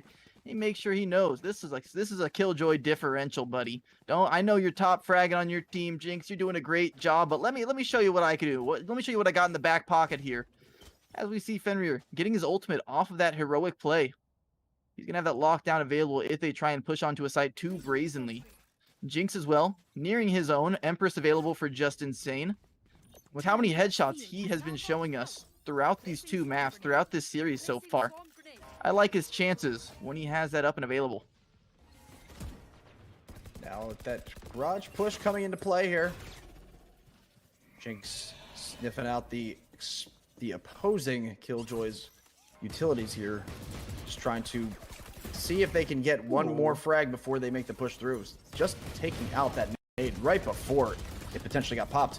And now with them collapsing onto this window, A lot of pressure now sent into this one area. Let's see if anybody is going to be able to get onto the site in time. They do have one man on the site holding it down, but how long is Reach going to be able to stay alive? He is doing a lot of work right now, somehow staying alive to take out 3 on his own. And really an unfortunate circumstance for Buccaneers when you really had only one man to deal with, and unfortunately taking 3 players out to slowly start to even these odds up. Now with only the 2v1 advantage here, Twisterman not fully out of it yet here. He can make something happen, but only holding on to the Sheriff here. Let's see if he's going to try and make a play. Oh yeah, he has some smokes available, but again, with the limited weaponry that he has in his armory, it's not going to be easy, and they've already got him covered. They saw where he was coming from, or did they? He looks away at kind of an awkward moment. He gets a headshot lined up, both players within his line of sight, but Brimston through the wall will get his own headshot to shut down the potential comeback into that round. And that looked to be a heart stopper for just a moment there, as both of the players very nearly get collateraled, but in the end, they'll take it home for 10 rounds on the board for John Wood, looking to win this series quickly. They want to go to bed. They want to eat some dinner. They don't want to stick around for too much longer. Yeah, it was a great set of timing right there from Twisterman as he dropped down that smoke off site to try and bait them, taking their eyes off of the doorway he came onto the site, and just the luck that he had to line them up. Unfortunate that he had a Sheriff. Near perfect shots were needed to get that set of kills right there, but either way, you do have a very successful amount of energy now coming from that build on this team. You do have the push now in the center again, and that has been a favored spot right here for the Buccaneers, trying to at least make themselves push between B and A for the most part. C usually once things start to fall apart here, as they do now make another set of smokes drop down. That's going to be Twisterman dropping those smokes to try and hold them off, and there comes the rotation now on the A site as Green was holding that corner, but only with the Sheriff. As they do take him out, I think that is going to be the opportunity they need to now rush that site. Twisterman going to be put to the test here as he's waiting on the A side. He is the only one here for now, and he's got a whole lot of players already collapsing upon him. He's going to swing himself around the corner, gets a headshot, but it's only the stinger. It's not a lot of punch behind those shots, and so just insane. He's kind of just hiding out here behind that Astra wall. He could actually spring into action at a crucial point, but instead he's just watching this little crack. And with just pistols and a 2-man advantage for the opposition, I don't like their chances on this retake. Reach just trying to walk himself through the smoke, try and pre-fire with that burst through the smoke to try and maybe catch out a straggler, playing close up. Uses that dart as well, but he walks himself right into the crossfire, and there is not a lot going on at this point. If they try and overextend, though, Andy does have a shorty and could mean business. Instead, he just goes jumping around the corner like a madman, not going to take down anyone. It is a flawless round for the attacking side. Finally, the Buccaneers showing some life. Came together very well right there, winning all of those gunfights that they had, because you had a few of those players kind of suspecting there was going to be a push, maybe towards A short, maybe towards A long, kind of having a couple of those players watching their backs there, and taking their eyes off of the site for even a moment. But everybody winning their gunfights, they didn't need all 5 men to be looking towards the doorway they were pushing. So very nice display right there, and not much between these teams separating them. Things have been really getting stacked now in the favor of the Buccaneers. Ooh, but the judge around the corner. The judge is always interesting to watch. This gun will either kill everyone on the team if they push into him, or it will come away empty-handed. There is no in-between. And Andy, he has his mouth watering. He is foaming at the mouth right now. He knows if they get around this corner, he could just blast them through, and already he sees a few of the muzzle fires in his line of sight, but no one biting just yet. And he's hearing all these footsteps. The anticipation is building as he's calling his teammates over. He knows where they're hitting, and they're already so far up the B site. They've got 2 members ready and waiting. Reach gets the first through the wall, and he doesn't get any action for himself, unfortunately, but he's still ready and waiting for someone to overextend, someone to over-aggress, but he lets out a few shots. They do realize that he has the judge now, and they're not going to be willing to push into him with that fact in mind. Jinx gets himself the A lurker. Fenrir taken down. That's going to open up a lot more avenues, but Green pushed up. It's going to be up to the timing. Oh, just misses his opposition. Westy, though, backs himself right into a headshot, and Green happily obliges for another free kill. But Jinx, time after time, when they find themselves at a disadvantage, this Killjoy just activates, but Andy put to the test now. There's a blind right in front of him, but he's close enough to see the muzzles. He's got one for himself, but just insane manages to trade it out with that crab walk spray. A 2v2 with 14 seconds. They're able to get the bomb down onto the site with 2 members rotating over. That was insane. Nearly getting the double kill in the Lear blinding and an unbelievable attempt. But really, when you have the judge, like you said, it is that strong. It can just pack that much of a punch. He just went for it. And he did work out slightly, but that's insane. Getting one kill, not able to turn and get the second one. That would have been his 4th, I believe, of the round. Doing just enough, but not enough to get the victory here, as you do now have the defuse coming in for Green on their side. It looks like now for Blazers, they have a huge advantage here now, especially with that win. I think that this was the moment here. I think that the Buccaneers needed to try and hurt the economy and stack up some more wins on their side. But you do now have them kind of having to think things through here, potentially going for most likely a half by here. But let's see how they do go forward. Yeah, and that hurts to lose. That really does hurt to lose.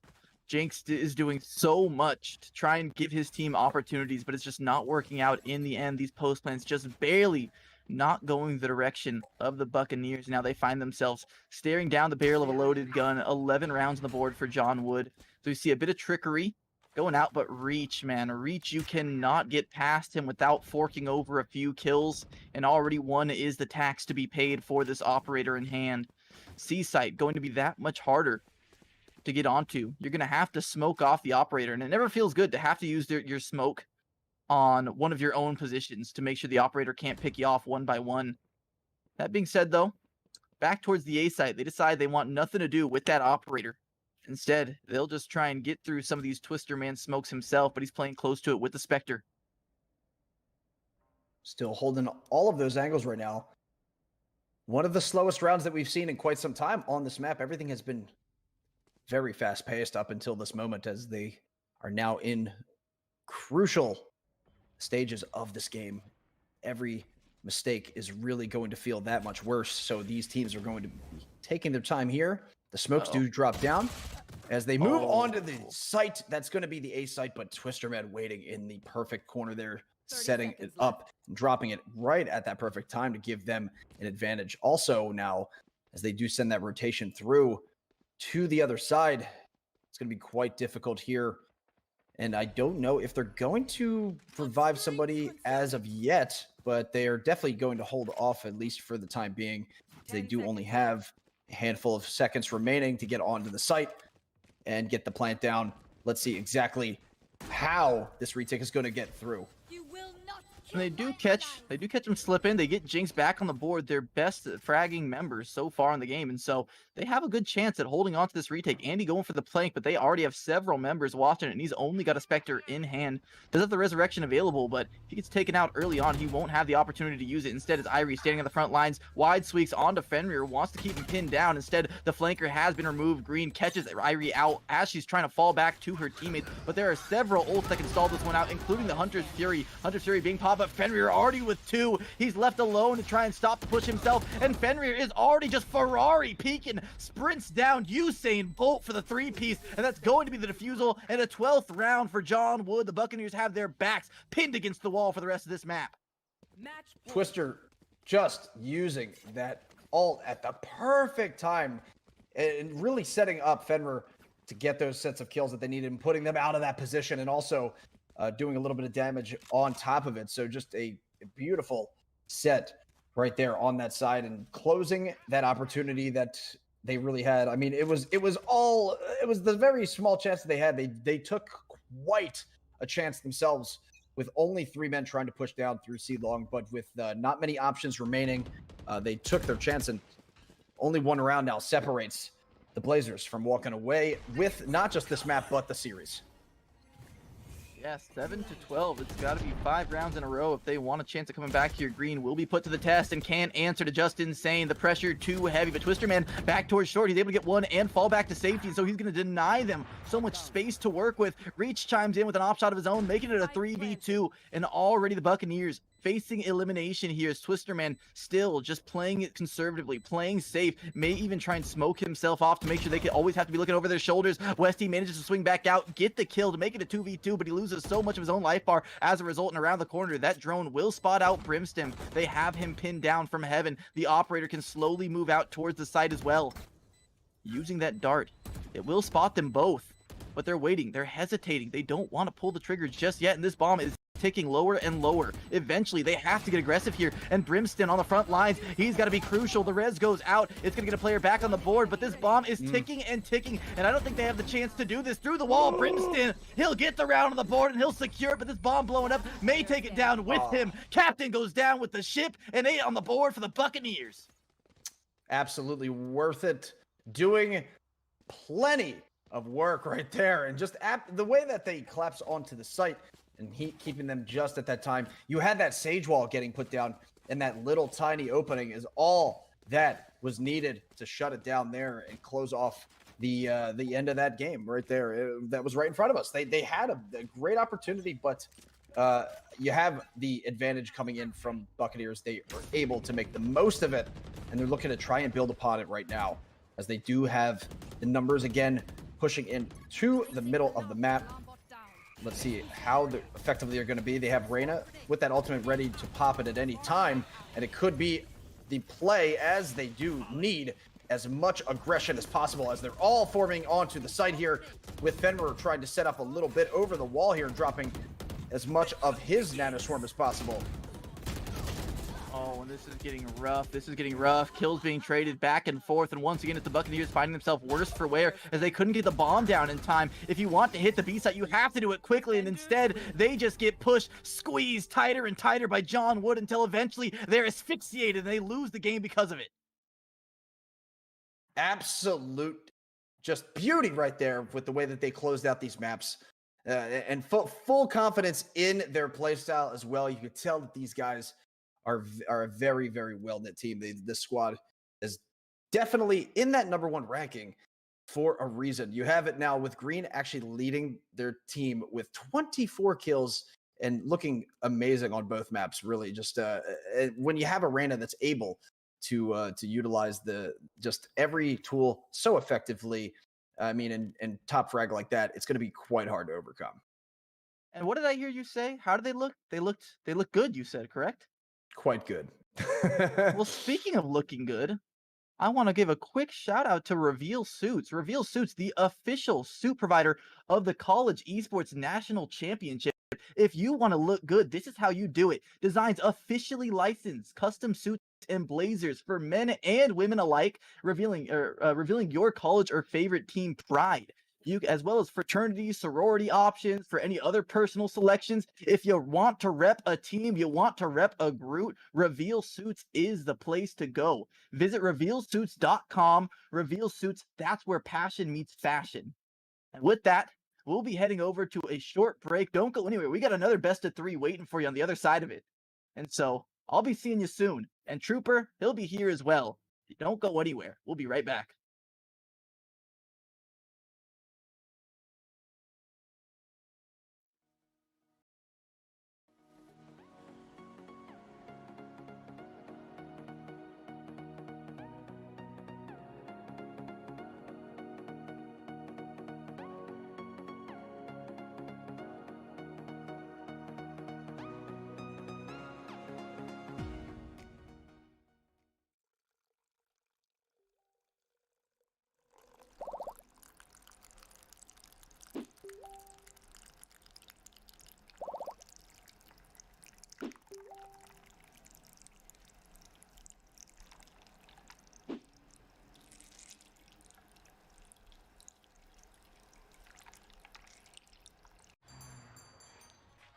What will you like today? Another Cloud 2 classic? I'll stick with the usual. Maybe take a little bit off the sides.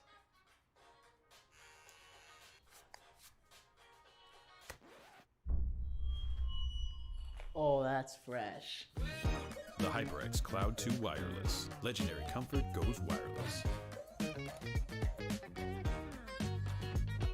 Hey, watch your head. One. Just one. Every minute, one woman in the United States is diagnosed with cancer. One mother, one daughter, one wife. Kay Yao saw the power of one. The biggest obstacles also provide the biggest opportunities. One adds up. One multiplies. Countless lives have been changed. One can change everything. You are the one. The Kay Yao Cancer Fund. The power of one. Life is trying to put our generation on the sidelines, but we refuse to let it pass us by. Watch us fly ahead. Watch us rise. Watch us change our world. We will be the next greatest generation. They seem bitter. I told you protein cookies are a myth.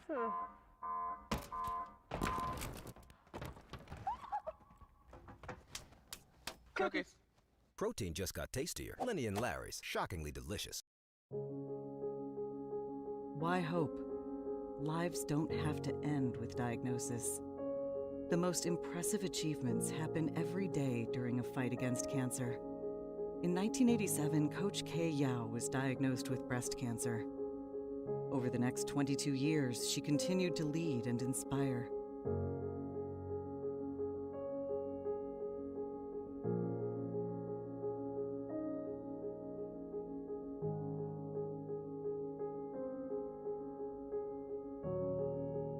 On December 3, 2007, while battling stage 4 cancer, Coach Kay Yao gave her final and lasting gift, the Kay Yao Cancer Fund. Why give? Millions have been awarded, allowing the Kay Yao Cancer Fund to change lives, provide hope, and give strength. Thanks to our donors and researchers across the country, every woman's best days, most joyful moments, greatest successes, and proudest accomplishments can happen after diagnosis. Why now? With your help, we will continue to provide resources for early screening and prevention. We will support clinical studies and the development of life-enhancing drugs. We will serve the underserved. Join us and be a part of finding an answer, finding a cure. Together, we can do more, and we will do more.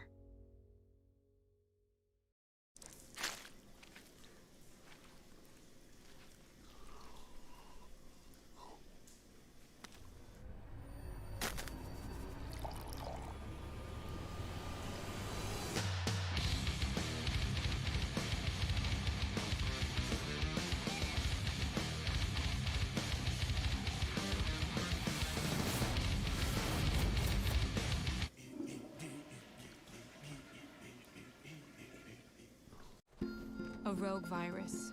No jobs. Sky-high tuition debt. Life is trying to put our generation on the sidelines. But we refuse to just sit back and watch it pass us by. Instead, watch us fly ahead. Watch us overcome anything.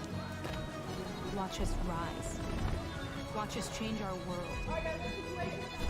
Watch us become the next greatest generation. Hey man, I just can't find a comfortable headset. I mean, I've tried everything. Literally everything. Sheesh, my brother. I got you. The HyperX Cloud 2 Wireless. Legendary comfort goes wireless. That is comfortable.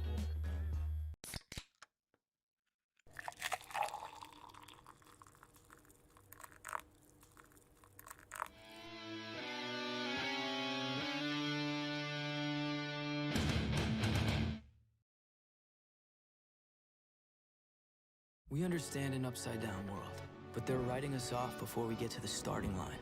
A stalled generation? Who do you think is gonna fix all this? We will, because our future is the future. The next greatest generation is now. We know about the power of one. One woman with one vision, to rally people together to find a cure for all cancers affecting women. And And the women fighting cancer, they know about the power of $1, one drug, one more opportunity to live. We're taking Coach Yao's vision and we're going to multiply it. One person at a time, one cancer warrior, one doctor, one official, one coach, one board member at a time. The power of one becomes the power of 1 million.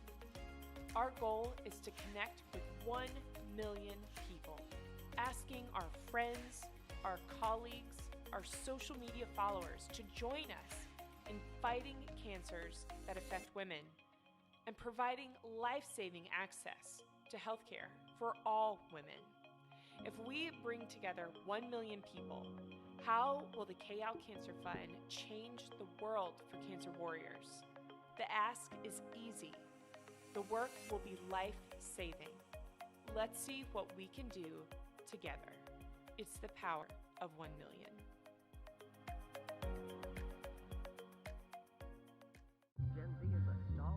The news says Gen Z is struggling. I've got news for them. I wait tables, but last week I built a field hospital. I put out a forest fire. I stopped 1,000 attackers. And a natural disaster. I've saved lives and led a team on patrol. I serve. Well, I go to school full-time while I work full-time. The greater the challenge, the stronger we become. What sound experience would you like today? I'll have the fantasy pack. Good choice. And could you make it a Cloud 2 wireless? On his way, sir.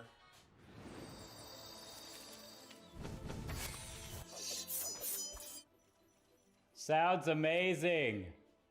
The HyperX Cloud 2 Wireless. Legendary comfort goes wireless.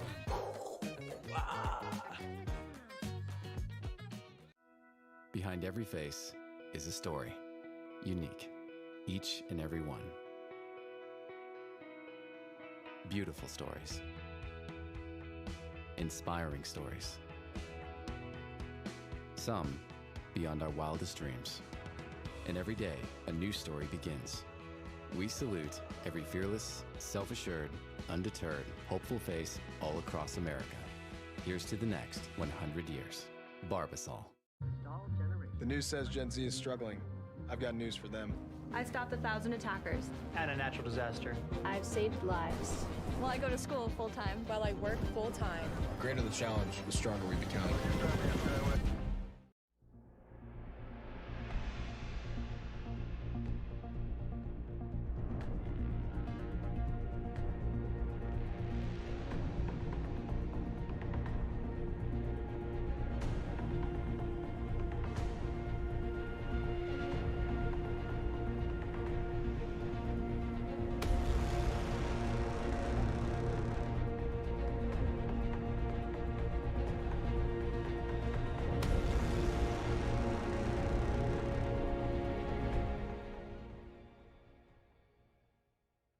Hey, my name's Clarence Engelbreath. I was diagnosed with breast cancer in 2018 when I was pregnant with our 4th child. I was able to deliver him 3 weeks early and start chemo the day after coming home from the hospital.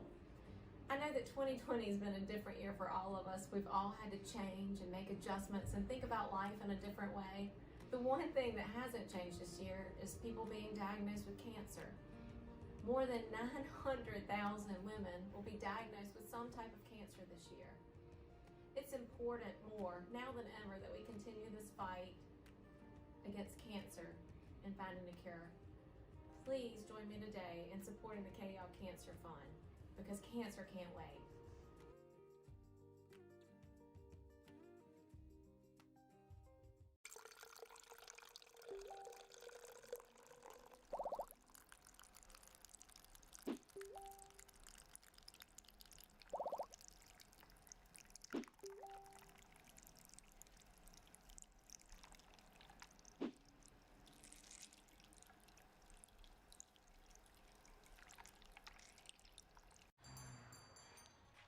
What will you like today?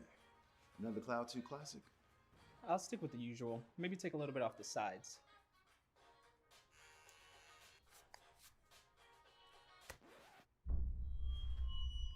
Oh, that's fresh. The HyperX Cloud 2 Wireless. Legendary comfort goes wireless. Hey, watch your head. 1. Just one.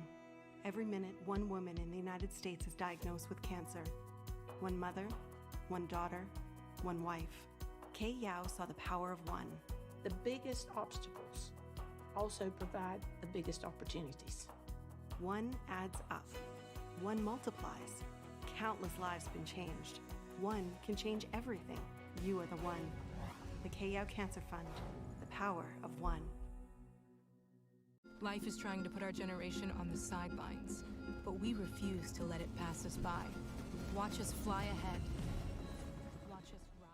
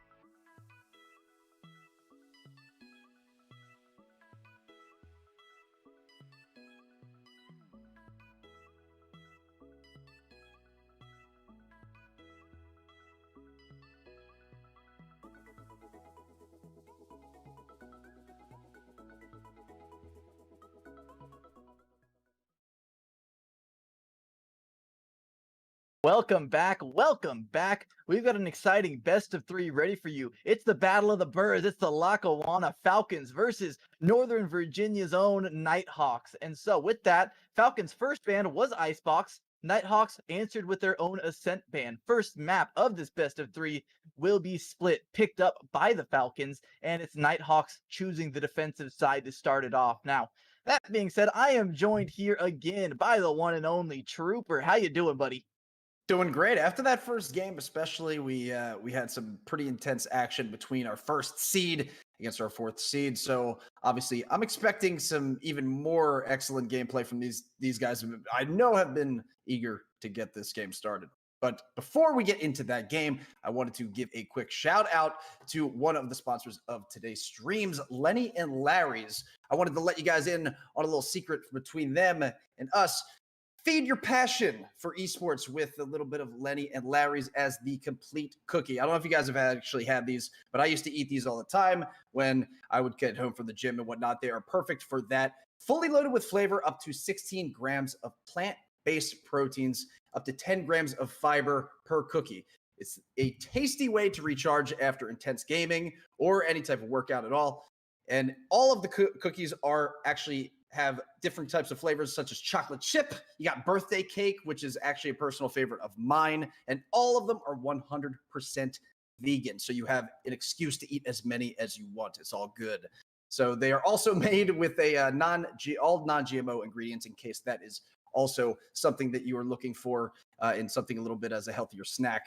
And also, they're made without any dairy, any eggs, or artificial sweeteners of any kind. So go ahead, fuel your fun with Lenny and Larry's, the complete cookie. Make sure you go to shop and at SENC.com. That's shop SENC.com. Today, they're shockingly delicious. And man, a healthy cookie, guys. What more could you ask for? You got me hooked off of that line alone. And so, do they sell them in big boxes? That's what if they do, then I might be obliging to that.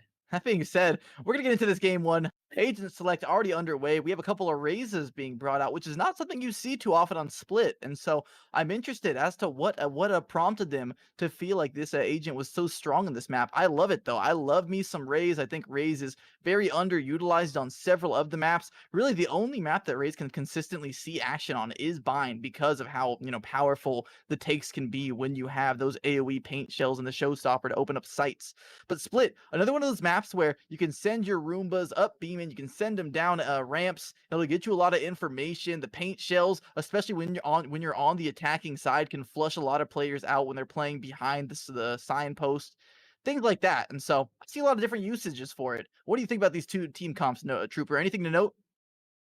Well, we are going to see our first look at Ashe tonight. We did not have any of her usage in the first two maps, but what you were saying about the Raze, it's one of the best picks that you could have on a map like Split, with the way that a lot of these pushes are, especially if you're anywhere towards the A site. Raze can be so dangerous coming from that side with all of the utility that Raze has at her disposal.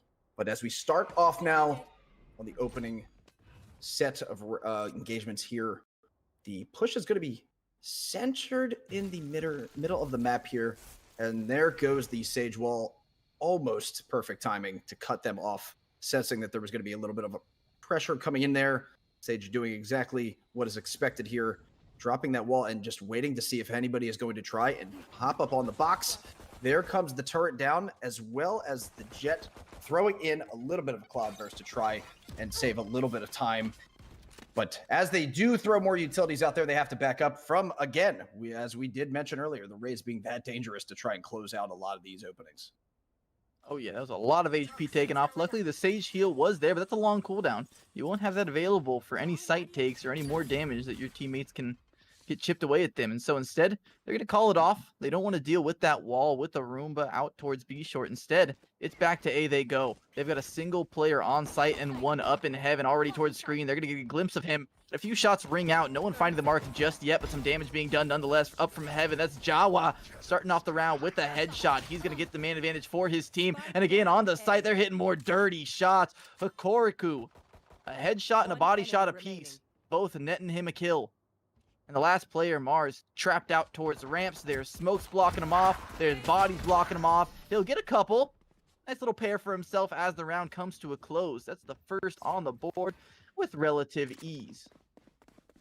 Yeah, just trying to get a couple of frags towards the end and see if he can pull anything out of his hat, but nothing coming together there as they shut it down early. And really now the Nighthawks are going to set things up to start off here with a load of Spectres mainly across the board here, as they do have the setup coming over with Viper playing mainly a solo on B, and you're going to have that A site being locked down right now and held together from the side of Phoenix and Omen. Looks like that they do send somebody coming in through that section, with Raze going to be holding out towards the middle of the map to try and lure a little bit of action from the Sage. But the engagements come through. Hikoriku getting two off the jump. Jawa going to be complementing that kill nicely with one of his own, as there are only two attackers left on their side. Let's see if they can maybe make a decision to rotate at this moment. With the bomb down, they have next to no chance to get through, as everybody's storming back into that spawn area and putting their backs completely against the wall to get another round in the bank. Yeah, Nighthawks showing a good first two rounds on their opponent's pick. The only one really able to get any kills for himself is Mars. At 3 kills, the rest of this team a fat 0 all across the board so far. They're looking to turn things around though, as they finally get a full buy under their belts. The rifles coming out. And while those 2 rounds look painful, I mean, hey, that's just what happens when you lose the pistol. Second round snowballs easily. And this is a time to prove yourself and to show that we are here to stay. You have the superior weaponry, and you have your strategies premeditated. Already smoke being used towards A main. The Hawk to come out, blind up anyone playing ramps, but instead it's Hikoriku combining with his teammate for 2 headshots early on, but the numbers evened up with some nice return fire. A side opened up in a Roomba to flush out any players that are trying to make their way back into heaven. Tentum, did he just disconnect? He's just staring there. Doesn't lose any health though, and so maybe he was around a corner. Mars will get the bomb plant down into the open.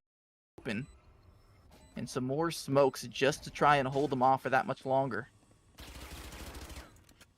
Now, as they have that boombot coming down on the site, looks like that the Nighthawks are going to be slowly moving in from that side of screens.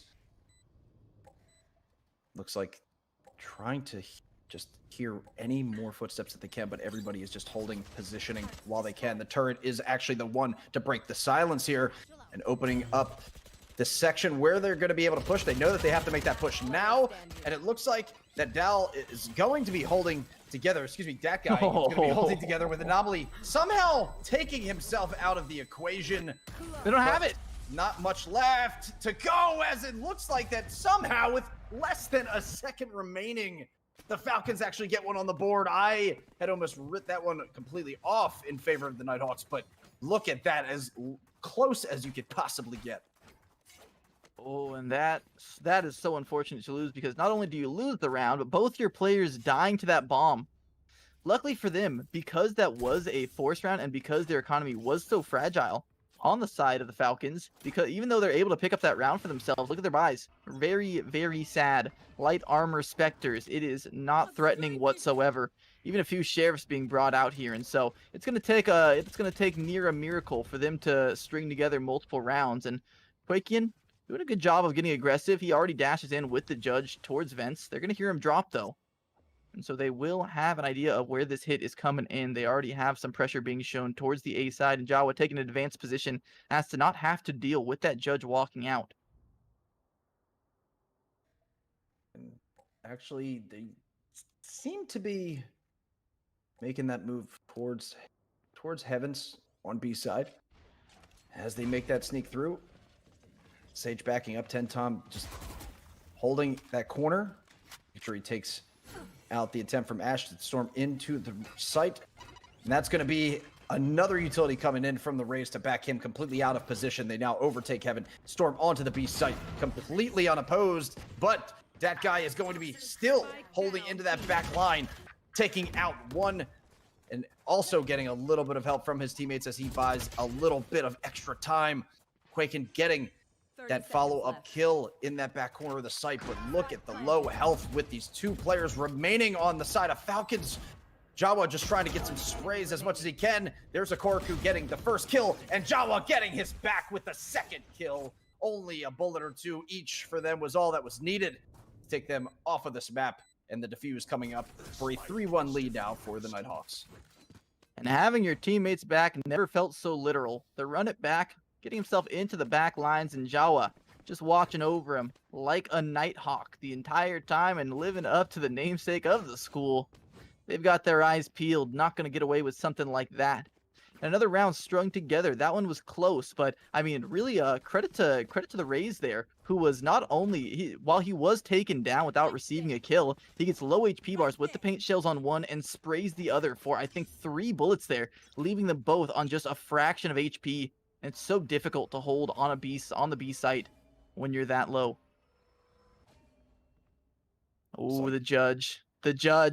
This is an all-star moment, potentially. I would hope they use the horse. Maybe they sweep him out here. And so they will at least have vision of the judge. They know what could be going on. He's playing within the smoke, but he just gets melted alongside Airy, getting a second up top. That's Quakian going down as well. And these paint shells are proving to be fatal. The judge now retrieved by Mars. He can just play a close angle, and despite them being at the man disadvantage, they could have an opportunity with some of these shotguns picked up. He tries to move out. He had the bomb, though, and with that, you can't just stay hidden the entire time. Players getting picked off left, right, and center. Jawa dropping towards mid, but they've got 2 more players here. Betty Logo somehow with the Spectre gets himself a second and now evens up the numbers just like that. The drop of a hat. But the bomb stuck out in the open. They can just post up and play defend the bomb as Exomily. He's sprinting up, but there's a player there with the Vandal superior weaponry. He's now stuck on 65 HP, able to retrieve a rifle for himself, but around the corner, they've got 2 members locking it down. The attacker Killjoy will have that destroyed in just a moment. And it all falls down onto the Rays with 65 HP. No idea where the opposing 2 members could be. Trying to work it out, trying to hope for an overextension here. But they're not giving him the duels he's hoping for. Instead, just playing around the pillar. Airy closes it out. 4 kills on the round. A beautiful display there of the potency of this Rays utility. Had an opportunity with them isolated, kind of looking for that final kill, but not able to wrap it up.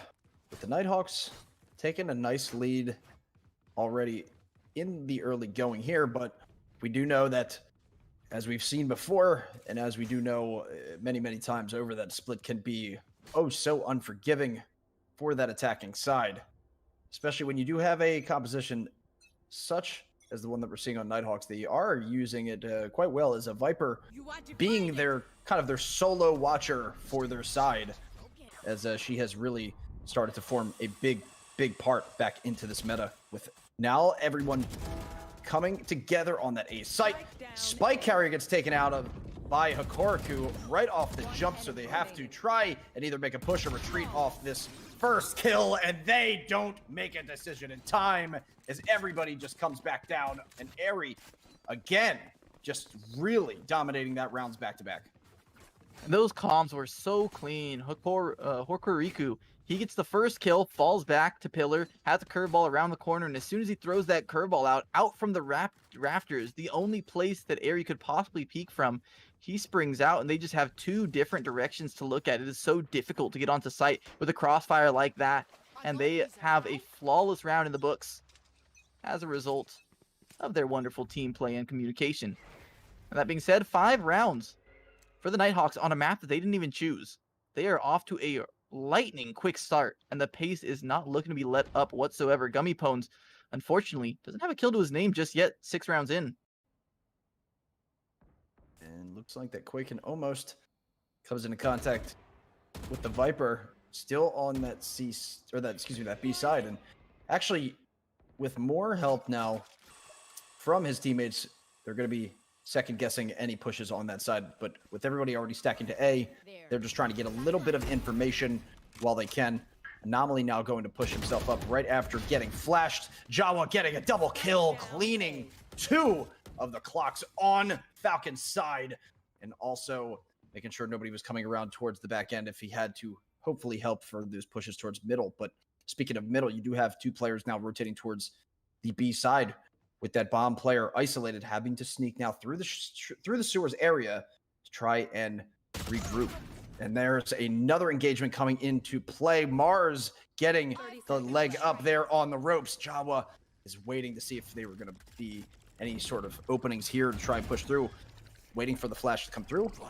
It's Airy getting Quaken off of that site on B. So that's going to only be a second or 2 that they have to plant. They take that opportunity while they have it. And that guy is getting Mars as he comes out of the Haven spot. But he gets dropped in that back corner as the last person able to help out his teammate there with the defuse coming into play. Big play as they form on to the site quickly. Not much that there was able to be done right there, I'd say, from Falcons, but they did the best with what they had. And that guy Cap just sitting on the site for so long, there is no way they could have expected him to be there for that amount of time. And to make matters worse, the the cabbages coming out didn't actually spot him there. They dissipated right before it could actually reveal his position towards the back of that site, and so he got to stay hidden that entire time, and they just walk right into him with not a lick of information. And that's just what patience can get you. That's why you leave a lurker towards the other side of the map when you don't know, when you're not guaranteed that the push is coming in. As I say that, some early paint shells will force them off the angle, get a few players, knock a few hit points off their life bars. And finally, they decide to contest this Sage Wall down mid. I love this. Take it out early, and suddenly they can never feel safe towards B Heaven. Smoke's also being used up here, Roomba, to make sure that there's no players lurking out towards the ropes. They'll establish full control of that. Gravity Well being used as well. The Paranoia ready to be tossed out towards mid. Decide better of it, though. Despite them having a lot of players lined up, there wasn't actually anyone in position to take advantage of it. Instead, Jawa taking kind of an awkward angle here. He'll see the head poking out, but Examali, he was ready. He knew that angle like the back of his hand. And now with an early pick, they're able to siphon off the rotations, cut off the lifeline, and isolate this player playing around pillar.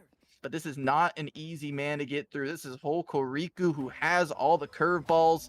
Batter up. Who ends up receiving it? Instead, the showstopper, they want to play no risk. That's Airy. Just holding it for now. Waiting for a sound cue to come through. Hokoriku starts things off with a headshot. It's a banger. Examali trades back, but not before Raze can get one of her own with the showstopper. He's got to do everything around this pillar. He's got the first for himself, but 2 players still alive. Could this finally be the second round starting together for the Falcons? No, it's not meant to be. Tentum holding the tightest of angles. And as soon as Exomily walks out, he just gets shot to bits. 7 on the board for the Nighthawks. There was players splitting things in half from their opponents right there, holding that A site. So being a little erratic and causing enough chaos as long as they could. But it was the best tool that they had, and it worked out very well for them. As you look at how things are spread across, we do have an Odin coming into play on that side. That's going to be Viper maintaining that solo spot with the Odin over on B, but most likely going to be having to rotate if this push sticks with all these players over on Falcons now coming into the A site. And that's Jawa getting his first kill through the smoke and staying alive somehow way too long, but just barely getting capped off of that ramp as they try to see what they can do right now with everyone now keeping them back there, just cornered in a really rough spot and trying to see where they're going to make their move. Boombot now trying to spread them back a little bit more with Hokoriku getting another kill. Everybody on the defending side back here with a 1-on-4 scenario, and Astra has next to no chance left and gets wiped off the map with an 8-1 lead. A huge dominating force here to start off.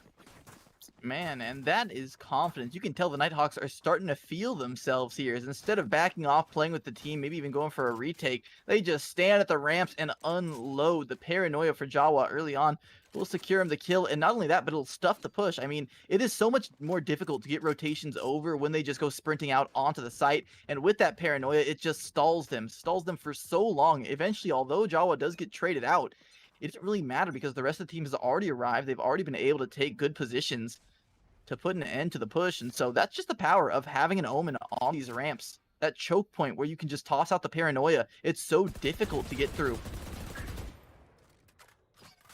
Spraying now in that mid-section, trying to see if that Viper wall was bait or not, but from what time that they had, holding down that spot in that back corner, let's see if that Odin's going to be able to be used as effectively as he's hoping.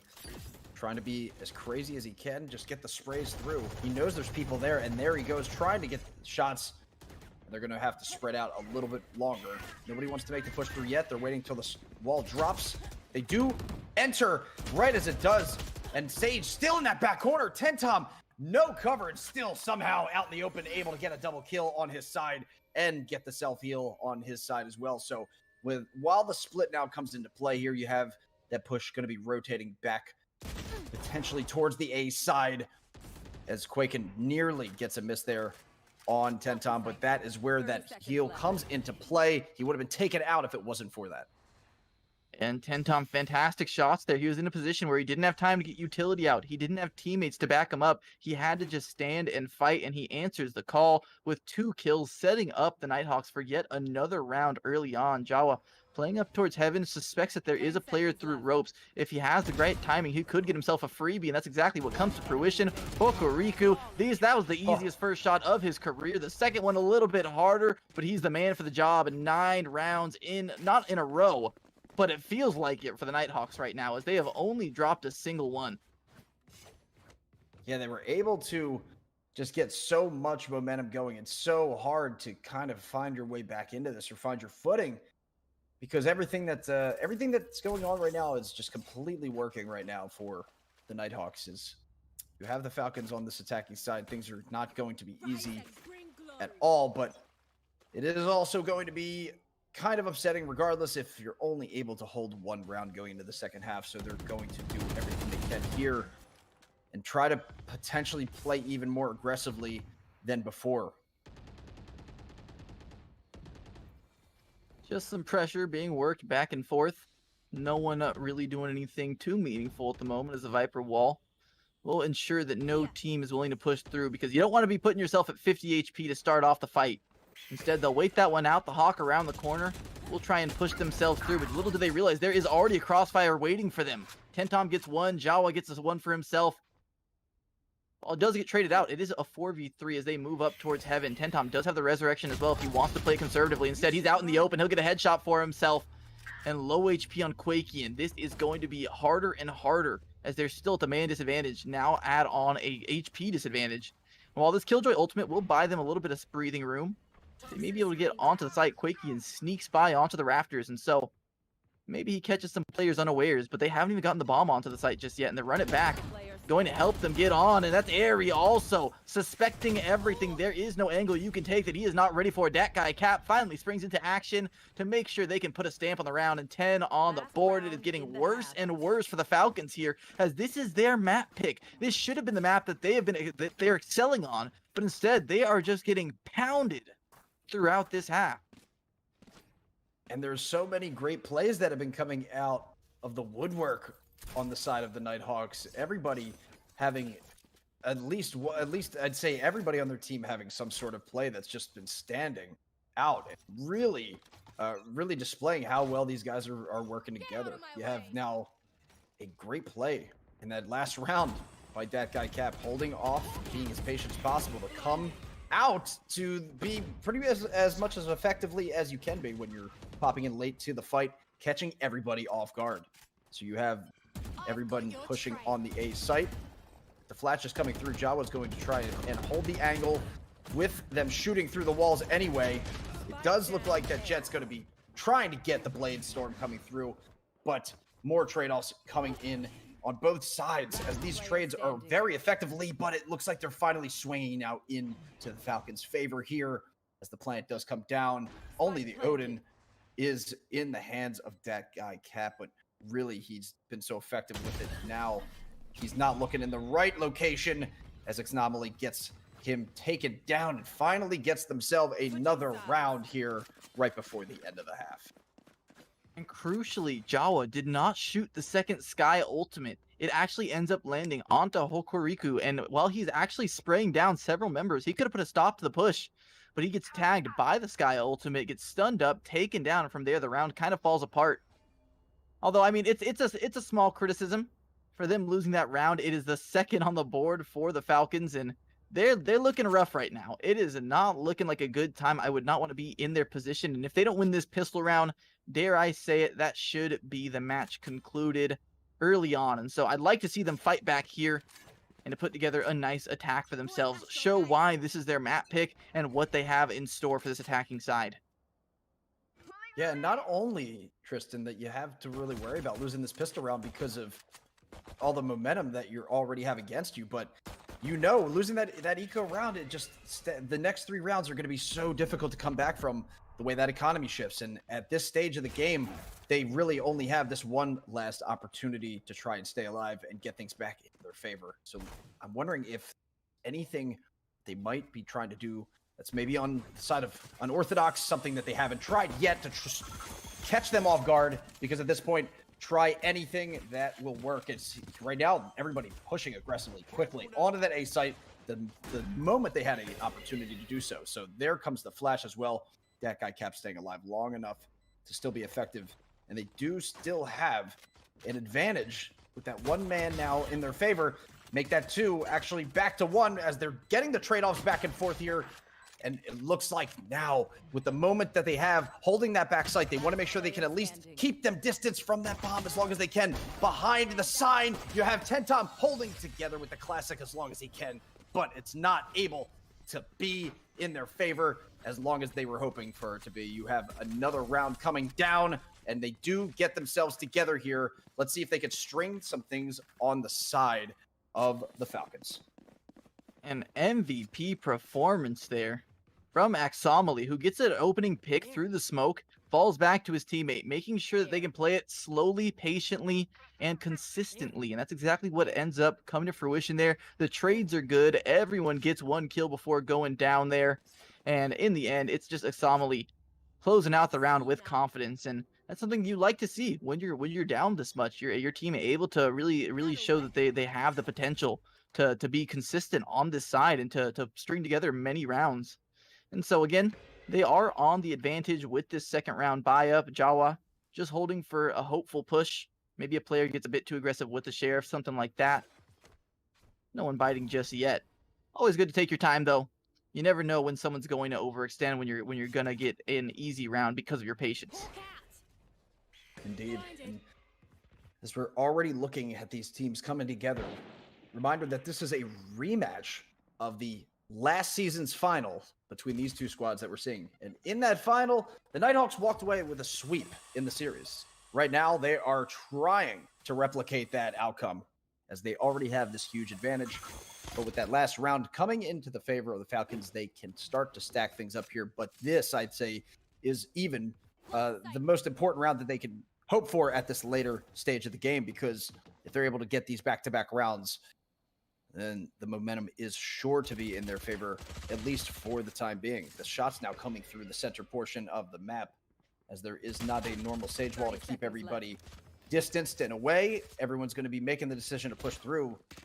Smart play, trying to just give up the position in heaven. You didn't want to hold down too far and give up your life unnecessarily. Hokoriku, though, dropping Quaken with the Spectre and then holding that spot in the back of the site to make sure nobody was trying to come through that back hallway. They do have the Molly down as well that was trying to keep the distance, and the plant, with only a few seconds remaining, comes into play. The retake having to be set up, but already on the site for the most part. Let's see if they're going to be able to come through.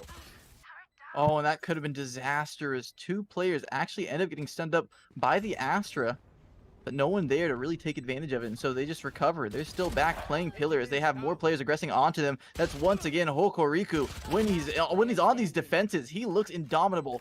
Tentum trades out the kill, and now with one member left for the side of the Falcons, it's not looking too good here. Mars to try and put an end to this one, but he's got two players on either side of him. You can't shoot two directions at once. You're not a chameleon. You can't look both directions. And so with that, it'll be the 11th now. Again, quite possibly the 11th hour as far as this map goes, where you're really going to have no breathing room whatsoever as we look at how things have already lined up and been spread across this board. So you're going to have to really do your best here, trying to push forward with minimal firepower. And I don't know how they're going to be able to string it together, but if they can do so, hopefully build themselves back in some way, trying to gain some knowledge here that they can, at least from that angle. It's not only still holding that position, and a nice jump out from the corner, coming back in, missing the shot. So that is exactly the information that they needed. But the rotation now going to be swinging back after that missed shot from the A side. Going to be most likely forming over to the B. And Hokoriku, like, what a performance he's having. 20 kills after just 14 rounds. That is disgusting. What he has been doing is nothing short of miraculous. As I say that, more little shoulder peeks, quick snippets for both teams as shoulders are being teased just a little bit for all the snipers. Still, just a lull in the action so far. Everyone just trying to wait this one out. Put each other in the hot seat. Try and force a slip-up or an unforced error due to the nerves. As Jet getting more and more aggressive towards mid. Quakian wants to try and get himself a player unawares. He's feeling a little bit more brave as the round goes on. May end up giving over a free kill, but the Marshal not quite ready at the angle he was taken so far forward. Quakian looking to push through his own smoke. The jumping burst doesn't work out. Jawa is ready and waiting. That guy Cap chimes with a kill of his own, and just like that, it's a two-man advantage for the Nighthawks. And there is going to be one pushing in through the back of garage. Here comes the flank from the Xnomely. Does get one, and retreating. Very smart move as well. Try and get things closer to an even fight. Try and get onto the site. Look at all the attention. He's gained so much attention from that move. An insane amount. The amount that they're going to use right here is going to be the perfect time. They do actually form onto the site as soon as they get that information, and now trying to make something happen as they do get into the back corner. And man, Mars getting a double kill, but can't stay alive to be the last one remaining. Jawa is the man to stay alive and also keep them now with only one round remaining to wrap up this map. And man, that was so close. It really could have gone either way with just like a slight change. You know, the butterfly effect. One player gets a kill here, maybe it's doable. One player gets a kill there, but in the end, it doesn't fall the way of the Falcons. And while Axomali is doing everything he can to keep them in this game, to open up some opportunities for his teammates, it just doesn't seem to last. And so, really, 12 rounds to 3. This is going to be a rough road back if they want to try and go for this. And already, the pace is set. This hit's going to be fast. How furious will it be is the question. Paint shell's already in the hands of Axomily. He wants to get himself a fair bit of damage as they try and push on into heaven. One player spotted towards screens, has to tuck into the corner. 49 HP on Jawa. He does end up eating quite a bit of damage there as a result of those paint shells, as we see Aster just hopping across, trying to get herself out of dodge, but it's not going to be so easy. Jawa, the first man, put to the test, taken down. Axomily is good for the first. Yeah, and actually, the stage heal went to Jawa right there, so now it's going to be on cooldown as they do form onto the site here. It's going to be a great time now for them to try and make a push. Coming back. Yeah, Showstopper, though, has something to say about it. Gets one while blind. That's a great time to pull that out just because the curveball coming around the corner could have cleaned them both up if that rocket launcher didn't stop him in his tracks. 2v4 to keep themselves in the game. Actually, no, to keep themselves from letting them reach a fourth round. This is actually the Falcons coming out on top. Not too often I find myself saying that. It confused me for a second there. Is that guy Cap getting another kill for himself? That's going to open up the site, but Gummy Pones, you shouldn't push up screens because there is more than one member there. They are all staring at the same direction, and so he will be able to get the bomb plant down. 17 seconds left. Gummy Pones is up in heaven, but his teammate was just playing the lurk B. Takes a while to plant, though, and that's going to allow them some extra time to get down onto the site. One player spamming, the other one drops through. They're heading in different directions, and so he can't isolate these fights. He's got one for himself, the 3-piece. The fourth is what he needs to finish this round off. Smoke being used to draw the attention. He's going to put down the Viper's bite, but Quakian through the wall. He'll secure the round, and while it did get scary, it did get sketchy. The Falcons are not out of this one just yet. Almost solo dominating with the Viper right there. And a perfect utilization of her tool set right there, blocking off heaven just long enough to move into the site, and also trying to keep herself behind that side, but just that corner, barely the shoulder poking out was just enough for the Jet to actually wrap that kill up right there. And an expert move right there as they wrap it up and try and get things back in their favor. And again, that's going to be what they needed in terms of trying to build this momentum, because you mentioned that butterfly effect, and with every single one of these frags, they're really going to come into play much more. The more important, the more that these rounds go on. So as everything is now getting set up here for the push towards potentially a B side, everybody favoring in that middle section here is to gain as much information as they need to try and make their decision, as they're definitely making the choice here so far to push up through heaven, force everybody on their back foot. They make that push through and try to form onto that B side as the more of the smokes come out, as well as the flash. It's going to be more of a chance here for the Nighthawks. Jawa just slinking down into the ropes room. Little do they realize there's a player on the other end waiting for them, but he pulled out the utility at the wrong time, and oh no, it's disaster for Axomily. He had so much damage in front of him and available, but it just doesn't work out in the timing. And once again, Mars using the utility does get caught out, but he's able to readjust in time to make it a 1-for-1. It's 4v4 now onto the site, but the Viper's pit expended as well, and that makes it much more difficult to get back onto the site, especially when you don't have an agent like a Sova that's able to work out some space for your team. One player jumping around towards Rafters, Airy able to cover him. And now in a 3v4, low HP bars already on one. Hokuriku has something to say about it. He just storms out with 2 headshots, leaves the single player all alone, and Mars can't reaggress. It's going to be a 13-4 map 1 in favor of the Nighthawks. They look vicious. Beautiful execution right there, as they did have a huge start on this map, and then towards the end you did have a few rounds by the Falcons trying to keep themselves in this game, but the 13-4 finish is really all that you need to know about that, with everything across the board looking very, very well oiled as far as things go with utilization of all the utilities. You also have everything coming to play with how the rotations were set up. A lot of the times that they were able to kind of get themselves acclimated and readjust to everything that the Falcons were throwing out there. And it really goes to show that they kind of they have that number in a sense for the Falcons, where they were able to sweep the series in the finals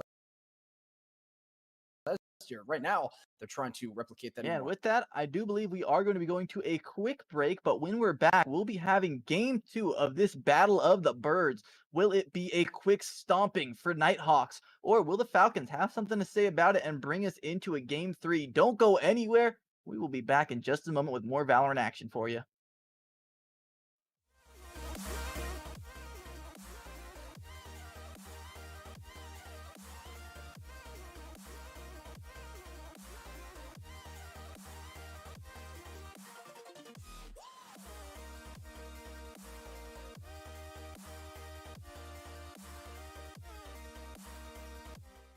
Bitter. I told you protein cookies are a myth.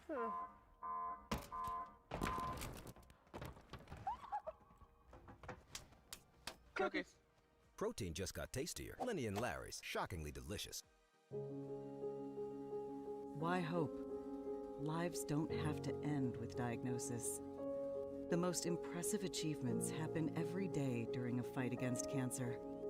In 1987, Coach Kay Yao was diagnosed with breast cancer.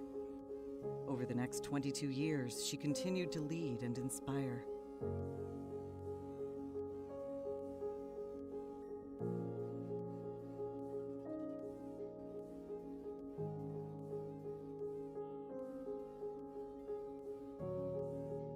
On December 3rd, 2007, while battling stage 4 cancer, Coach Kay Yao gave her final and lasting gift, the Kay Yao Cancer Fund. Why give? Millions have been awarded, allowing the Kay Yao Cancer Fund to change lives, provide hope, and give strength.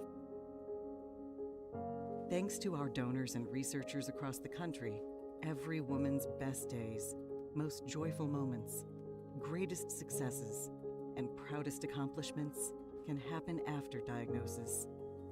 Why now? With your help, we will continue to provide resources for early screening and prevention. We will support clinical studies and the development of life-enhancing drugs. We will serve the underserved. Join us and be a part of finding an answer, finding a cure. Together, we can do more, and we will do more.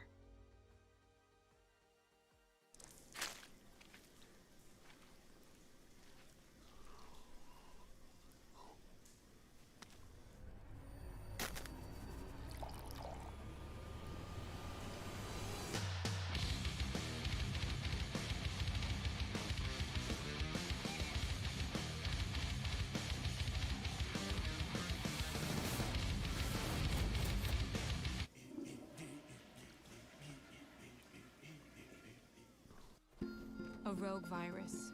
No jobs. Sky-high tuition debt. Life is trying to put our generation on the sidelines. But we refuse to just sit back and watch it pass us by. Instead, watch us fly ahead. Watch us overcome anything. Watch us rise. Watch us change our world. Watch us become the next greatest generation. Hey man, I just can't find a comfortable headset. I mean, I've tried everything. Literally everything. Jeez, my brother. I got you. The HyperX Cloud 2 Wireless. Legendary comfort goes wireless. That is comfortable.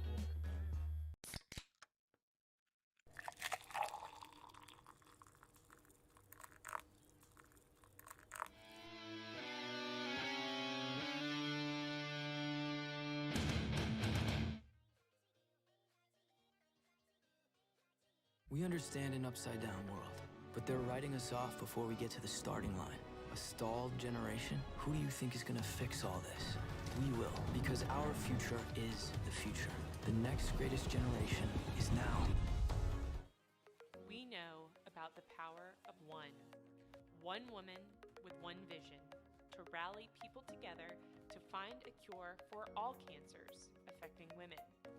And the women fighting cancer, they know about the power of $1, one drug, one more opportunity to live. We're taking Coach Yao's vision and we're going to multiply it. One person at a time, one cancer warrior, one doctor, one official, one coach, one board member at a time. The power of one becomes the power of 1 million.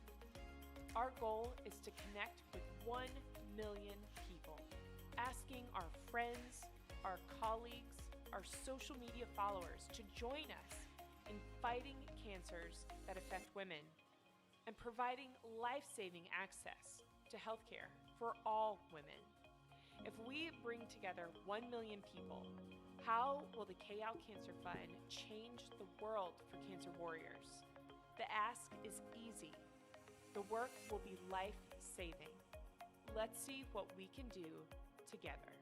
It's the power of 1 million.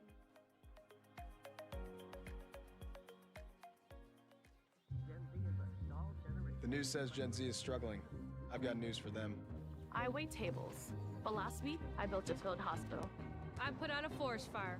I stopped 1,000 attackers. And a natural disaster. I've saved lives. And led a team on patrol. I serve. Well, I go to school full-time. While I work full-time. The greater the challenge, the stronger we become. What sound experience would you like today? I'll have the fantasy pack. Good choice. And could you make it a Cloud 2 wireless? On his way, sir.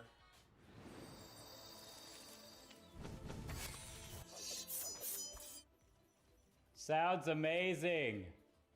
The HyperX Cloud 2 Wireless. Legendary comfort goes wireless.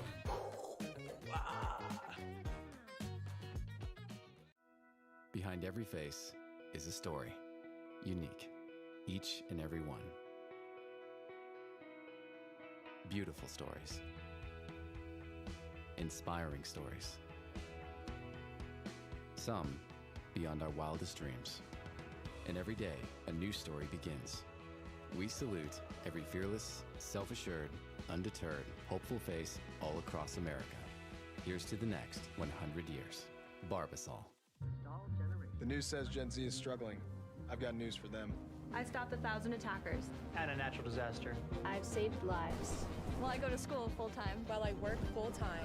The greater the challenge, the stronger we become.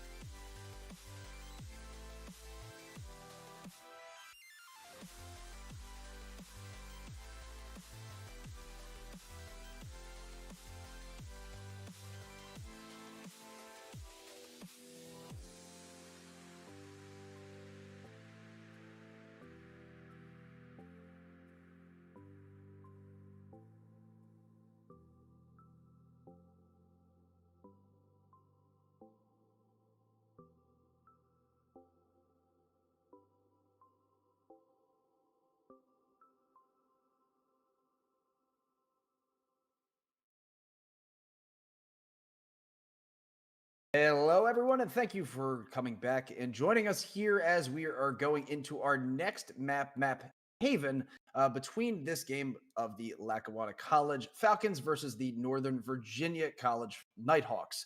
It is going to be a pretty intense match, as we have already seen so far on the first map split. But before we get into that action, I just wanted to pass it off to my co-caster Tristan to tell us about one of our gracious sponsors that were helping us out here today. Yeah, and I want to bring the tone. I want to be a little bit more serious about this because it is from Athletes Unheard, and it said that 35% of elite athletes suffer from mental health crisis, which may manifest as stress, burnout, depression, anxiety, all those things that really affect you when you're trying to compete at the top level. Of college athletes with mental health conditions, only 10% of them seek help. At Athletes Unheard, we believe that athletes should be able to have conversations around mental health without shame or judgment. So we're pioneering a new movement around wellness for the future generation of elite level performance. Ready to join the tribe? Text us. That's going to be 202-918-3450 for more details. I'll read that out one more time. 202-918-3450. Do not let stress, do not let burnout, depression, anxiety get the better of you. Call today. And that being said, we're going to get into this map 3 fairly soon. This one is actually going to be Haven for our second map of this best of 3. And it is Nighthawks on the defending side. We're going to be getting there just a moment here. Yeah, and actually some of the rosters, if we could take a look at, to give a little bit of a rundown of these two teams. Looking right now at the Falcons, the Lackawanna College Falcons, that is, you have these front runners all the way across the board. The way they've been playing so far tonight, you can tell that these guys have been kind of well in sync for some time. You have Betty Logo leading the way. You also have Mars as the secondary slot, Gummy Pones, Exnomaly, and Quakian. Yeah, and to put a face towards some of the players you see on the Nighthawk squad, that is Ayrton Kuros, for in-game known as Airy, Daniel Capadis, that's going to be that guy Cap, Jared Liberian, that's going to be Jawa, Joseph Carey, Baker in-game, that's Kalat Bezadiah, that's Hokuriku, and Tommy Ho on Tentum. And so we just wanted to give you a bit of a to match up with the in-game tags, and so now you guys have your introductions towards the Nighthawks and towards the Fountains. Absolutely. And also taking a look at the bracket one last time as well, just to give an overview of the total event that we're going to be seeing over the course of the next few days. And I mean, that we've been seeing so far, the winner of this game, or the winner actually that plays John Wood, between these two, I mean, the way that these teams have been really coming together, I mean, to face off into the championship, a lot of these teams are really ready to go.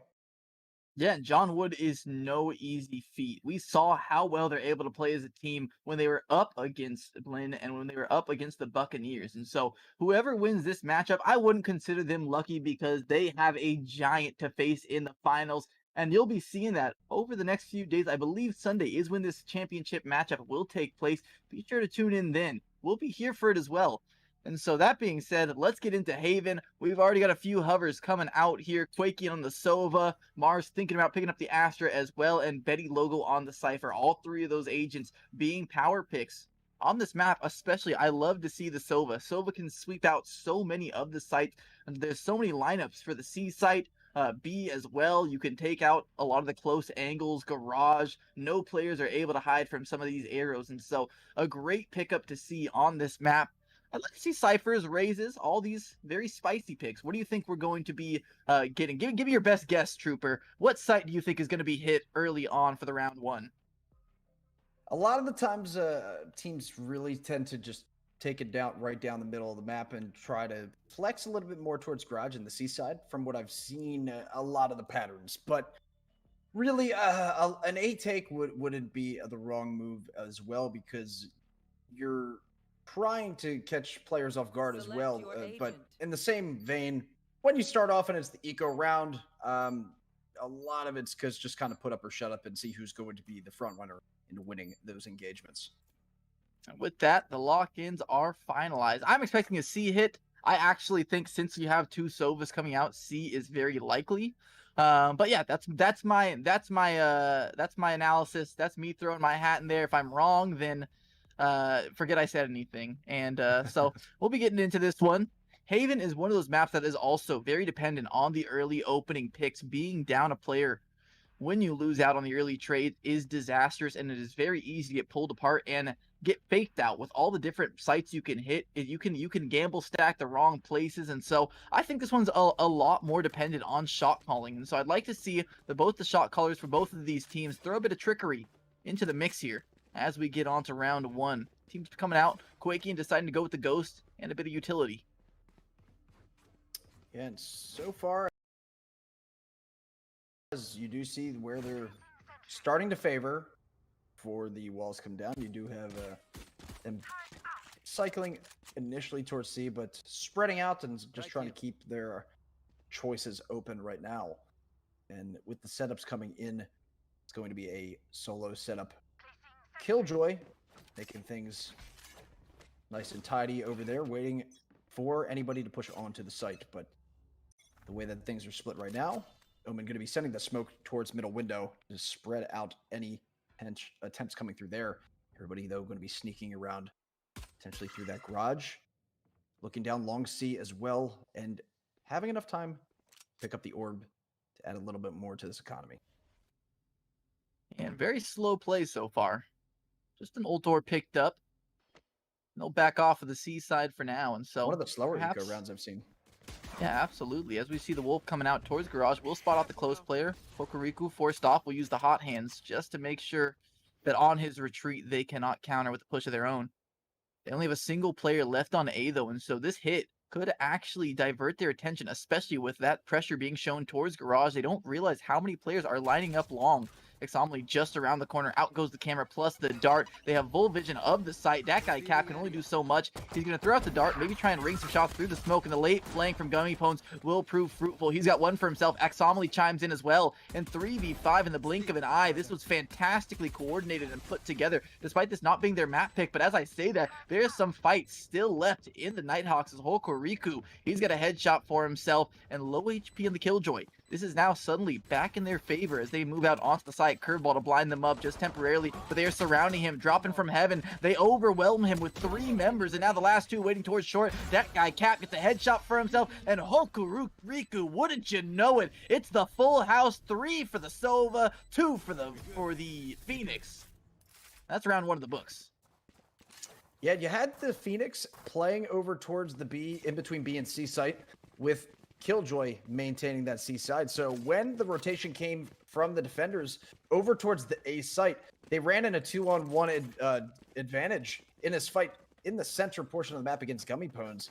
And that was really what kind of gave them the opportunity to come through and retake that A site and formulate the outcome of that round. So very nice play for them to take out the lurker there and force themselves back onto the site. Get everything going, as it looks like with another smoke coming in, it's going to be very systemic, dropping that in that window, hopefully keeping them back from making any plays in this middle section. Yeah, more slow play. I'm interested to see Haven. I mean, both teams playing a very strategic and slow placed approach rather than some of these quick hits we were seeing coming out in the last map. So I'd like to see the variance that both these teams are able to pull out for themselves. The gravity well won't net anyone. No one playing with the shorty close just yet. Jawa waiting with a counter paranoia of his own. Instead, he doesn't hear any sound cues. He's going to take his time. The wolf comes out just to make sure there's no other players waiting, re-aggressing in garage. And with the Spectre, with the door destroyed, they're just going to try and let go some spam. Instead, the hit coming in on the B side. They will get mowed down, though. Jawa's got the entrance for himself. The paint shell's going across the map, flying towards Exomly. He has to get himself out of dodge, and now more spam pinning him down for now as the Cypher traps cut off vision. Oh, close up and personal. That's Exomly making good on this close quarters combat. Everyone gets spotted out by the dart, though. And that guy, Cap, he holds true. He's got another for himself. The kills are starting to pile in, and it's a sea of blue on the scoreboard. Very nice moves right there, as they are able to keep themselves now in the lead, as you can build off of that eco round so easily if you just play it safe. And really, that's all we've been seeing from both these teams so far. They've been playing this very very slowly, and also just kind of making sure that nobody overextends at the wrong time. These fights that now are coming together, a lot of them happening in this middle section of the map.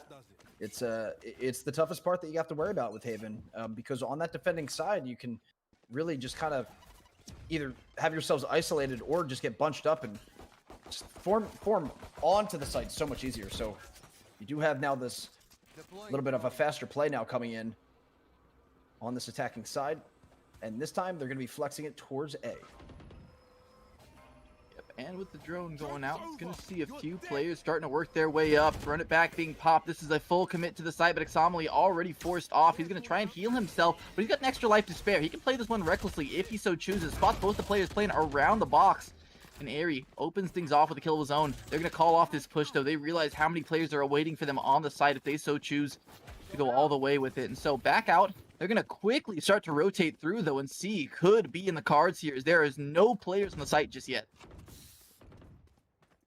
And looks like that after that strong attempt at A, they do want to make a change up here, trying to rotate all the way back towards C. Flexible as you can be now on this map, it's going to be hard a lot.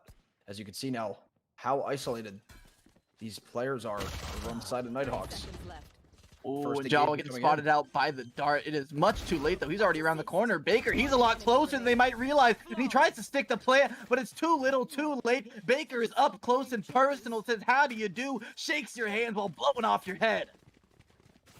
Beautiful segment right there. You actually get the best usage right there of a Killjoy that you can hope for, because you're having them soloing a site, and really when anybody comes on to try and contest and just locking it down that well with not just tools in your back pocket, but also just straight up executing from the hip, and very nice way to do so. You have, again, similar setups coming across the board here, but it looks like now they're going to be starting off with a push down C long, and as they lead the way here, it's going to be the flashes now coming out.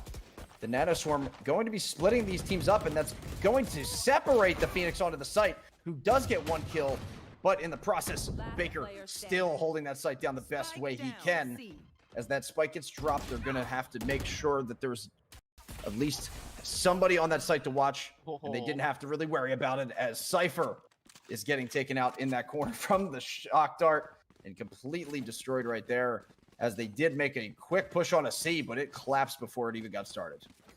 Don't tase me, bro. Betty Logo now 4-0, not having a great start to the map, but Quake Ian also there with him at 0-4, and so brothers in arms, brothers in death. And they're going to try and turn things around. Four rounds in, there's still plenty of Valorant to be played. They should have a good opportunity to turn things back around, as we see early aggression being shown towards A. The duo moving towards long, going to use that Sova arrow, try and sweep out any potential players. Combine it with that paint shells, but unfortunately for them, with 0 players in the area, they're not going to get much as a result of their efforts. Instead, the jump peek out towards long. Baker draws a few shots out to establish that early info, but even then, mission accomplished. They pick up the ult orb, and they do it safely. Yeah, and that's always a plus, especially when they're stacking up big advantage already. It's going to help them even more with already multiple players on their team now. Getting ready to wait for that opening in the center. You have smokes coming in there. 2 kills getting put in the favor of the Nighthawks. Make that 3 right now. They're dropping like flies over on the side of Falcons, and they need to try and regroup. But they are already 2 split up here as it is. Mars does get a slight opening as soon as the smoke goes down, timing that execution perfectly there. Going to pop now into Astral Form and try and drop a little bit more of her utility there to try and open up the door on the site. And Nighthawks just look so consistent. These opening frags seemingly always going their way. They just have great setups, and they have a read on their opponents every time they try and get onto a site. Baker now tucked into the corner. Should be able to put a stop to this, and they don't check him yet again. Baker doing it. He's doing it live. Jawa springs out of garage. Look at the last one. 5 rounds. That's the Nighthawks taking over yet again. And now everybody on the board on that side with ultimates, also with a 5-0 lead. They are really doing as much as they can to try and repeat exactly what happened the last time these two teams have met. Falcons, though, are doing what they can to try and I guess, learn and pick up some of the pieces that have been dropped over the course of this map so far and the map prior. But as they already have such a huge advantage here on the defensive side, I am definitely eager to see things flip and wait for Falcons to get on that defending side as well to see if things will even up a bit. Darts to sweep out a few players. They're going to try and quick hit onto B. There is 2 members here, but he's trapped in the corner by the Nanoswarm grenades. Eventually has to peek out, but by the time he's finished killing the first, he gets burned down by the Nanoswarm grenades. And now Baker has an easy access to just fall back to his teammates, utilizing that man advantage. Out goes the showstopper, and Baker meets the business end of a shot, but Airy trades it back, making the numbers even yet again. Airy gets a double for himself, and on 70 HP, he's now put his team at a great advantage in a great position to get yet another round that they had no business of taking when it looked like the start was going heavily in the favor of the Falcons. Now with the bomb plant down on the site, they can just pincer in from both directions. They don't have to give her any isolated fights, not just yet. Paint shells to sweep her out of the corner if he's playing there. That guy Cap also lining up some darts of his own, and I like that they're expending all their utility before they actually make their move, but Mars still standing firm, has the first headshot, looking for a second, but Airy is too consistent. He's not going to be missing that shot, and as he swings around the corner, he was waiting for him the entire time. A great read of the situation, and a great play to help them secure yet another round in the pockets. This is not looking good right now. Everything that seems to be going in the Falcons' favor completely gets countered in a near perfect way by the Nighthawks. And on that last play too, I mean, the discipline, the patience that it took to hold that one angle, to kind of just sidestep the utility coming from one end, coming from the other end, and then just making sure that you had that laser focus on the corner, and just knowing that those players were isolating or at least taking the chance, and he really did it in the best way possible. Look at that now, double kill spray coming out from that guy Cap. A huge start to this round already. And that's a great advantage, especially when you saw all the players flooding in towards A. It's not like you're lacking information. You know where they are. They're already down 2 members. They can't even come close to making it onto the site. And as they try and wrap back around towards some of the other potential hits, there's still lurkers waiting for them. They didn't have to commit too many rotations because they had it all under control in the A site. And so, yes, they will be able to take Garage most likely without resistance, but there's just so many members that are already spread out across the map that can answer any hit they try and put together. Now that C site is going to be the decision that they make. Push on with Baker on that C site, needing a little bit of assistance. He does get 1 kill on the long haul and a nice wraparound on the blaze wall, but it drops just in time for Xnomily to get that second kill. Gets some self-heals as well. Only 3 bullets in that gun. He doesn't want to reload, though, and give away his position quite yet. He's going to try and take the move here and see if he can do so. Does it perfectly, and retreats with the reload as well to separate this into a one-on-one. Both of these Phoenix players have their ults. Who is going to be the one to make that choice and pop it out? Doesn't look like that it's even going to be even necessary, or it could be. They do get the spike rep towards the backside of the site, holding the angle. He's going to have to make the plan, so let's see if he's going to make that timing. He has barely a second remaining when it gets put down.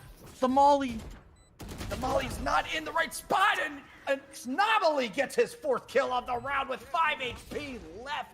And neither of these players wanted to budge. What a way for them to hold their ground and get on the board. That was disgusting. Xnomily not using the run it back because he doesn't want to give him that sound cue. Instead, he just bides his time, gets around the corner, and he leaves it up to timing. He leaves it up to chance. And while it is a little bit of chance, it is a lot of bit of skill when he lands the headshot and he brings this team into the game with their first round for the Falcons. It was last game that Xnomily was doing his best to keep them in the game, and it's no different this time around on the Phoenix. He decides to take more of an aggressive approach for himself as he pops the run it back. He'll get himself into Garage. They don't even want to contest this guy because he is a man on a mission. The only way they lose this game is if Xnomily puts an end to it, nearly gets a second for himself, destroys the run it back, at least of his counter Phoenix, of his opposing Phoenix, as Jawa has to deal with the cabbages through the wall, tries to get a bit of spam for himself. And despite all the chaos, the relatively low damage being tossed out around the board, Baker now perched up He's going to get tossed off with the curveball, has to get himself back to safety, but that turret is putting in so much work, slowing down Isomali the entire time, but Mars now has 2 for himself, meets the showstopper. He's going to get laid to rest. 3v3 now as they move on to the site. Mars has to answer the call, and he doesn't do it. Airy puts an end to him before he can connect the shots. Now these paint shells, oh, it's going to soften up Gummy Pones. And the 1v2, he's got a lot of people to find. He's got the first for himself, but it's going to take a headshot, and Jawa is too quick on the trigger. 7-1, the Nighthawks now back in the lead. That 1v1 victory right there, just with barely any health remaining. Airy, that made a huge difference right there between who was going to win that round. I was really thinking that Falcons were about to start stacking things together there, and they shut down that before it could even get started. And it's going to be another big disadvantage between these teams if you're looking at these loadouts. Full rifles now on the side of the Nighthawks, ready to utilize them perfectly here. And I said back in the lead, but I meant to say back in the driver's seat, because yes, the Nighthawks have been having a fantastic game. They are very far in the lead. But for a second there, it looked like maybe there was some momentum shifts going on for the Falcons, but Nighthawks quick to shut things down. And they're having a great defending side for themselves. Nice discipline there from Kokoriku. Doesn't want to peek out into 3. Didn't know how many numbers were on the other side of those garage walls, of those doors. Looks like now as they all bunch together towards that garage. Wondering if they're going to actually make that rotation towards that B site, but maybe have been trying to make themselves known over towards that C side for the time being. There comes the bit of information that they were looking for there. Baker still solo set up there. At least right now, you do have Phoenix and the Omen now in the garage. Everybody now starting to formulate over on that side. But that is the one player they were waiting for to find. That guy Cap lurking all the way towards a long and taking out 2 players as well as the spike carrier in that process. And just getting more to his name, just completely throwing a wrench in their plans here and getting the ace to finalize the round. Didn't need any help whatsoever. That guy Cap, it is 5 kills. It's an ace to us, but it's just 5 more to the tally for him, and he is going off this time around. 13-4, given a nice little treat from his teammate there. He's just kissing his toes because he thinks he's the king, which he is. That guy Cap takes down everyone in the round. I love the off angle he was playing too. He wasn't playing the tight corner to only see long. He wanted to see the cross. Anyone moving towards A would have to go through his crosshairs at one point or another. And that guy Cap makes sure that no one has free access to the site. It's another arrow being committed on both sides. The dart will spot him out towards long, and so vision being established for both ends and both sides of the board. The hit, meanwhile, actually showing a lot more pressure towards garage. That's the hot hands used up in the corner to try and force out any lurking players. Doesn't find anyone in here just yet, but does have the curveball to use if he wants to make it out of garage, and Airy could be the man lined up for some punishment if he sticks around, if he doesn't have his head on a swivel. We're going to make that move. It looks like now could be the time. It's not only in between that garage window and door. It's going to run into the Omen as they come onto the site. They do form back on and get that spike carrier taken out. 3 kills in a row on their side and shutting down almost every angle they possibly can with next to nothing left here. Excuse me. Next to nothing left here for them to try and get on the side. Another 5-man wipe. That's 2 in a row for them. And man, when they're hitting shots like that, what can you do? And there is some criticism to the way that the Falcons are trying to take these sites. That hesitation is allowing so many rotations to come over before they actually make their move. I mean, by the time they were actually getting onto the C site, how many players were waiting there for them? At least 3, and you can't really afford your opposing side that much time to set up and to deal with your push, and that's really the hesitation that's costing them. Yeah, that's always the thing you have to think about. It's that it's a game of seconds, even, where any of those small decisions you make are really going to unravel things, sometimes in the worst way that you expect. And how much info are they going to get? It looks like minimal, but they do everything that they need from that recon bolt, getting set out into the center portion of the map.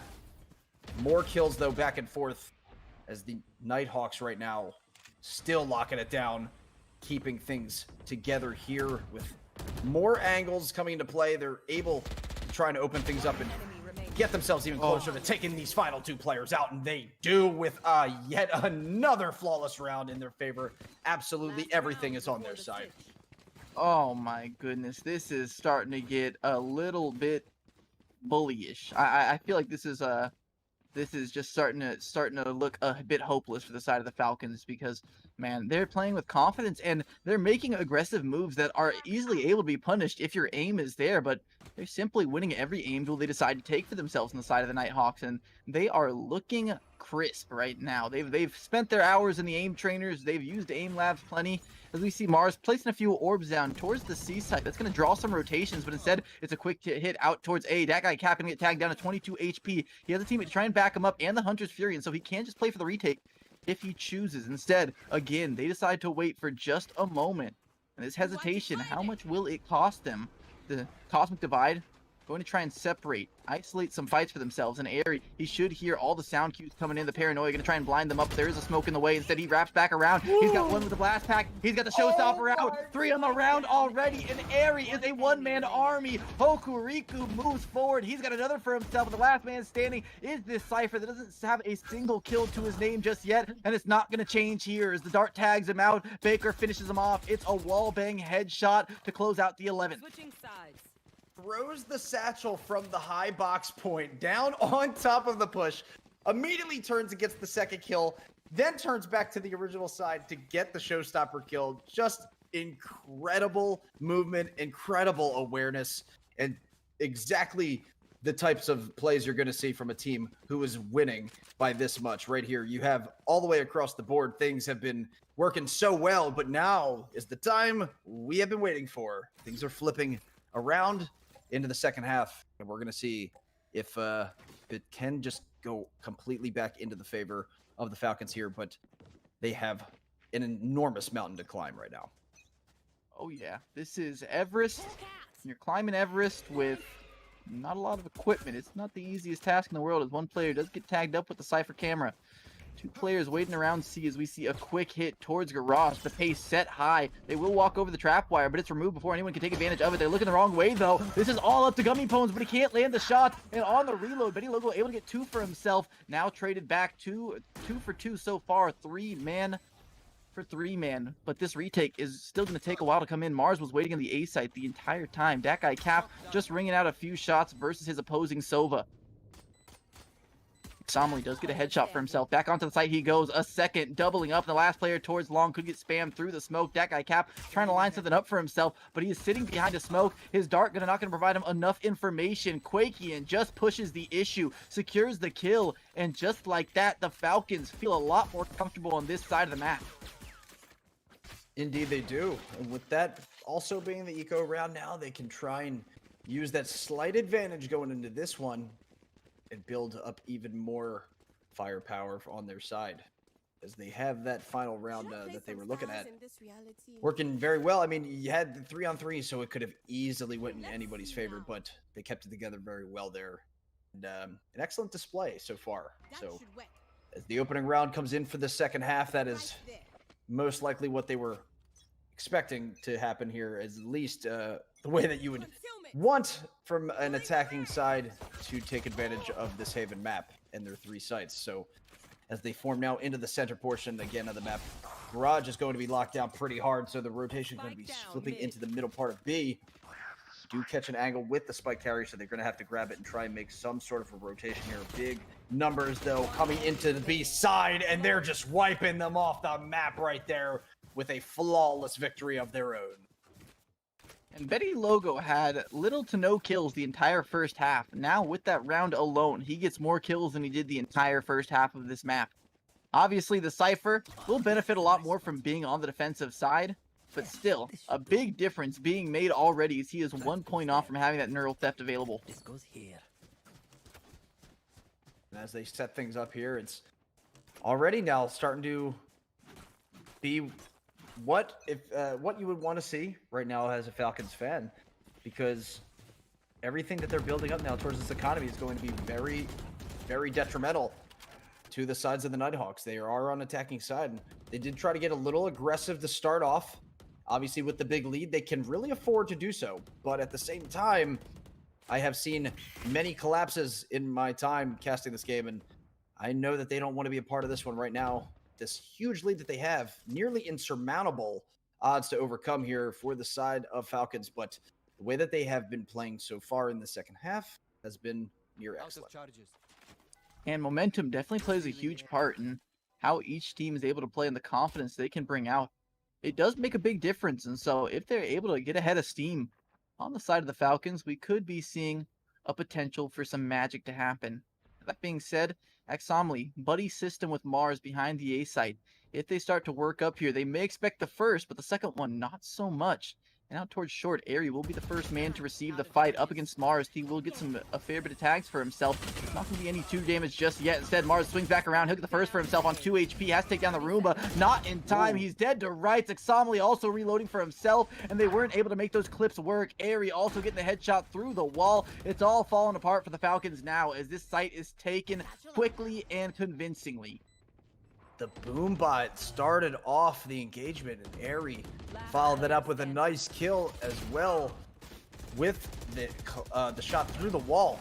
And now, coming in from the backside, there is no escape, says Jawa, shutting it down and getting them again another round in their favor. So that is really what's the pretty much the opening that they were looking for on the Nighthawk side. They were really feeling that as well as they were trying to be aggressive and be flexible, they really only needed to shut things down one more time, and now it's match point, and it is going to be that much harder now and nearly impossible to try and overcome this deficit. Yep, and slowly the hope is being depleted here as we see a bit more early pressure towards that A side. Axomly does have enough money to buy up some rifles. Most of the team affording themselves some good armory here. That being said now, doors being destroyed, one head poking out, Betty Logo actually getting the party started right as that guy Cap gets his top ripped. One player down. We'll see how they decide to move out towards the rest of this map.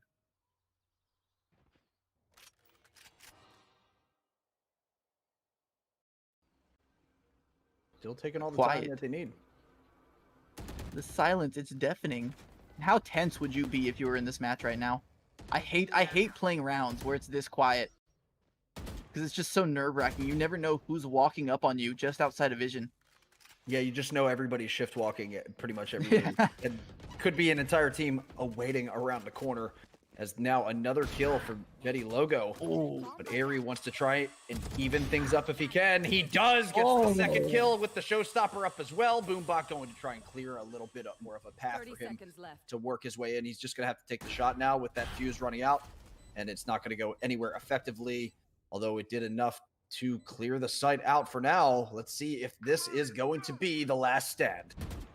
And Airy, he wants to go home. He has had about enough of this match as we see the running back being popped for Axomly. He's got a player trapped into the corner, but the shot is still good. Airy, meanwhile, assassinating the player moving behind the running back, and now Mars wants to hit him through the wall. He's got 26 HP, and he has a paint shell in his hand while he gets tagged down, but it's a 1v2, and Mars, it's all on his shoulders. They're not looking at the right direction, though, and so he may be able to get a player with his back turn. Baker readjusts, but not good for the shots. 1v1, but the Molly already down to the bomb. Time is against him, and Mars is running out of options here, blinded into the corner. I don't think he has much of a shot at this point as he swings back out. The bomb is going to go off either way. That's the game. That's the series. Nighthawks take it 2-0 in such I hate to say it, but they made it look easy. And that was just a dominant performance. Now they have to go against John Wood in the finals. That'll be played on Sunday, and I hope you guys are ready for that matchup, because my goodness, this was such an exciting turn of events here today, and I am waiting to see how these two schools pair up against each other. A phenomenal display today from the Nighthawks, and they have more than deserved that ticket into the finals, which is going to be quite an exciting matchup.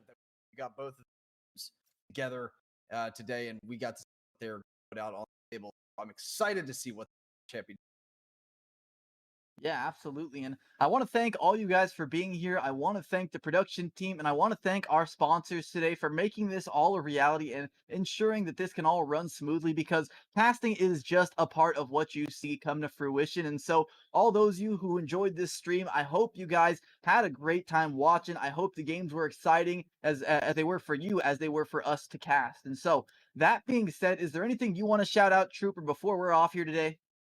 Just wanted to say it was an absolute pleasure casting today. I'm excited to come back on Sunday for the championship, and also it's always Absolutely. I think we got a little bit of a mic cut off there for Trooper, unfortunately. Stick around though. We do have a post show coming up. And so this is not the end of the stream. This is just the end of me and Trooper's time with you, but it is not something to fret over. No tears should be shed because we'll see you guys again Sunday. That'll be Tristan Cass and this will be Trooper, both signing off.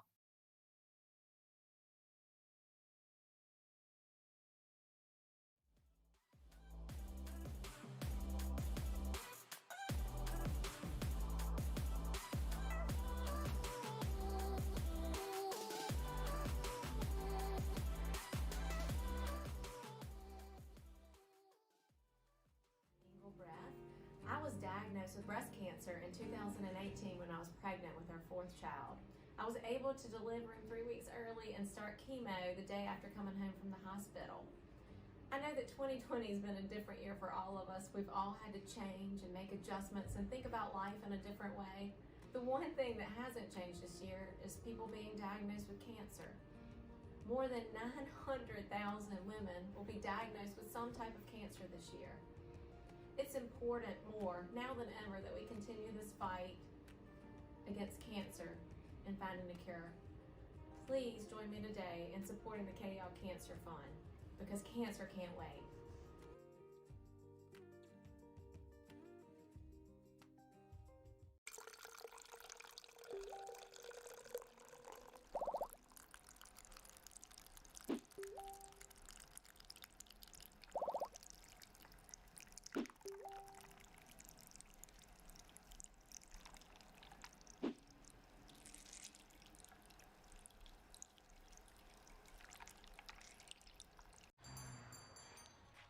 What will you like today?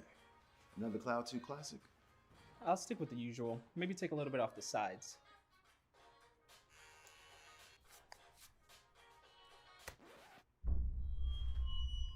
Oh, that's fresh. The HyperX Cloud 2 Wireless. Legendary comfort goes wireless. Hey, watch your head. One. Just one. Every minute, one woman in the United States is diagnosed with cancer. One mother, one daughter, one wife. Kay Yao saw the power of one. The biggest obstacles also provide the biggest opportunities. One adds up. One multiplies. Countless lives have been changed. One can change everything. You are the one. The Kay Yao Cancer Fund. The power of one. Life is trying to put our generation on the sidelines, but we refuse to let it pass us by. Watch us fly ahead. Watch us rise. Watch us change our world. We will be the next greatest generation. They seem bitter. I told you protein cookies are a myth.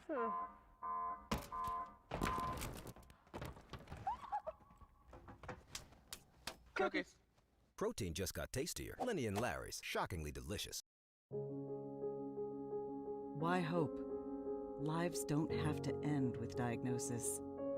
The most impressive achievements happen every day during a fight against cancer.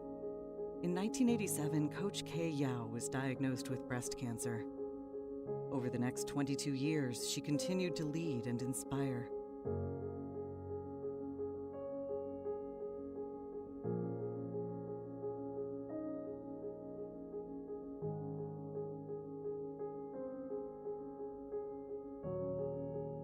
On December 3, 2007, while battling stage 4 cancer, Coach Kay Yao gave her final and lasting gift, the Kay Yao Cancer Fund.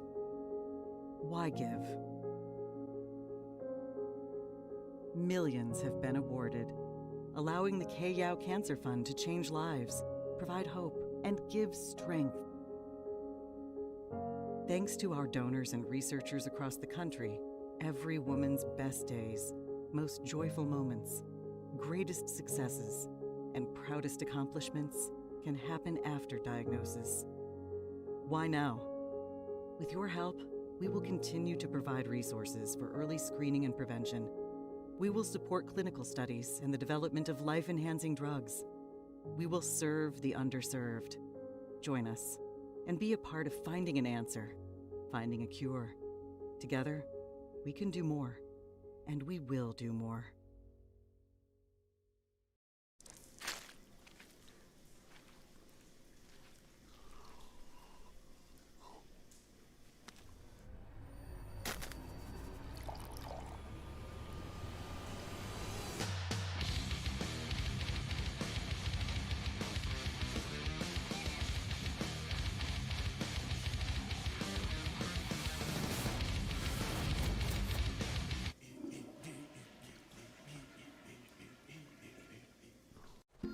A rogue virus.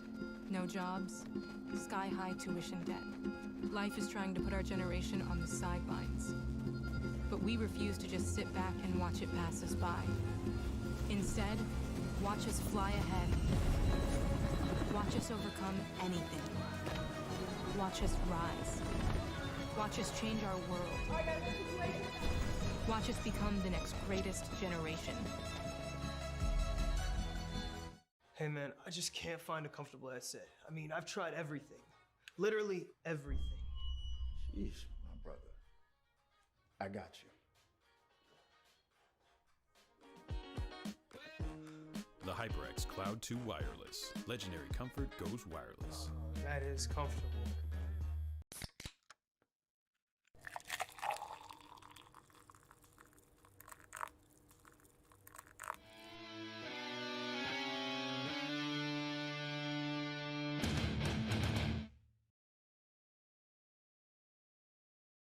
We understand an upside-down world, but they're writing us off before we get to the starting line. A stalled generation? Who do you think is gonna fix all this? We will, because our future is the future. The next greatest generation is now. We know about the power of one. One woman with one vision, to rally people together to find a cure for all cancers affecting women. And the women fighting cancer, they know about the power of $1, one drug, one more opportunity to live. We're taking Coach Yao's vision and we're going to multiply it. One person at a time, one cancer warrior, one doctor, one official, one coach, one board member at a time. The power of one becomes the power of 1 million. Our goal is to connect with 1 million people, asking our friends, our colleagues, our social media followers to join us in fighting cancers that affect women and providing life-saving access to healthcare for all women. If we bring together 1 million people, how will the CEAAE Cancer Fund change the world for cancer warriors? The ask is easy. The work will be life-saving. Let's see what we can do together. It's the power of 1 million.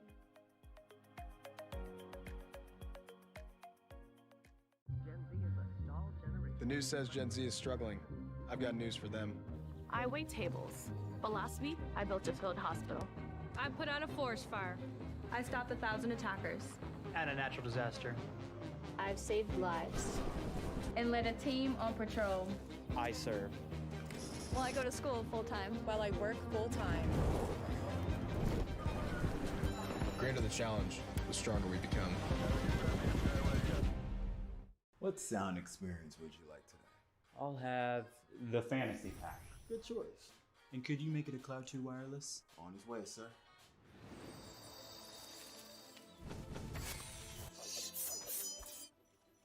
Sounds amazing. The HyperX Cloud 2 Wireless. Legendary comfort goes wireless.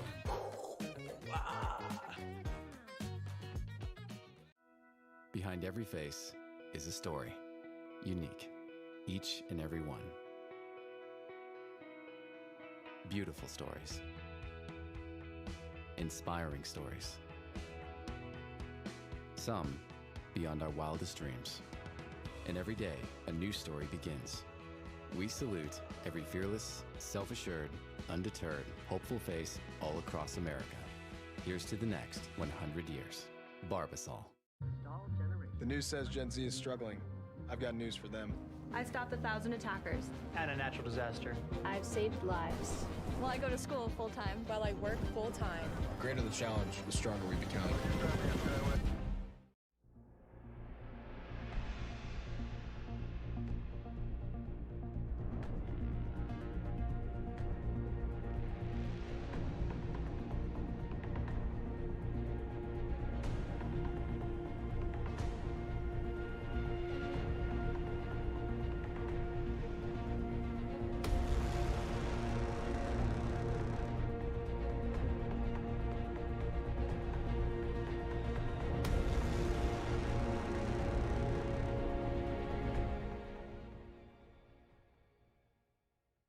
Hey, my name's Clarence Engelbreath.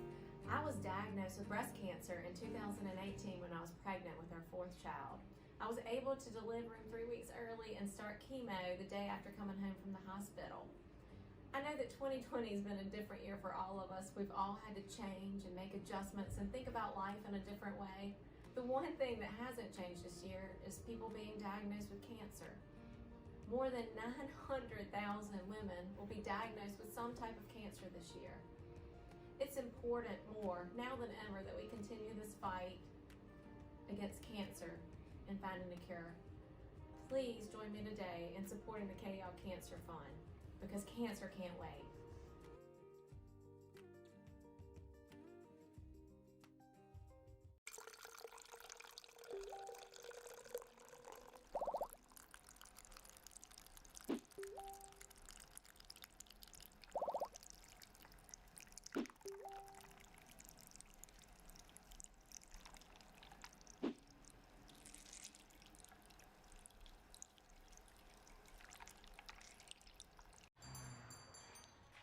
What will you like today? Another Cloud 2 classic? I'll stick with the usual. Maybe take a little bit off the sides.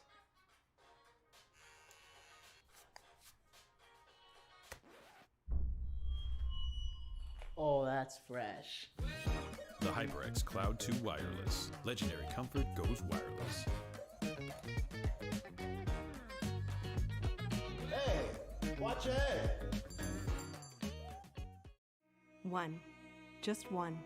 Every minute, one woman in the United States is diagnosed with cancer. One mother, one daughter, one wife. Kay Yao saw the power of one. The biggest obstacles also provide the biggest opportunities. One adds up. One multiplies. Countless lives been changed. One can change everything. You are the one. The Kay Yao Cancer Fund. The power of one. Life is trying to put our generation on the sidelines, but we refuse to let it pass us by. Watch us fly ahead. Watch us rise. Watch us change our world. We will be the next greatest generation. They seem bitter. I told you protein cookies are a myth.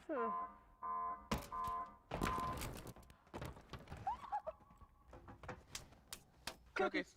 Protein just got tastier. Lenny and Larry's, shockingly delicious. Why hope?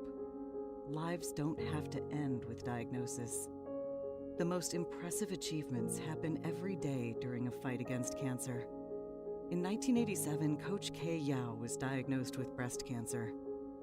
Over the next 22 years, she continued to lead and inspire.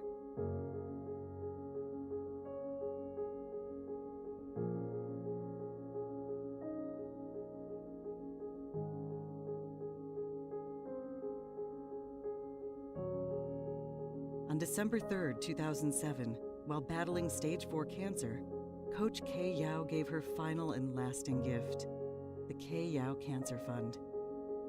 Why give?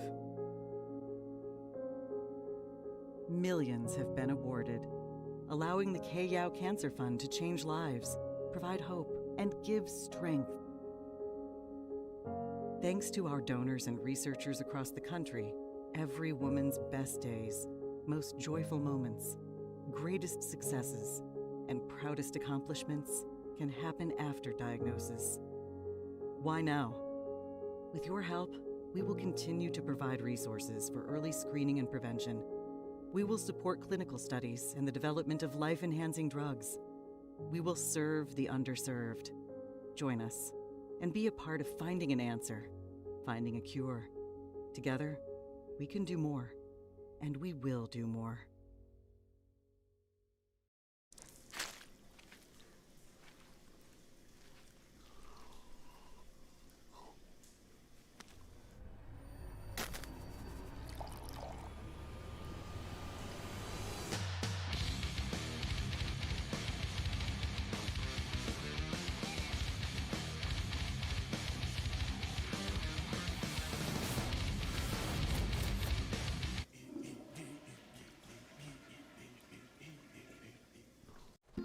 A rogue virus, no jobs, sky-high tuition debt. Life is trying to put our generation on the sidelines.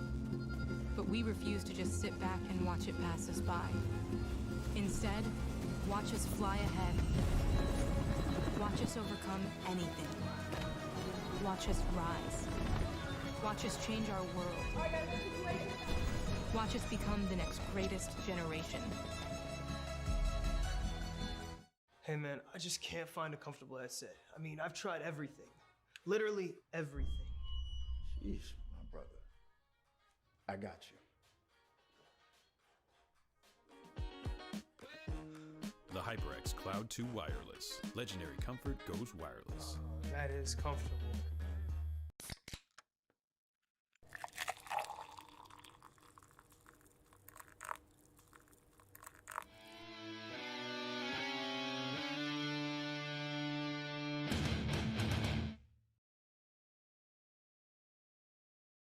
We understand an upside-down world, but they're writing us off before we get to the starting line. A stalled generation? Who do you think is gonna fix all this? We will, because our future is the future. The next greatest generation is now. We know about the power of one. One woman with one vision to rally people together to find a cure for all cancers affecting women. And the women fighting cancer, they know about the power of $1, one drug, one more opportunity to live. We're taking Coach Yao's vision and we're going to multiply it. One person at a time, one cancer warrior, one doctor, one official, one coach, one board member at a time. The power of one becomes the power of 1 million. Our goal is to connect with 1 million people, asking our friends, our colleagues, our social media followers to join us in fighting cancers that affect women and providing life-saving access to healthcare for all women. If we bring together 1 million people, how will the CEAAE Cancer Fund change the world for cancer warriors? The ask is easy. The work will be life-saving. Let's see what we can do together. It's the power of 1 million.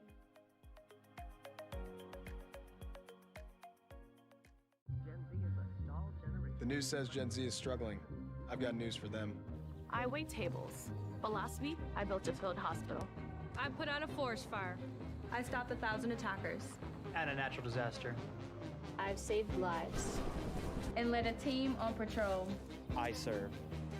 Well, I go to school full-time. While I work full-time. The greater the challenge, the stronger we become. What sound experience would you like today? I'll have the fantasy pack. Good choice. And could you make it a Cloud 2 wireless? On his way, sir.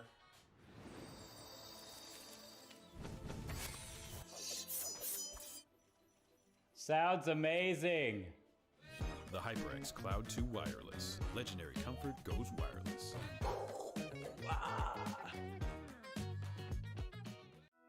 Behind every face is a story. Unique. Each and every one. Beautiful stories. Inspiring stories.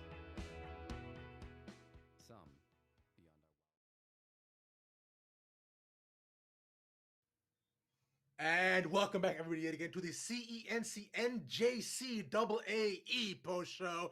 I am Ravishing Rabbit, the most ravishing man on the internet, and I'm joined here by my side, as always, by Miss Kari Wave. How you doing, Kari? I'm doing so well. I hope you're also doing well. I mean, we won't talk about what I've been through today to get here, but suffice to say, this was very important. I'm here, I'm alive, and I'm really excited to talk about the games that happened today. Well, let's just do right that then. How nice of you to intro me into it. Thank you for doing so.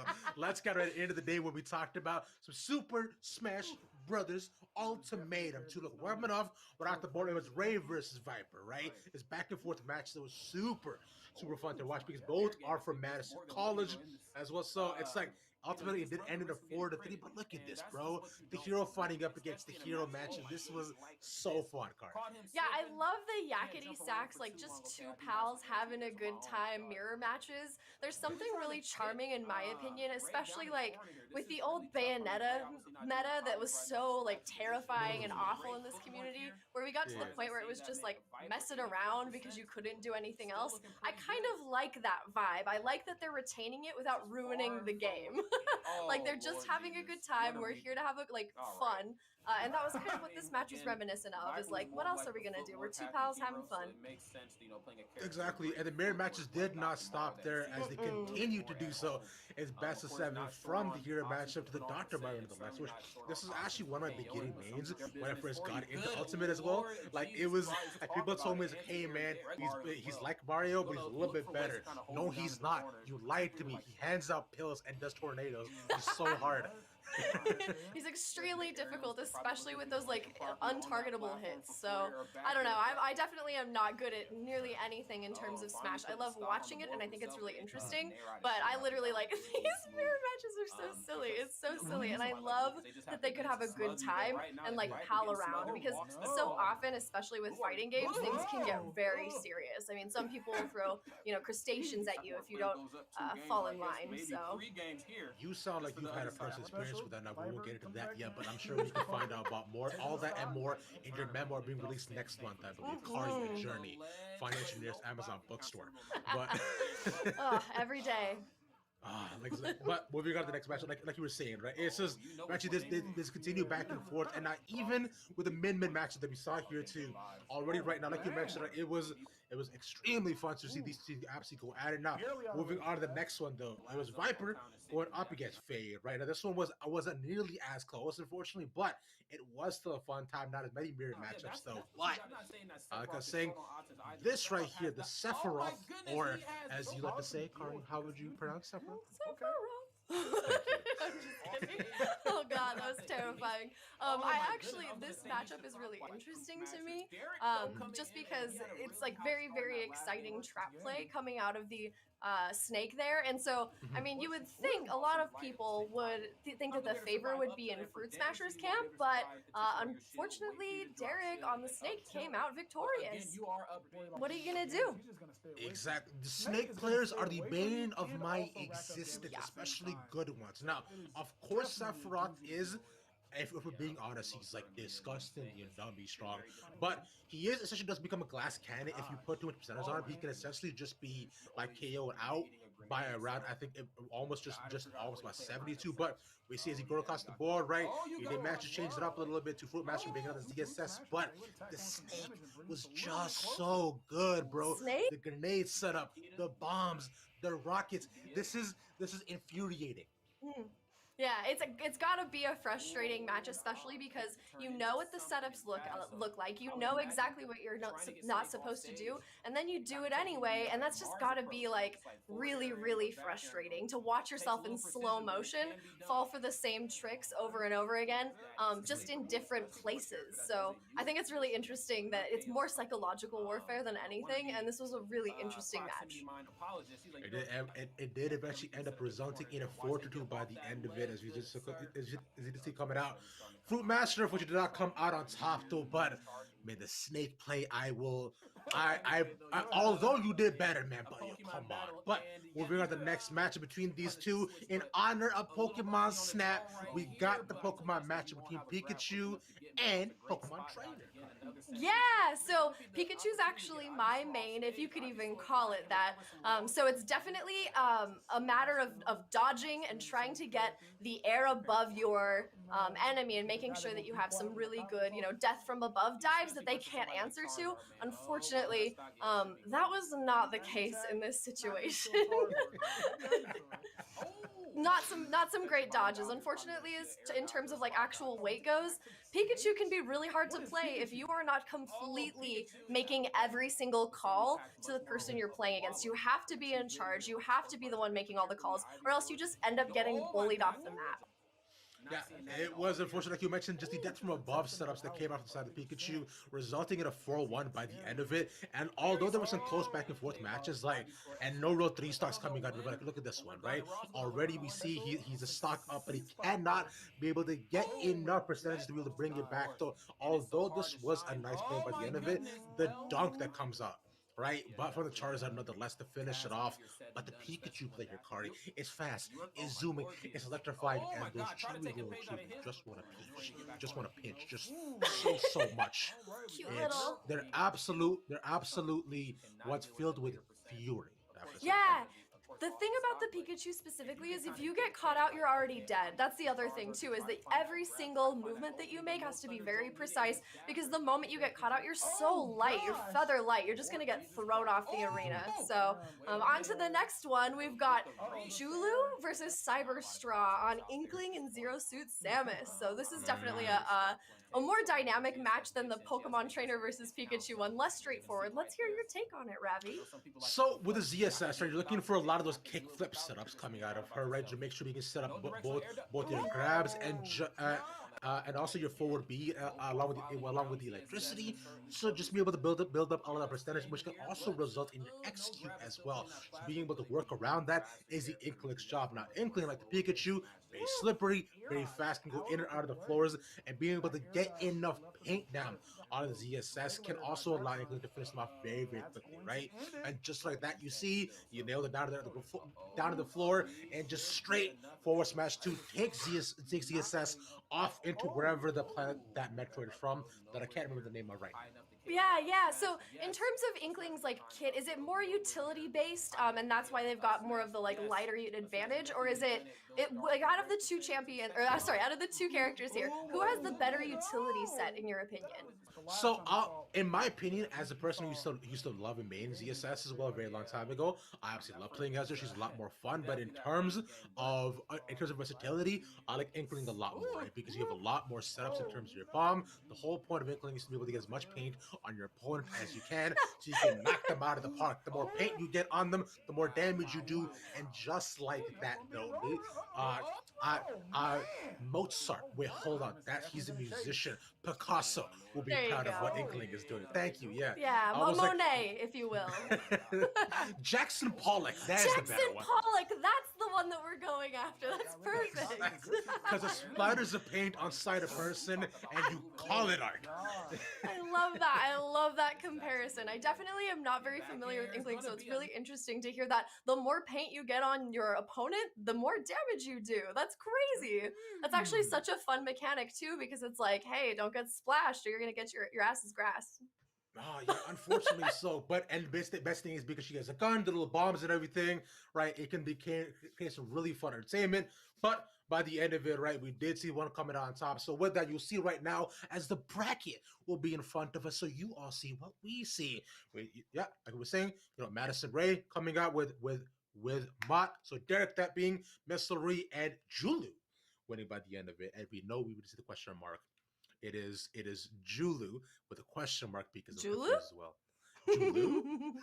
And also, just to clarify, Ray is for Madison College, not for Madison Community College. So Ray will be representing Madison College after going head-to-head against their colleague Viper. So I think that'll be actually, I think in terms of, for Madison College, between Viper and Ray, it didn't really matter to either of them who went on, as long as the best player went on to represent Madison. And I feel like the two of them just had a good time because they had faith that no matter who won, they were going to represent Madison College in a very good way. So that was a lot of fun. I very much enjoyed that match. I did as well. But speaking of different matches that we had today, we did also see VALORANT pop off, which we'll see if you're on the screen in just a couple of seconds. Starting off with the first match of the night, which was John Wood going up against Blinn. Now, this, although was a close match in a sense, but on split nonetheless, Kari. John Wood got the 2-0, but like you saw, it was such a back and forth, especially the beginning half. Yeah, it turns out that, it was close, but in the second half, I mean, John Wood eventually came out victorious. It's as much as it's fun to be able to, like, think that they weren't going to close it out, I kind of think that they gave a stronger showing throughout the entire map, so what can you do? And you see, too, just the retakes that come out from the side of John Wood as well on the attack, like, one after another, but look at this Reina defense, gets the triple by the end, almost, actually, that's almost ace-2, but they can't find the last person, because he only has a sheriff, and find the rest of, but, like, just these holes that come out from them are absolutely so clean. The set line set up on the ace, on the B side, have done super well. You can see why they clearly favored it, although it's quite back and forth, like you mentioned before, right? John Wood closing it up at the end, the 13-9, and we were talking about this yesterday. I wanted to see Astra, and thank God I'm seeing her. Yeah, I was gonna say, as far as like actual meta goes, we've seen some very interesting off-meta picks from college players in Overwatch. And instead we've been getting these like incredible like plays in Valorant that are actually on meta, and you were like, if you don't pick Astra, I don't know what you're doing. So, oh man, the Valorant plays during this actual match were incredible, but it still feels like John Wood was the most dominant in this. 1,000%, right? Now, with the back and forth, look at the retake as well. Look at the back, the flash that comes in. And it's just so good, man. Even through the blind at the back, they're still able to hold it down, and they delayed long enough that, although they might have been able to get the defuse though, but the Sage gets the. See, it's those infuriating plays where you think, man, I'm probably going to close this out, but all I got to do for my team is literally stay alive, and that's what matters by the end of it between these two. Because look, and now, even there, they eventually do have to give it up. Now, John Wood making the way over, like you mentioned a couple of times, moving on into the bracket as well. Really good showing so far, but I got to say, man, both these teams have a lot to be proud of. Yeah, I agree. I think that, no matter what the showing looks like, even though John Wood was more dominant, Blinn never did, just roll over and give it up. So, I mean, more than anything, this is about college players being seen, being celebrated, and being able to play on stage. So more than anything, we got what we came to accomplish here. Most definitely. Moving on to the second match that we had was Northern Virginia went up against Lackawanna. Now, whereas the first match was quite close, so this one, if we're being very honest, look, let's not try to put sand in our sandwich. This was not that close. People say that. I'm sure they do. Yeah, it's rough just to try to our audiences are smart. They watch these games, they play them. So I mean, there's really no point in saying that another team was dominant when they weren't, or that the other team didn't necessarily stomp. And Northern Virginia did stomp in Lackawanna on this, and so I think that it just goes to reason that when you play games on stage like this, all you're doing is learning and improving. That's the most important thing that we want out of these games. And I think that Lackawanna came away with a lot to learn and improve on. And that's honestly, I think they'll come back much stronger for it. The defensive hold that came out from the Virginia on split nonetheless. It's disgusting. So good. My God. Half the time they didn't even allow Lackawanna to get in onto that. Look at this heaven hold. Whereas the safe nonetheless, you put on the wall mid, and as they all break through, oh come on, don't do it, man. I know. You don't do him dirty like that. Exactly. He had a family and friends that cared about him, and how you gonna do that to him, bro? Stop. He's already dead. Yeah, Yamate Kurasai, bro. It's not okay. You can't be doing that to people. You goodness, you just took the words right out of my mouth. Well, like we were saying before, right? They managed to rack up the points one after another, and even while we switched over onto the other end, all they needed was the pistol to be able to bring it home.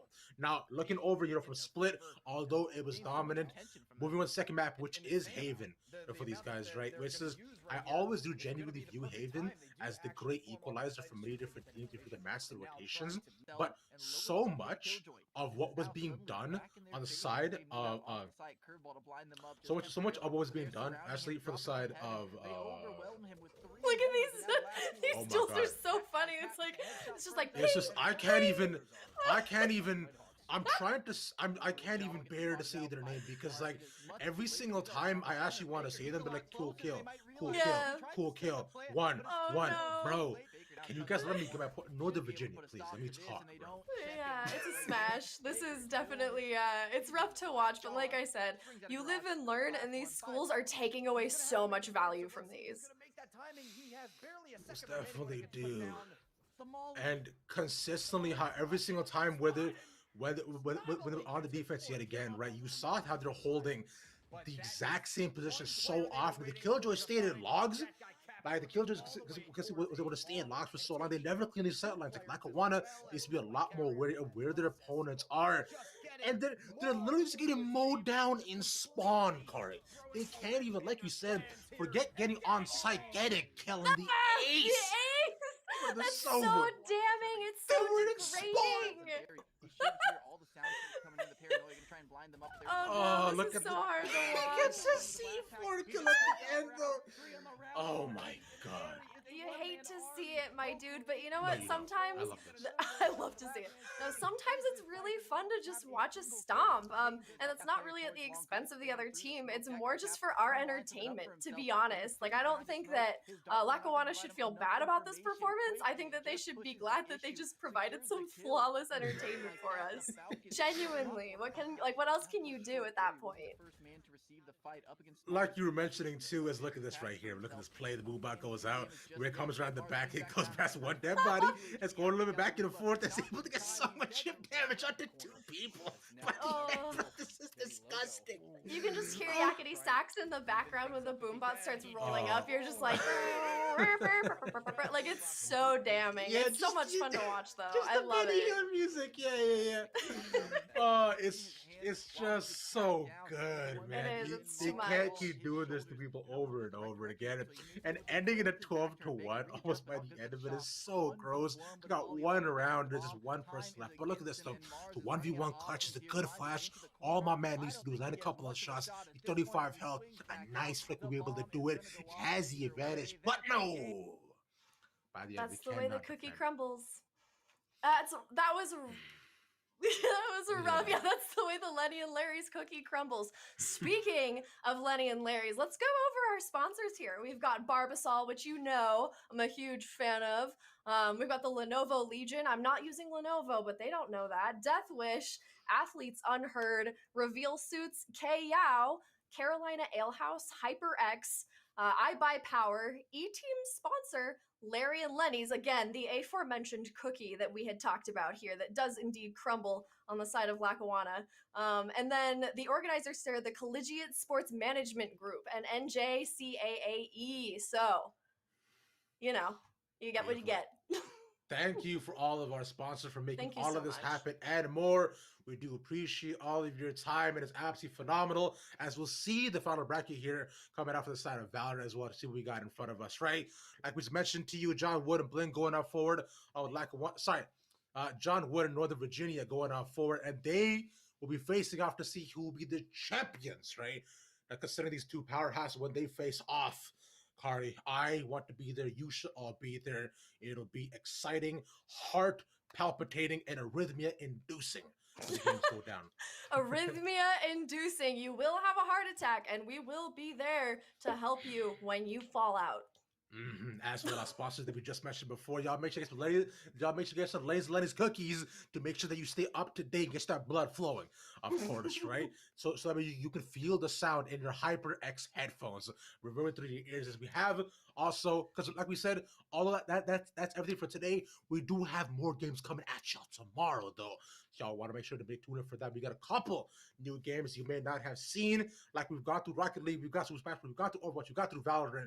Tomorrow, we got the FIFA 21 finals, the NBA 2K finals as well, the Rainbow Six Siege, along with the Rocket League semis and Super Smash Bros. Ultimate semifinals, and the Cold War Invitational, casted by my man's Proper and Vision. So, fantastic stuff across the board here, Cardi.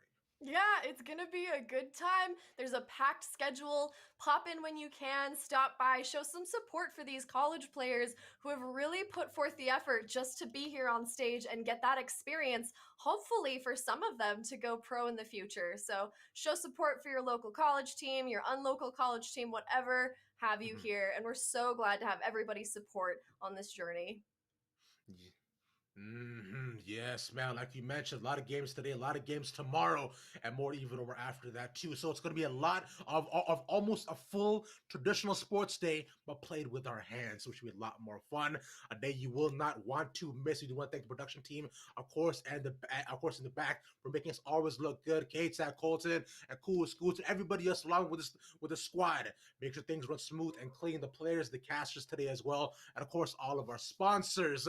Now, with all that being said, I have it ravishing here by Miss Cardi by my side. We thank you for watching. We'll catch you tomorrow evening as well. Same games, same times. Well, different games, but same time. So see you then. Peace. See ya. A new story begins. We salute every fearless, self-assured, undeterred, hopeful face all across America. Here's to the next 100 years. Barbasol. The news says Gen Z is struggling. I've got news for them. I stopped 1,000 attackers. And a natural disaster. I've saved lives. While I go to school full-time. While I work full-time. The greater the challenge, the stronger we become.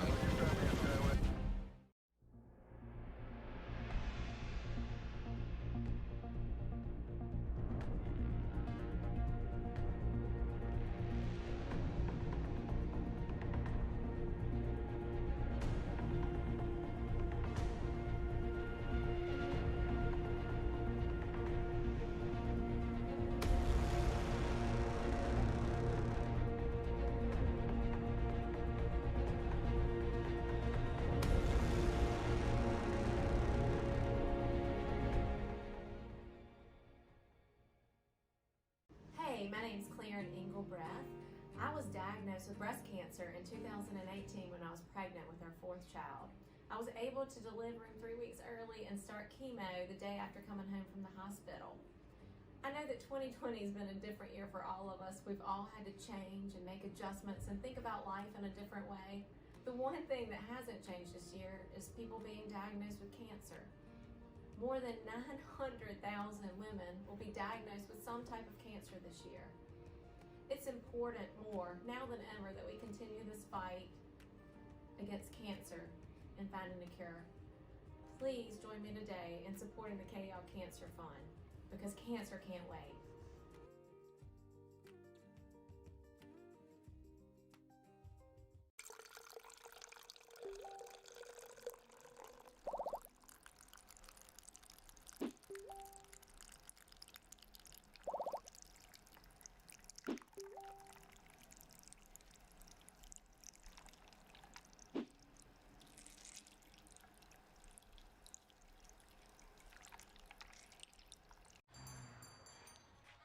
What will you like today?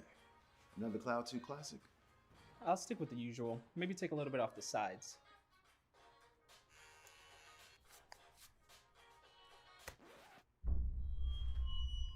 Oh, that's fresh.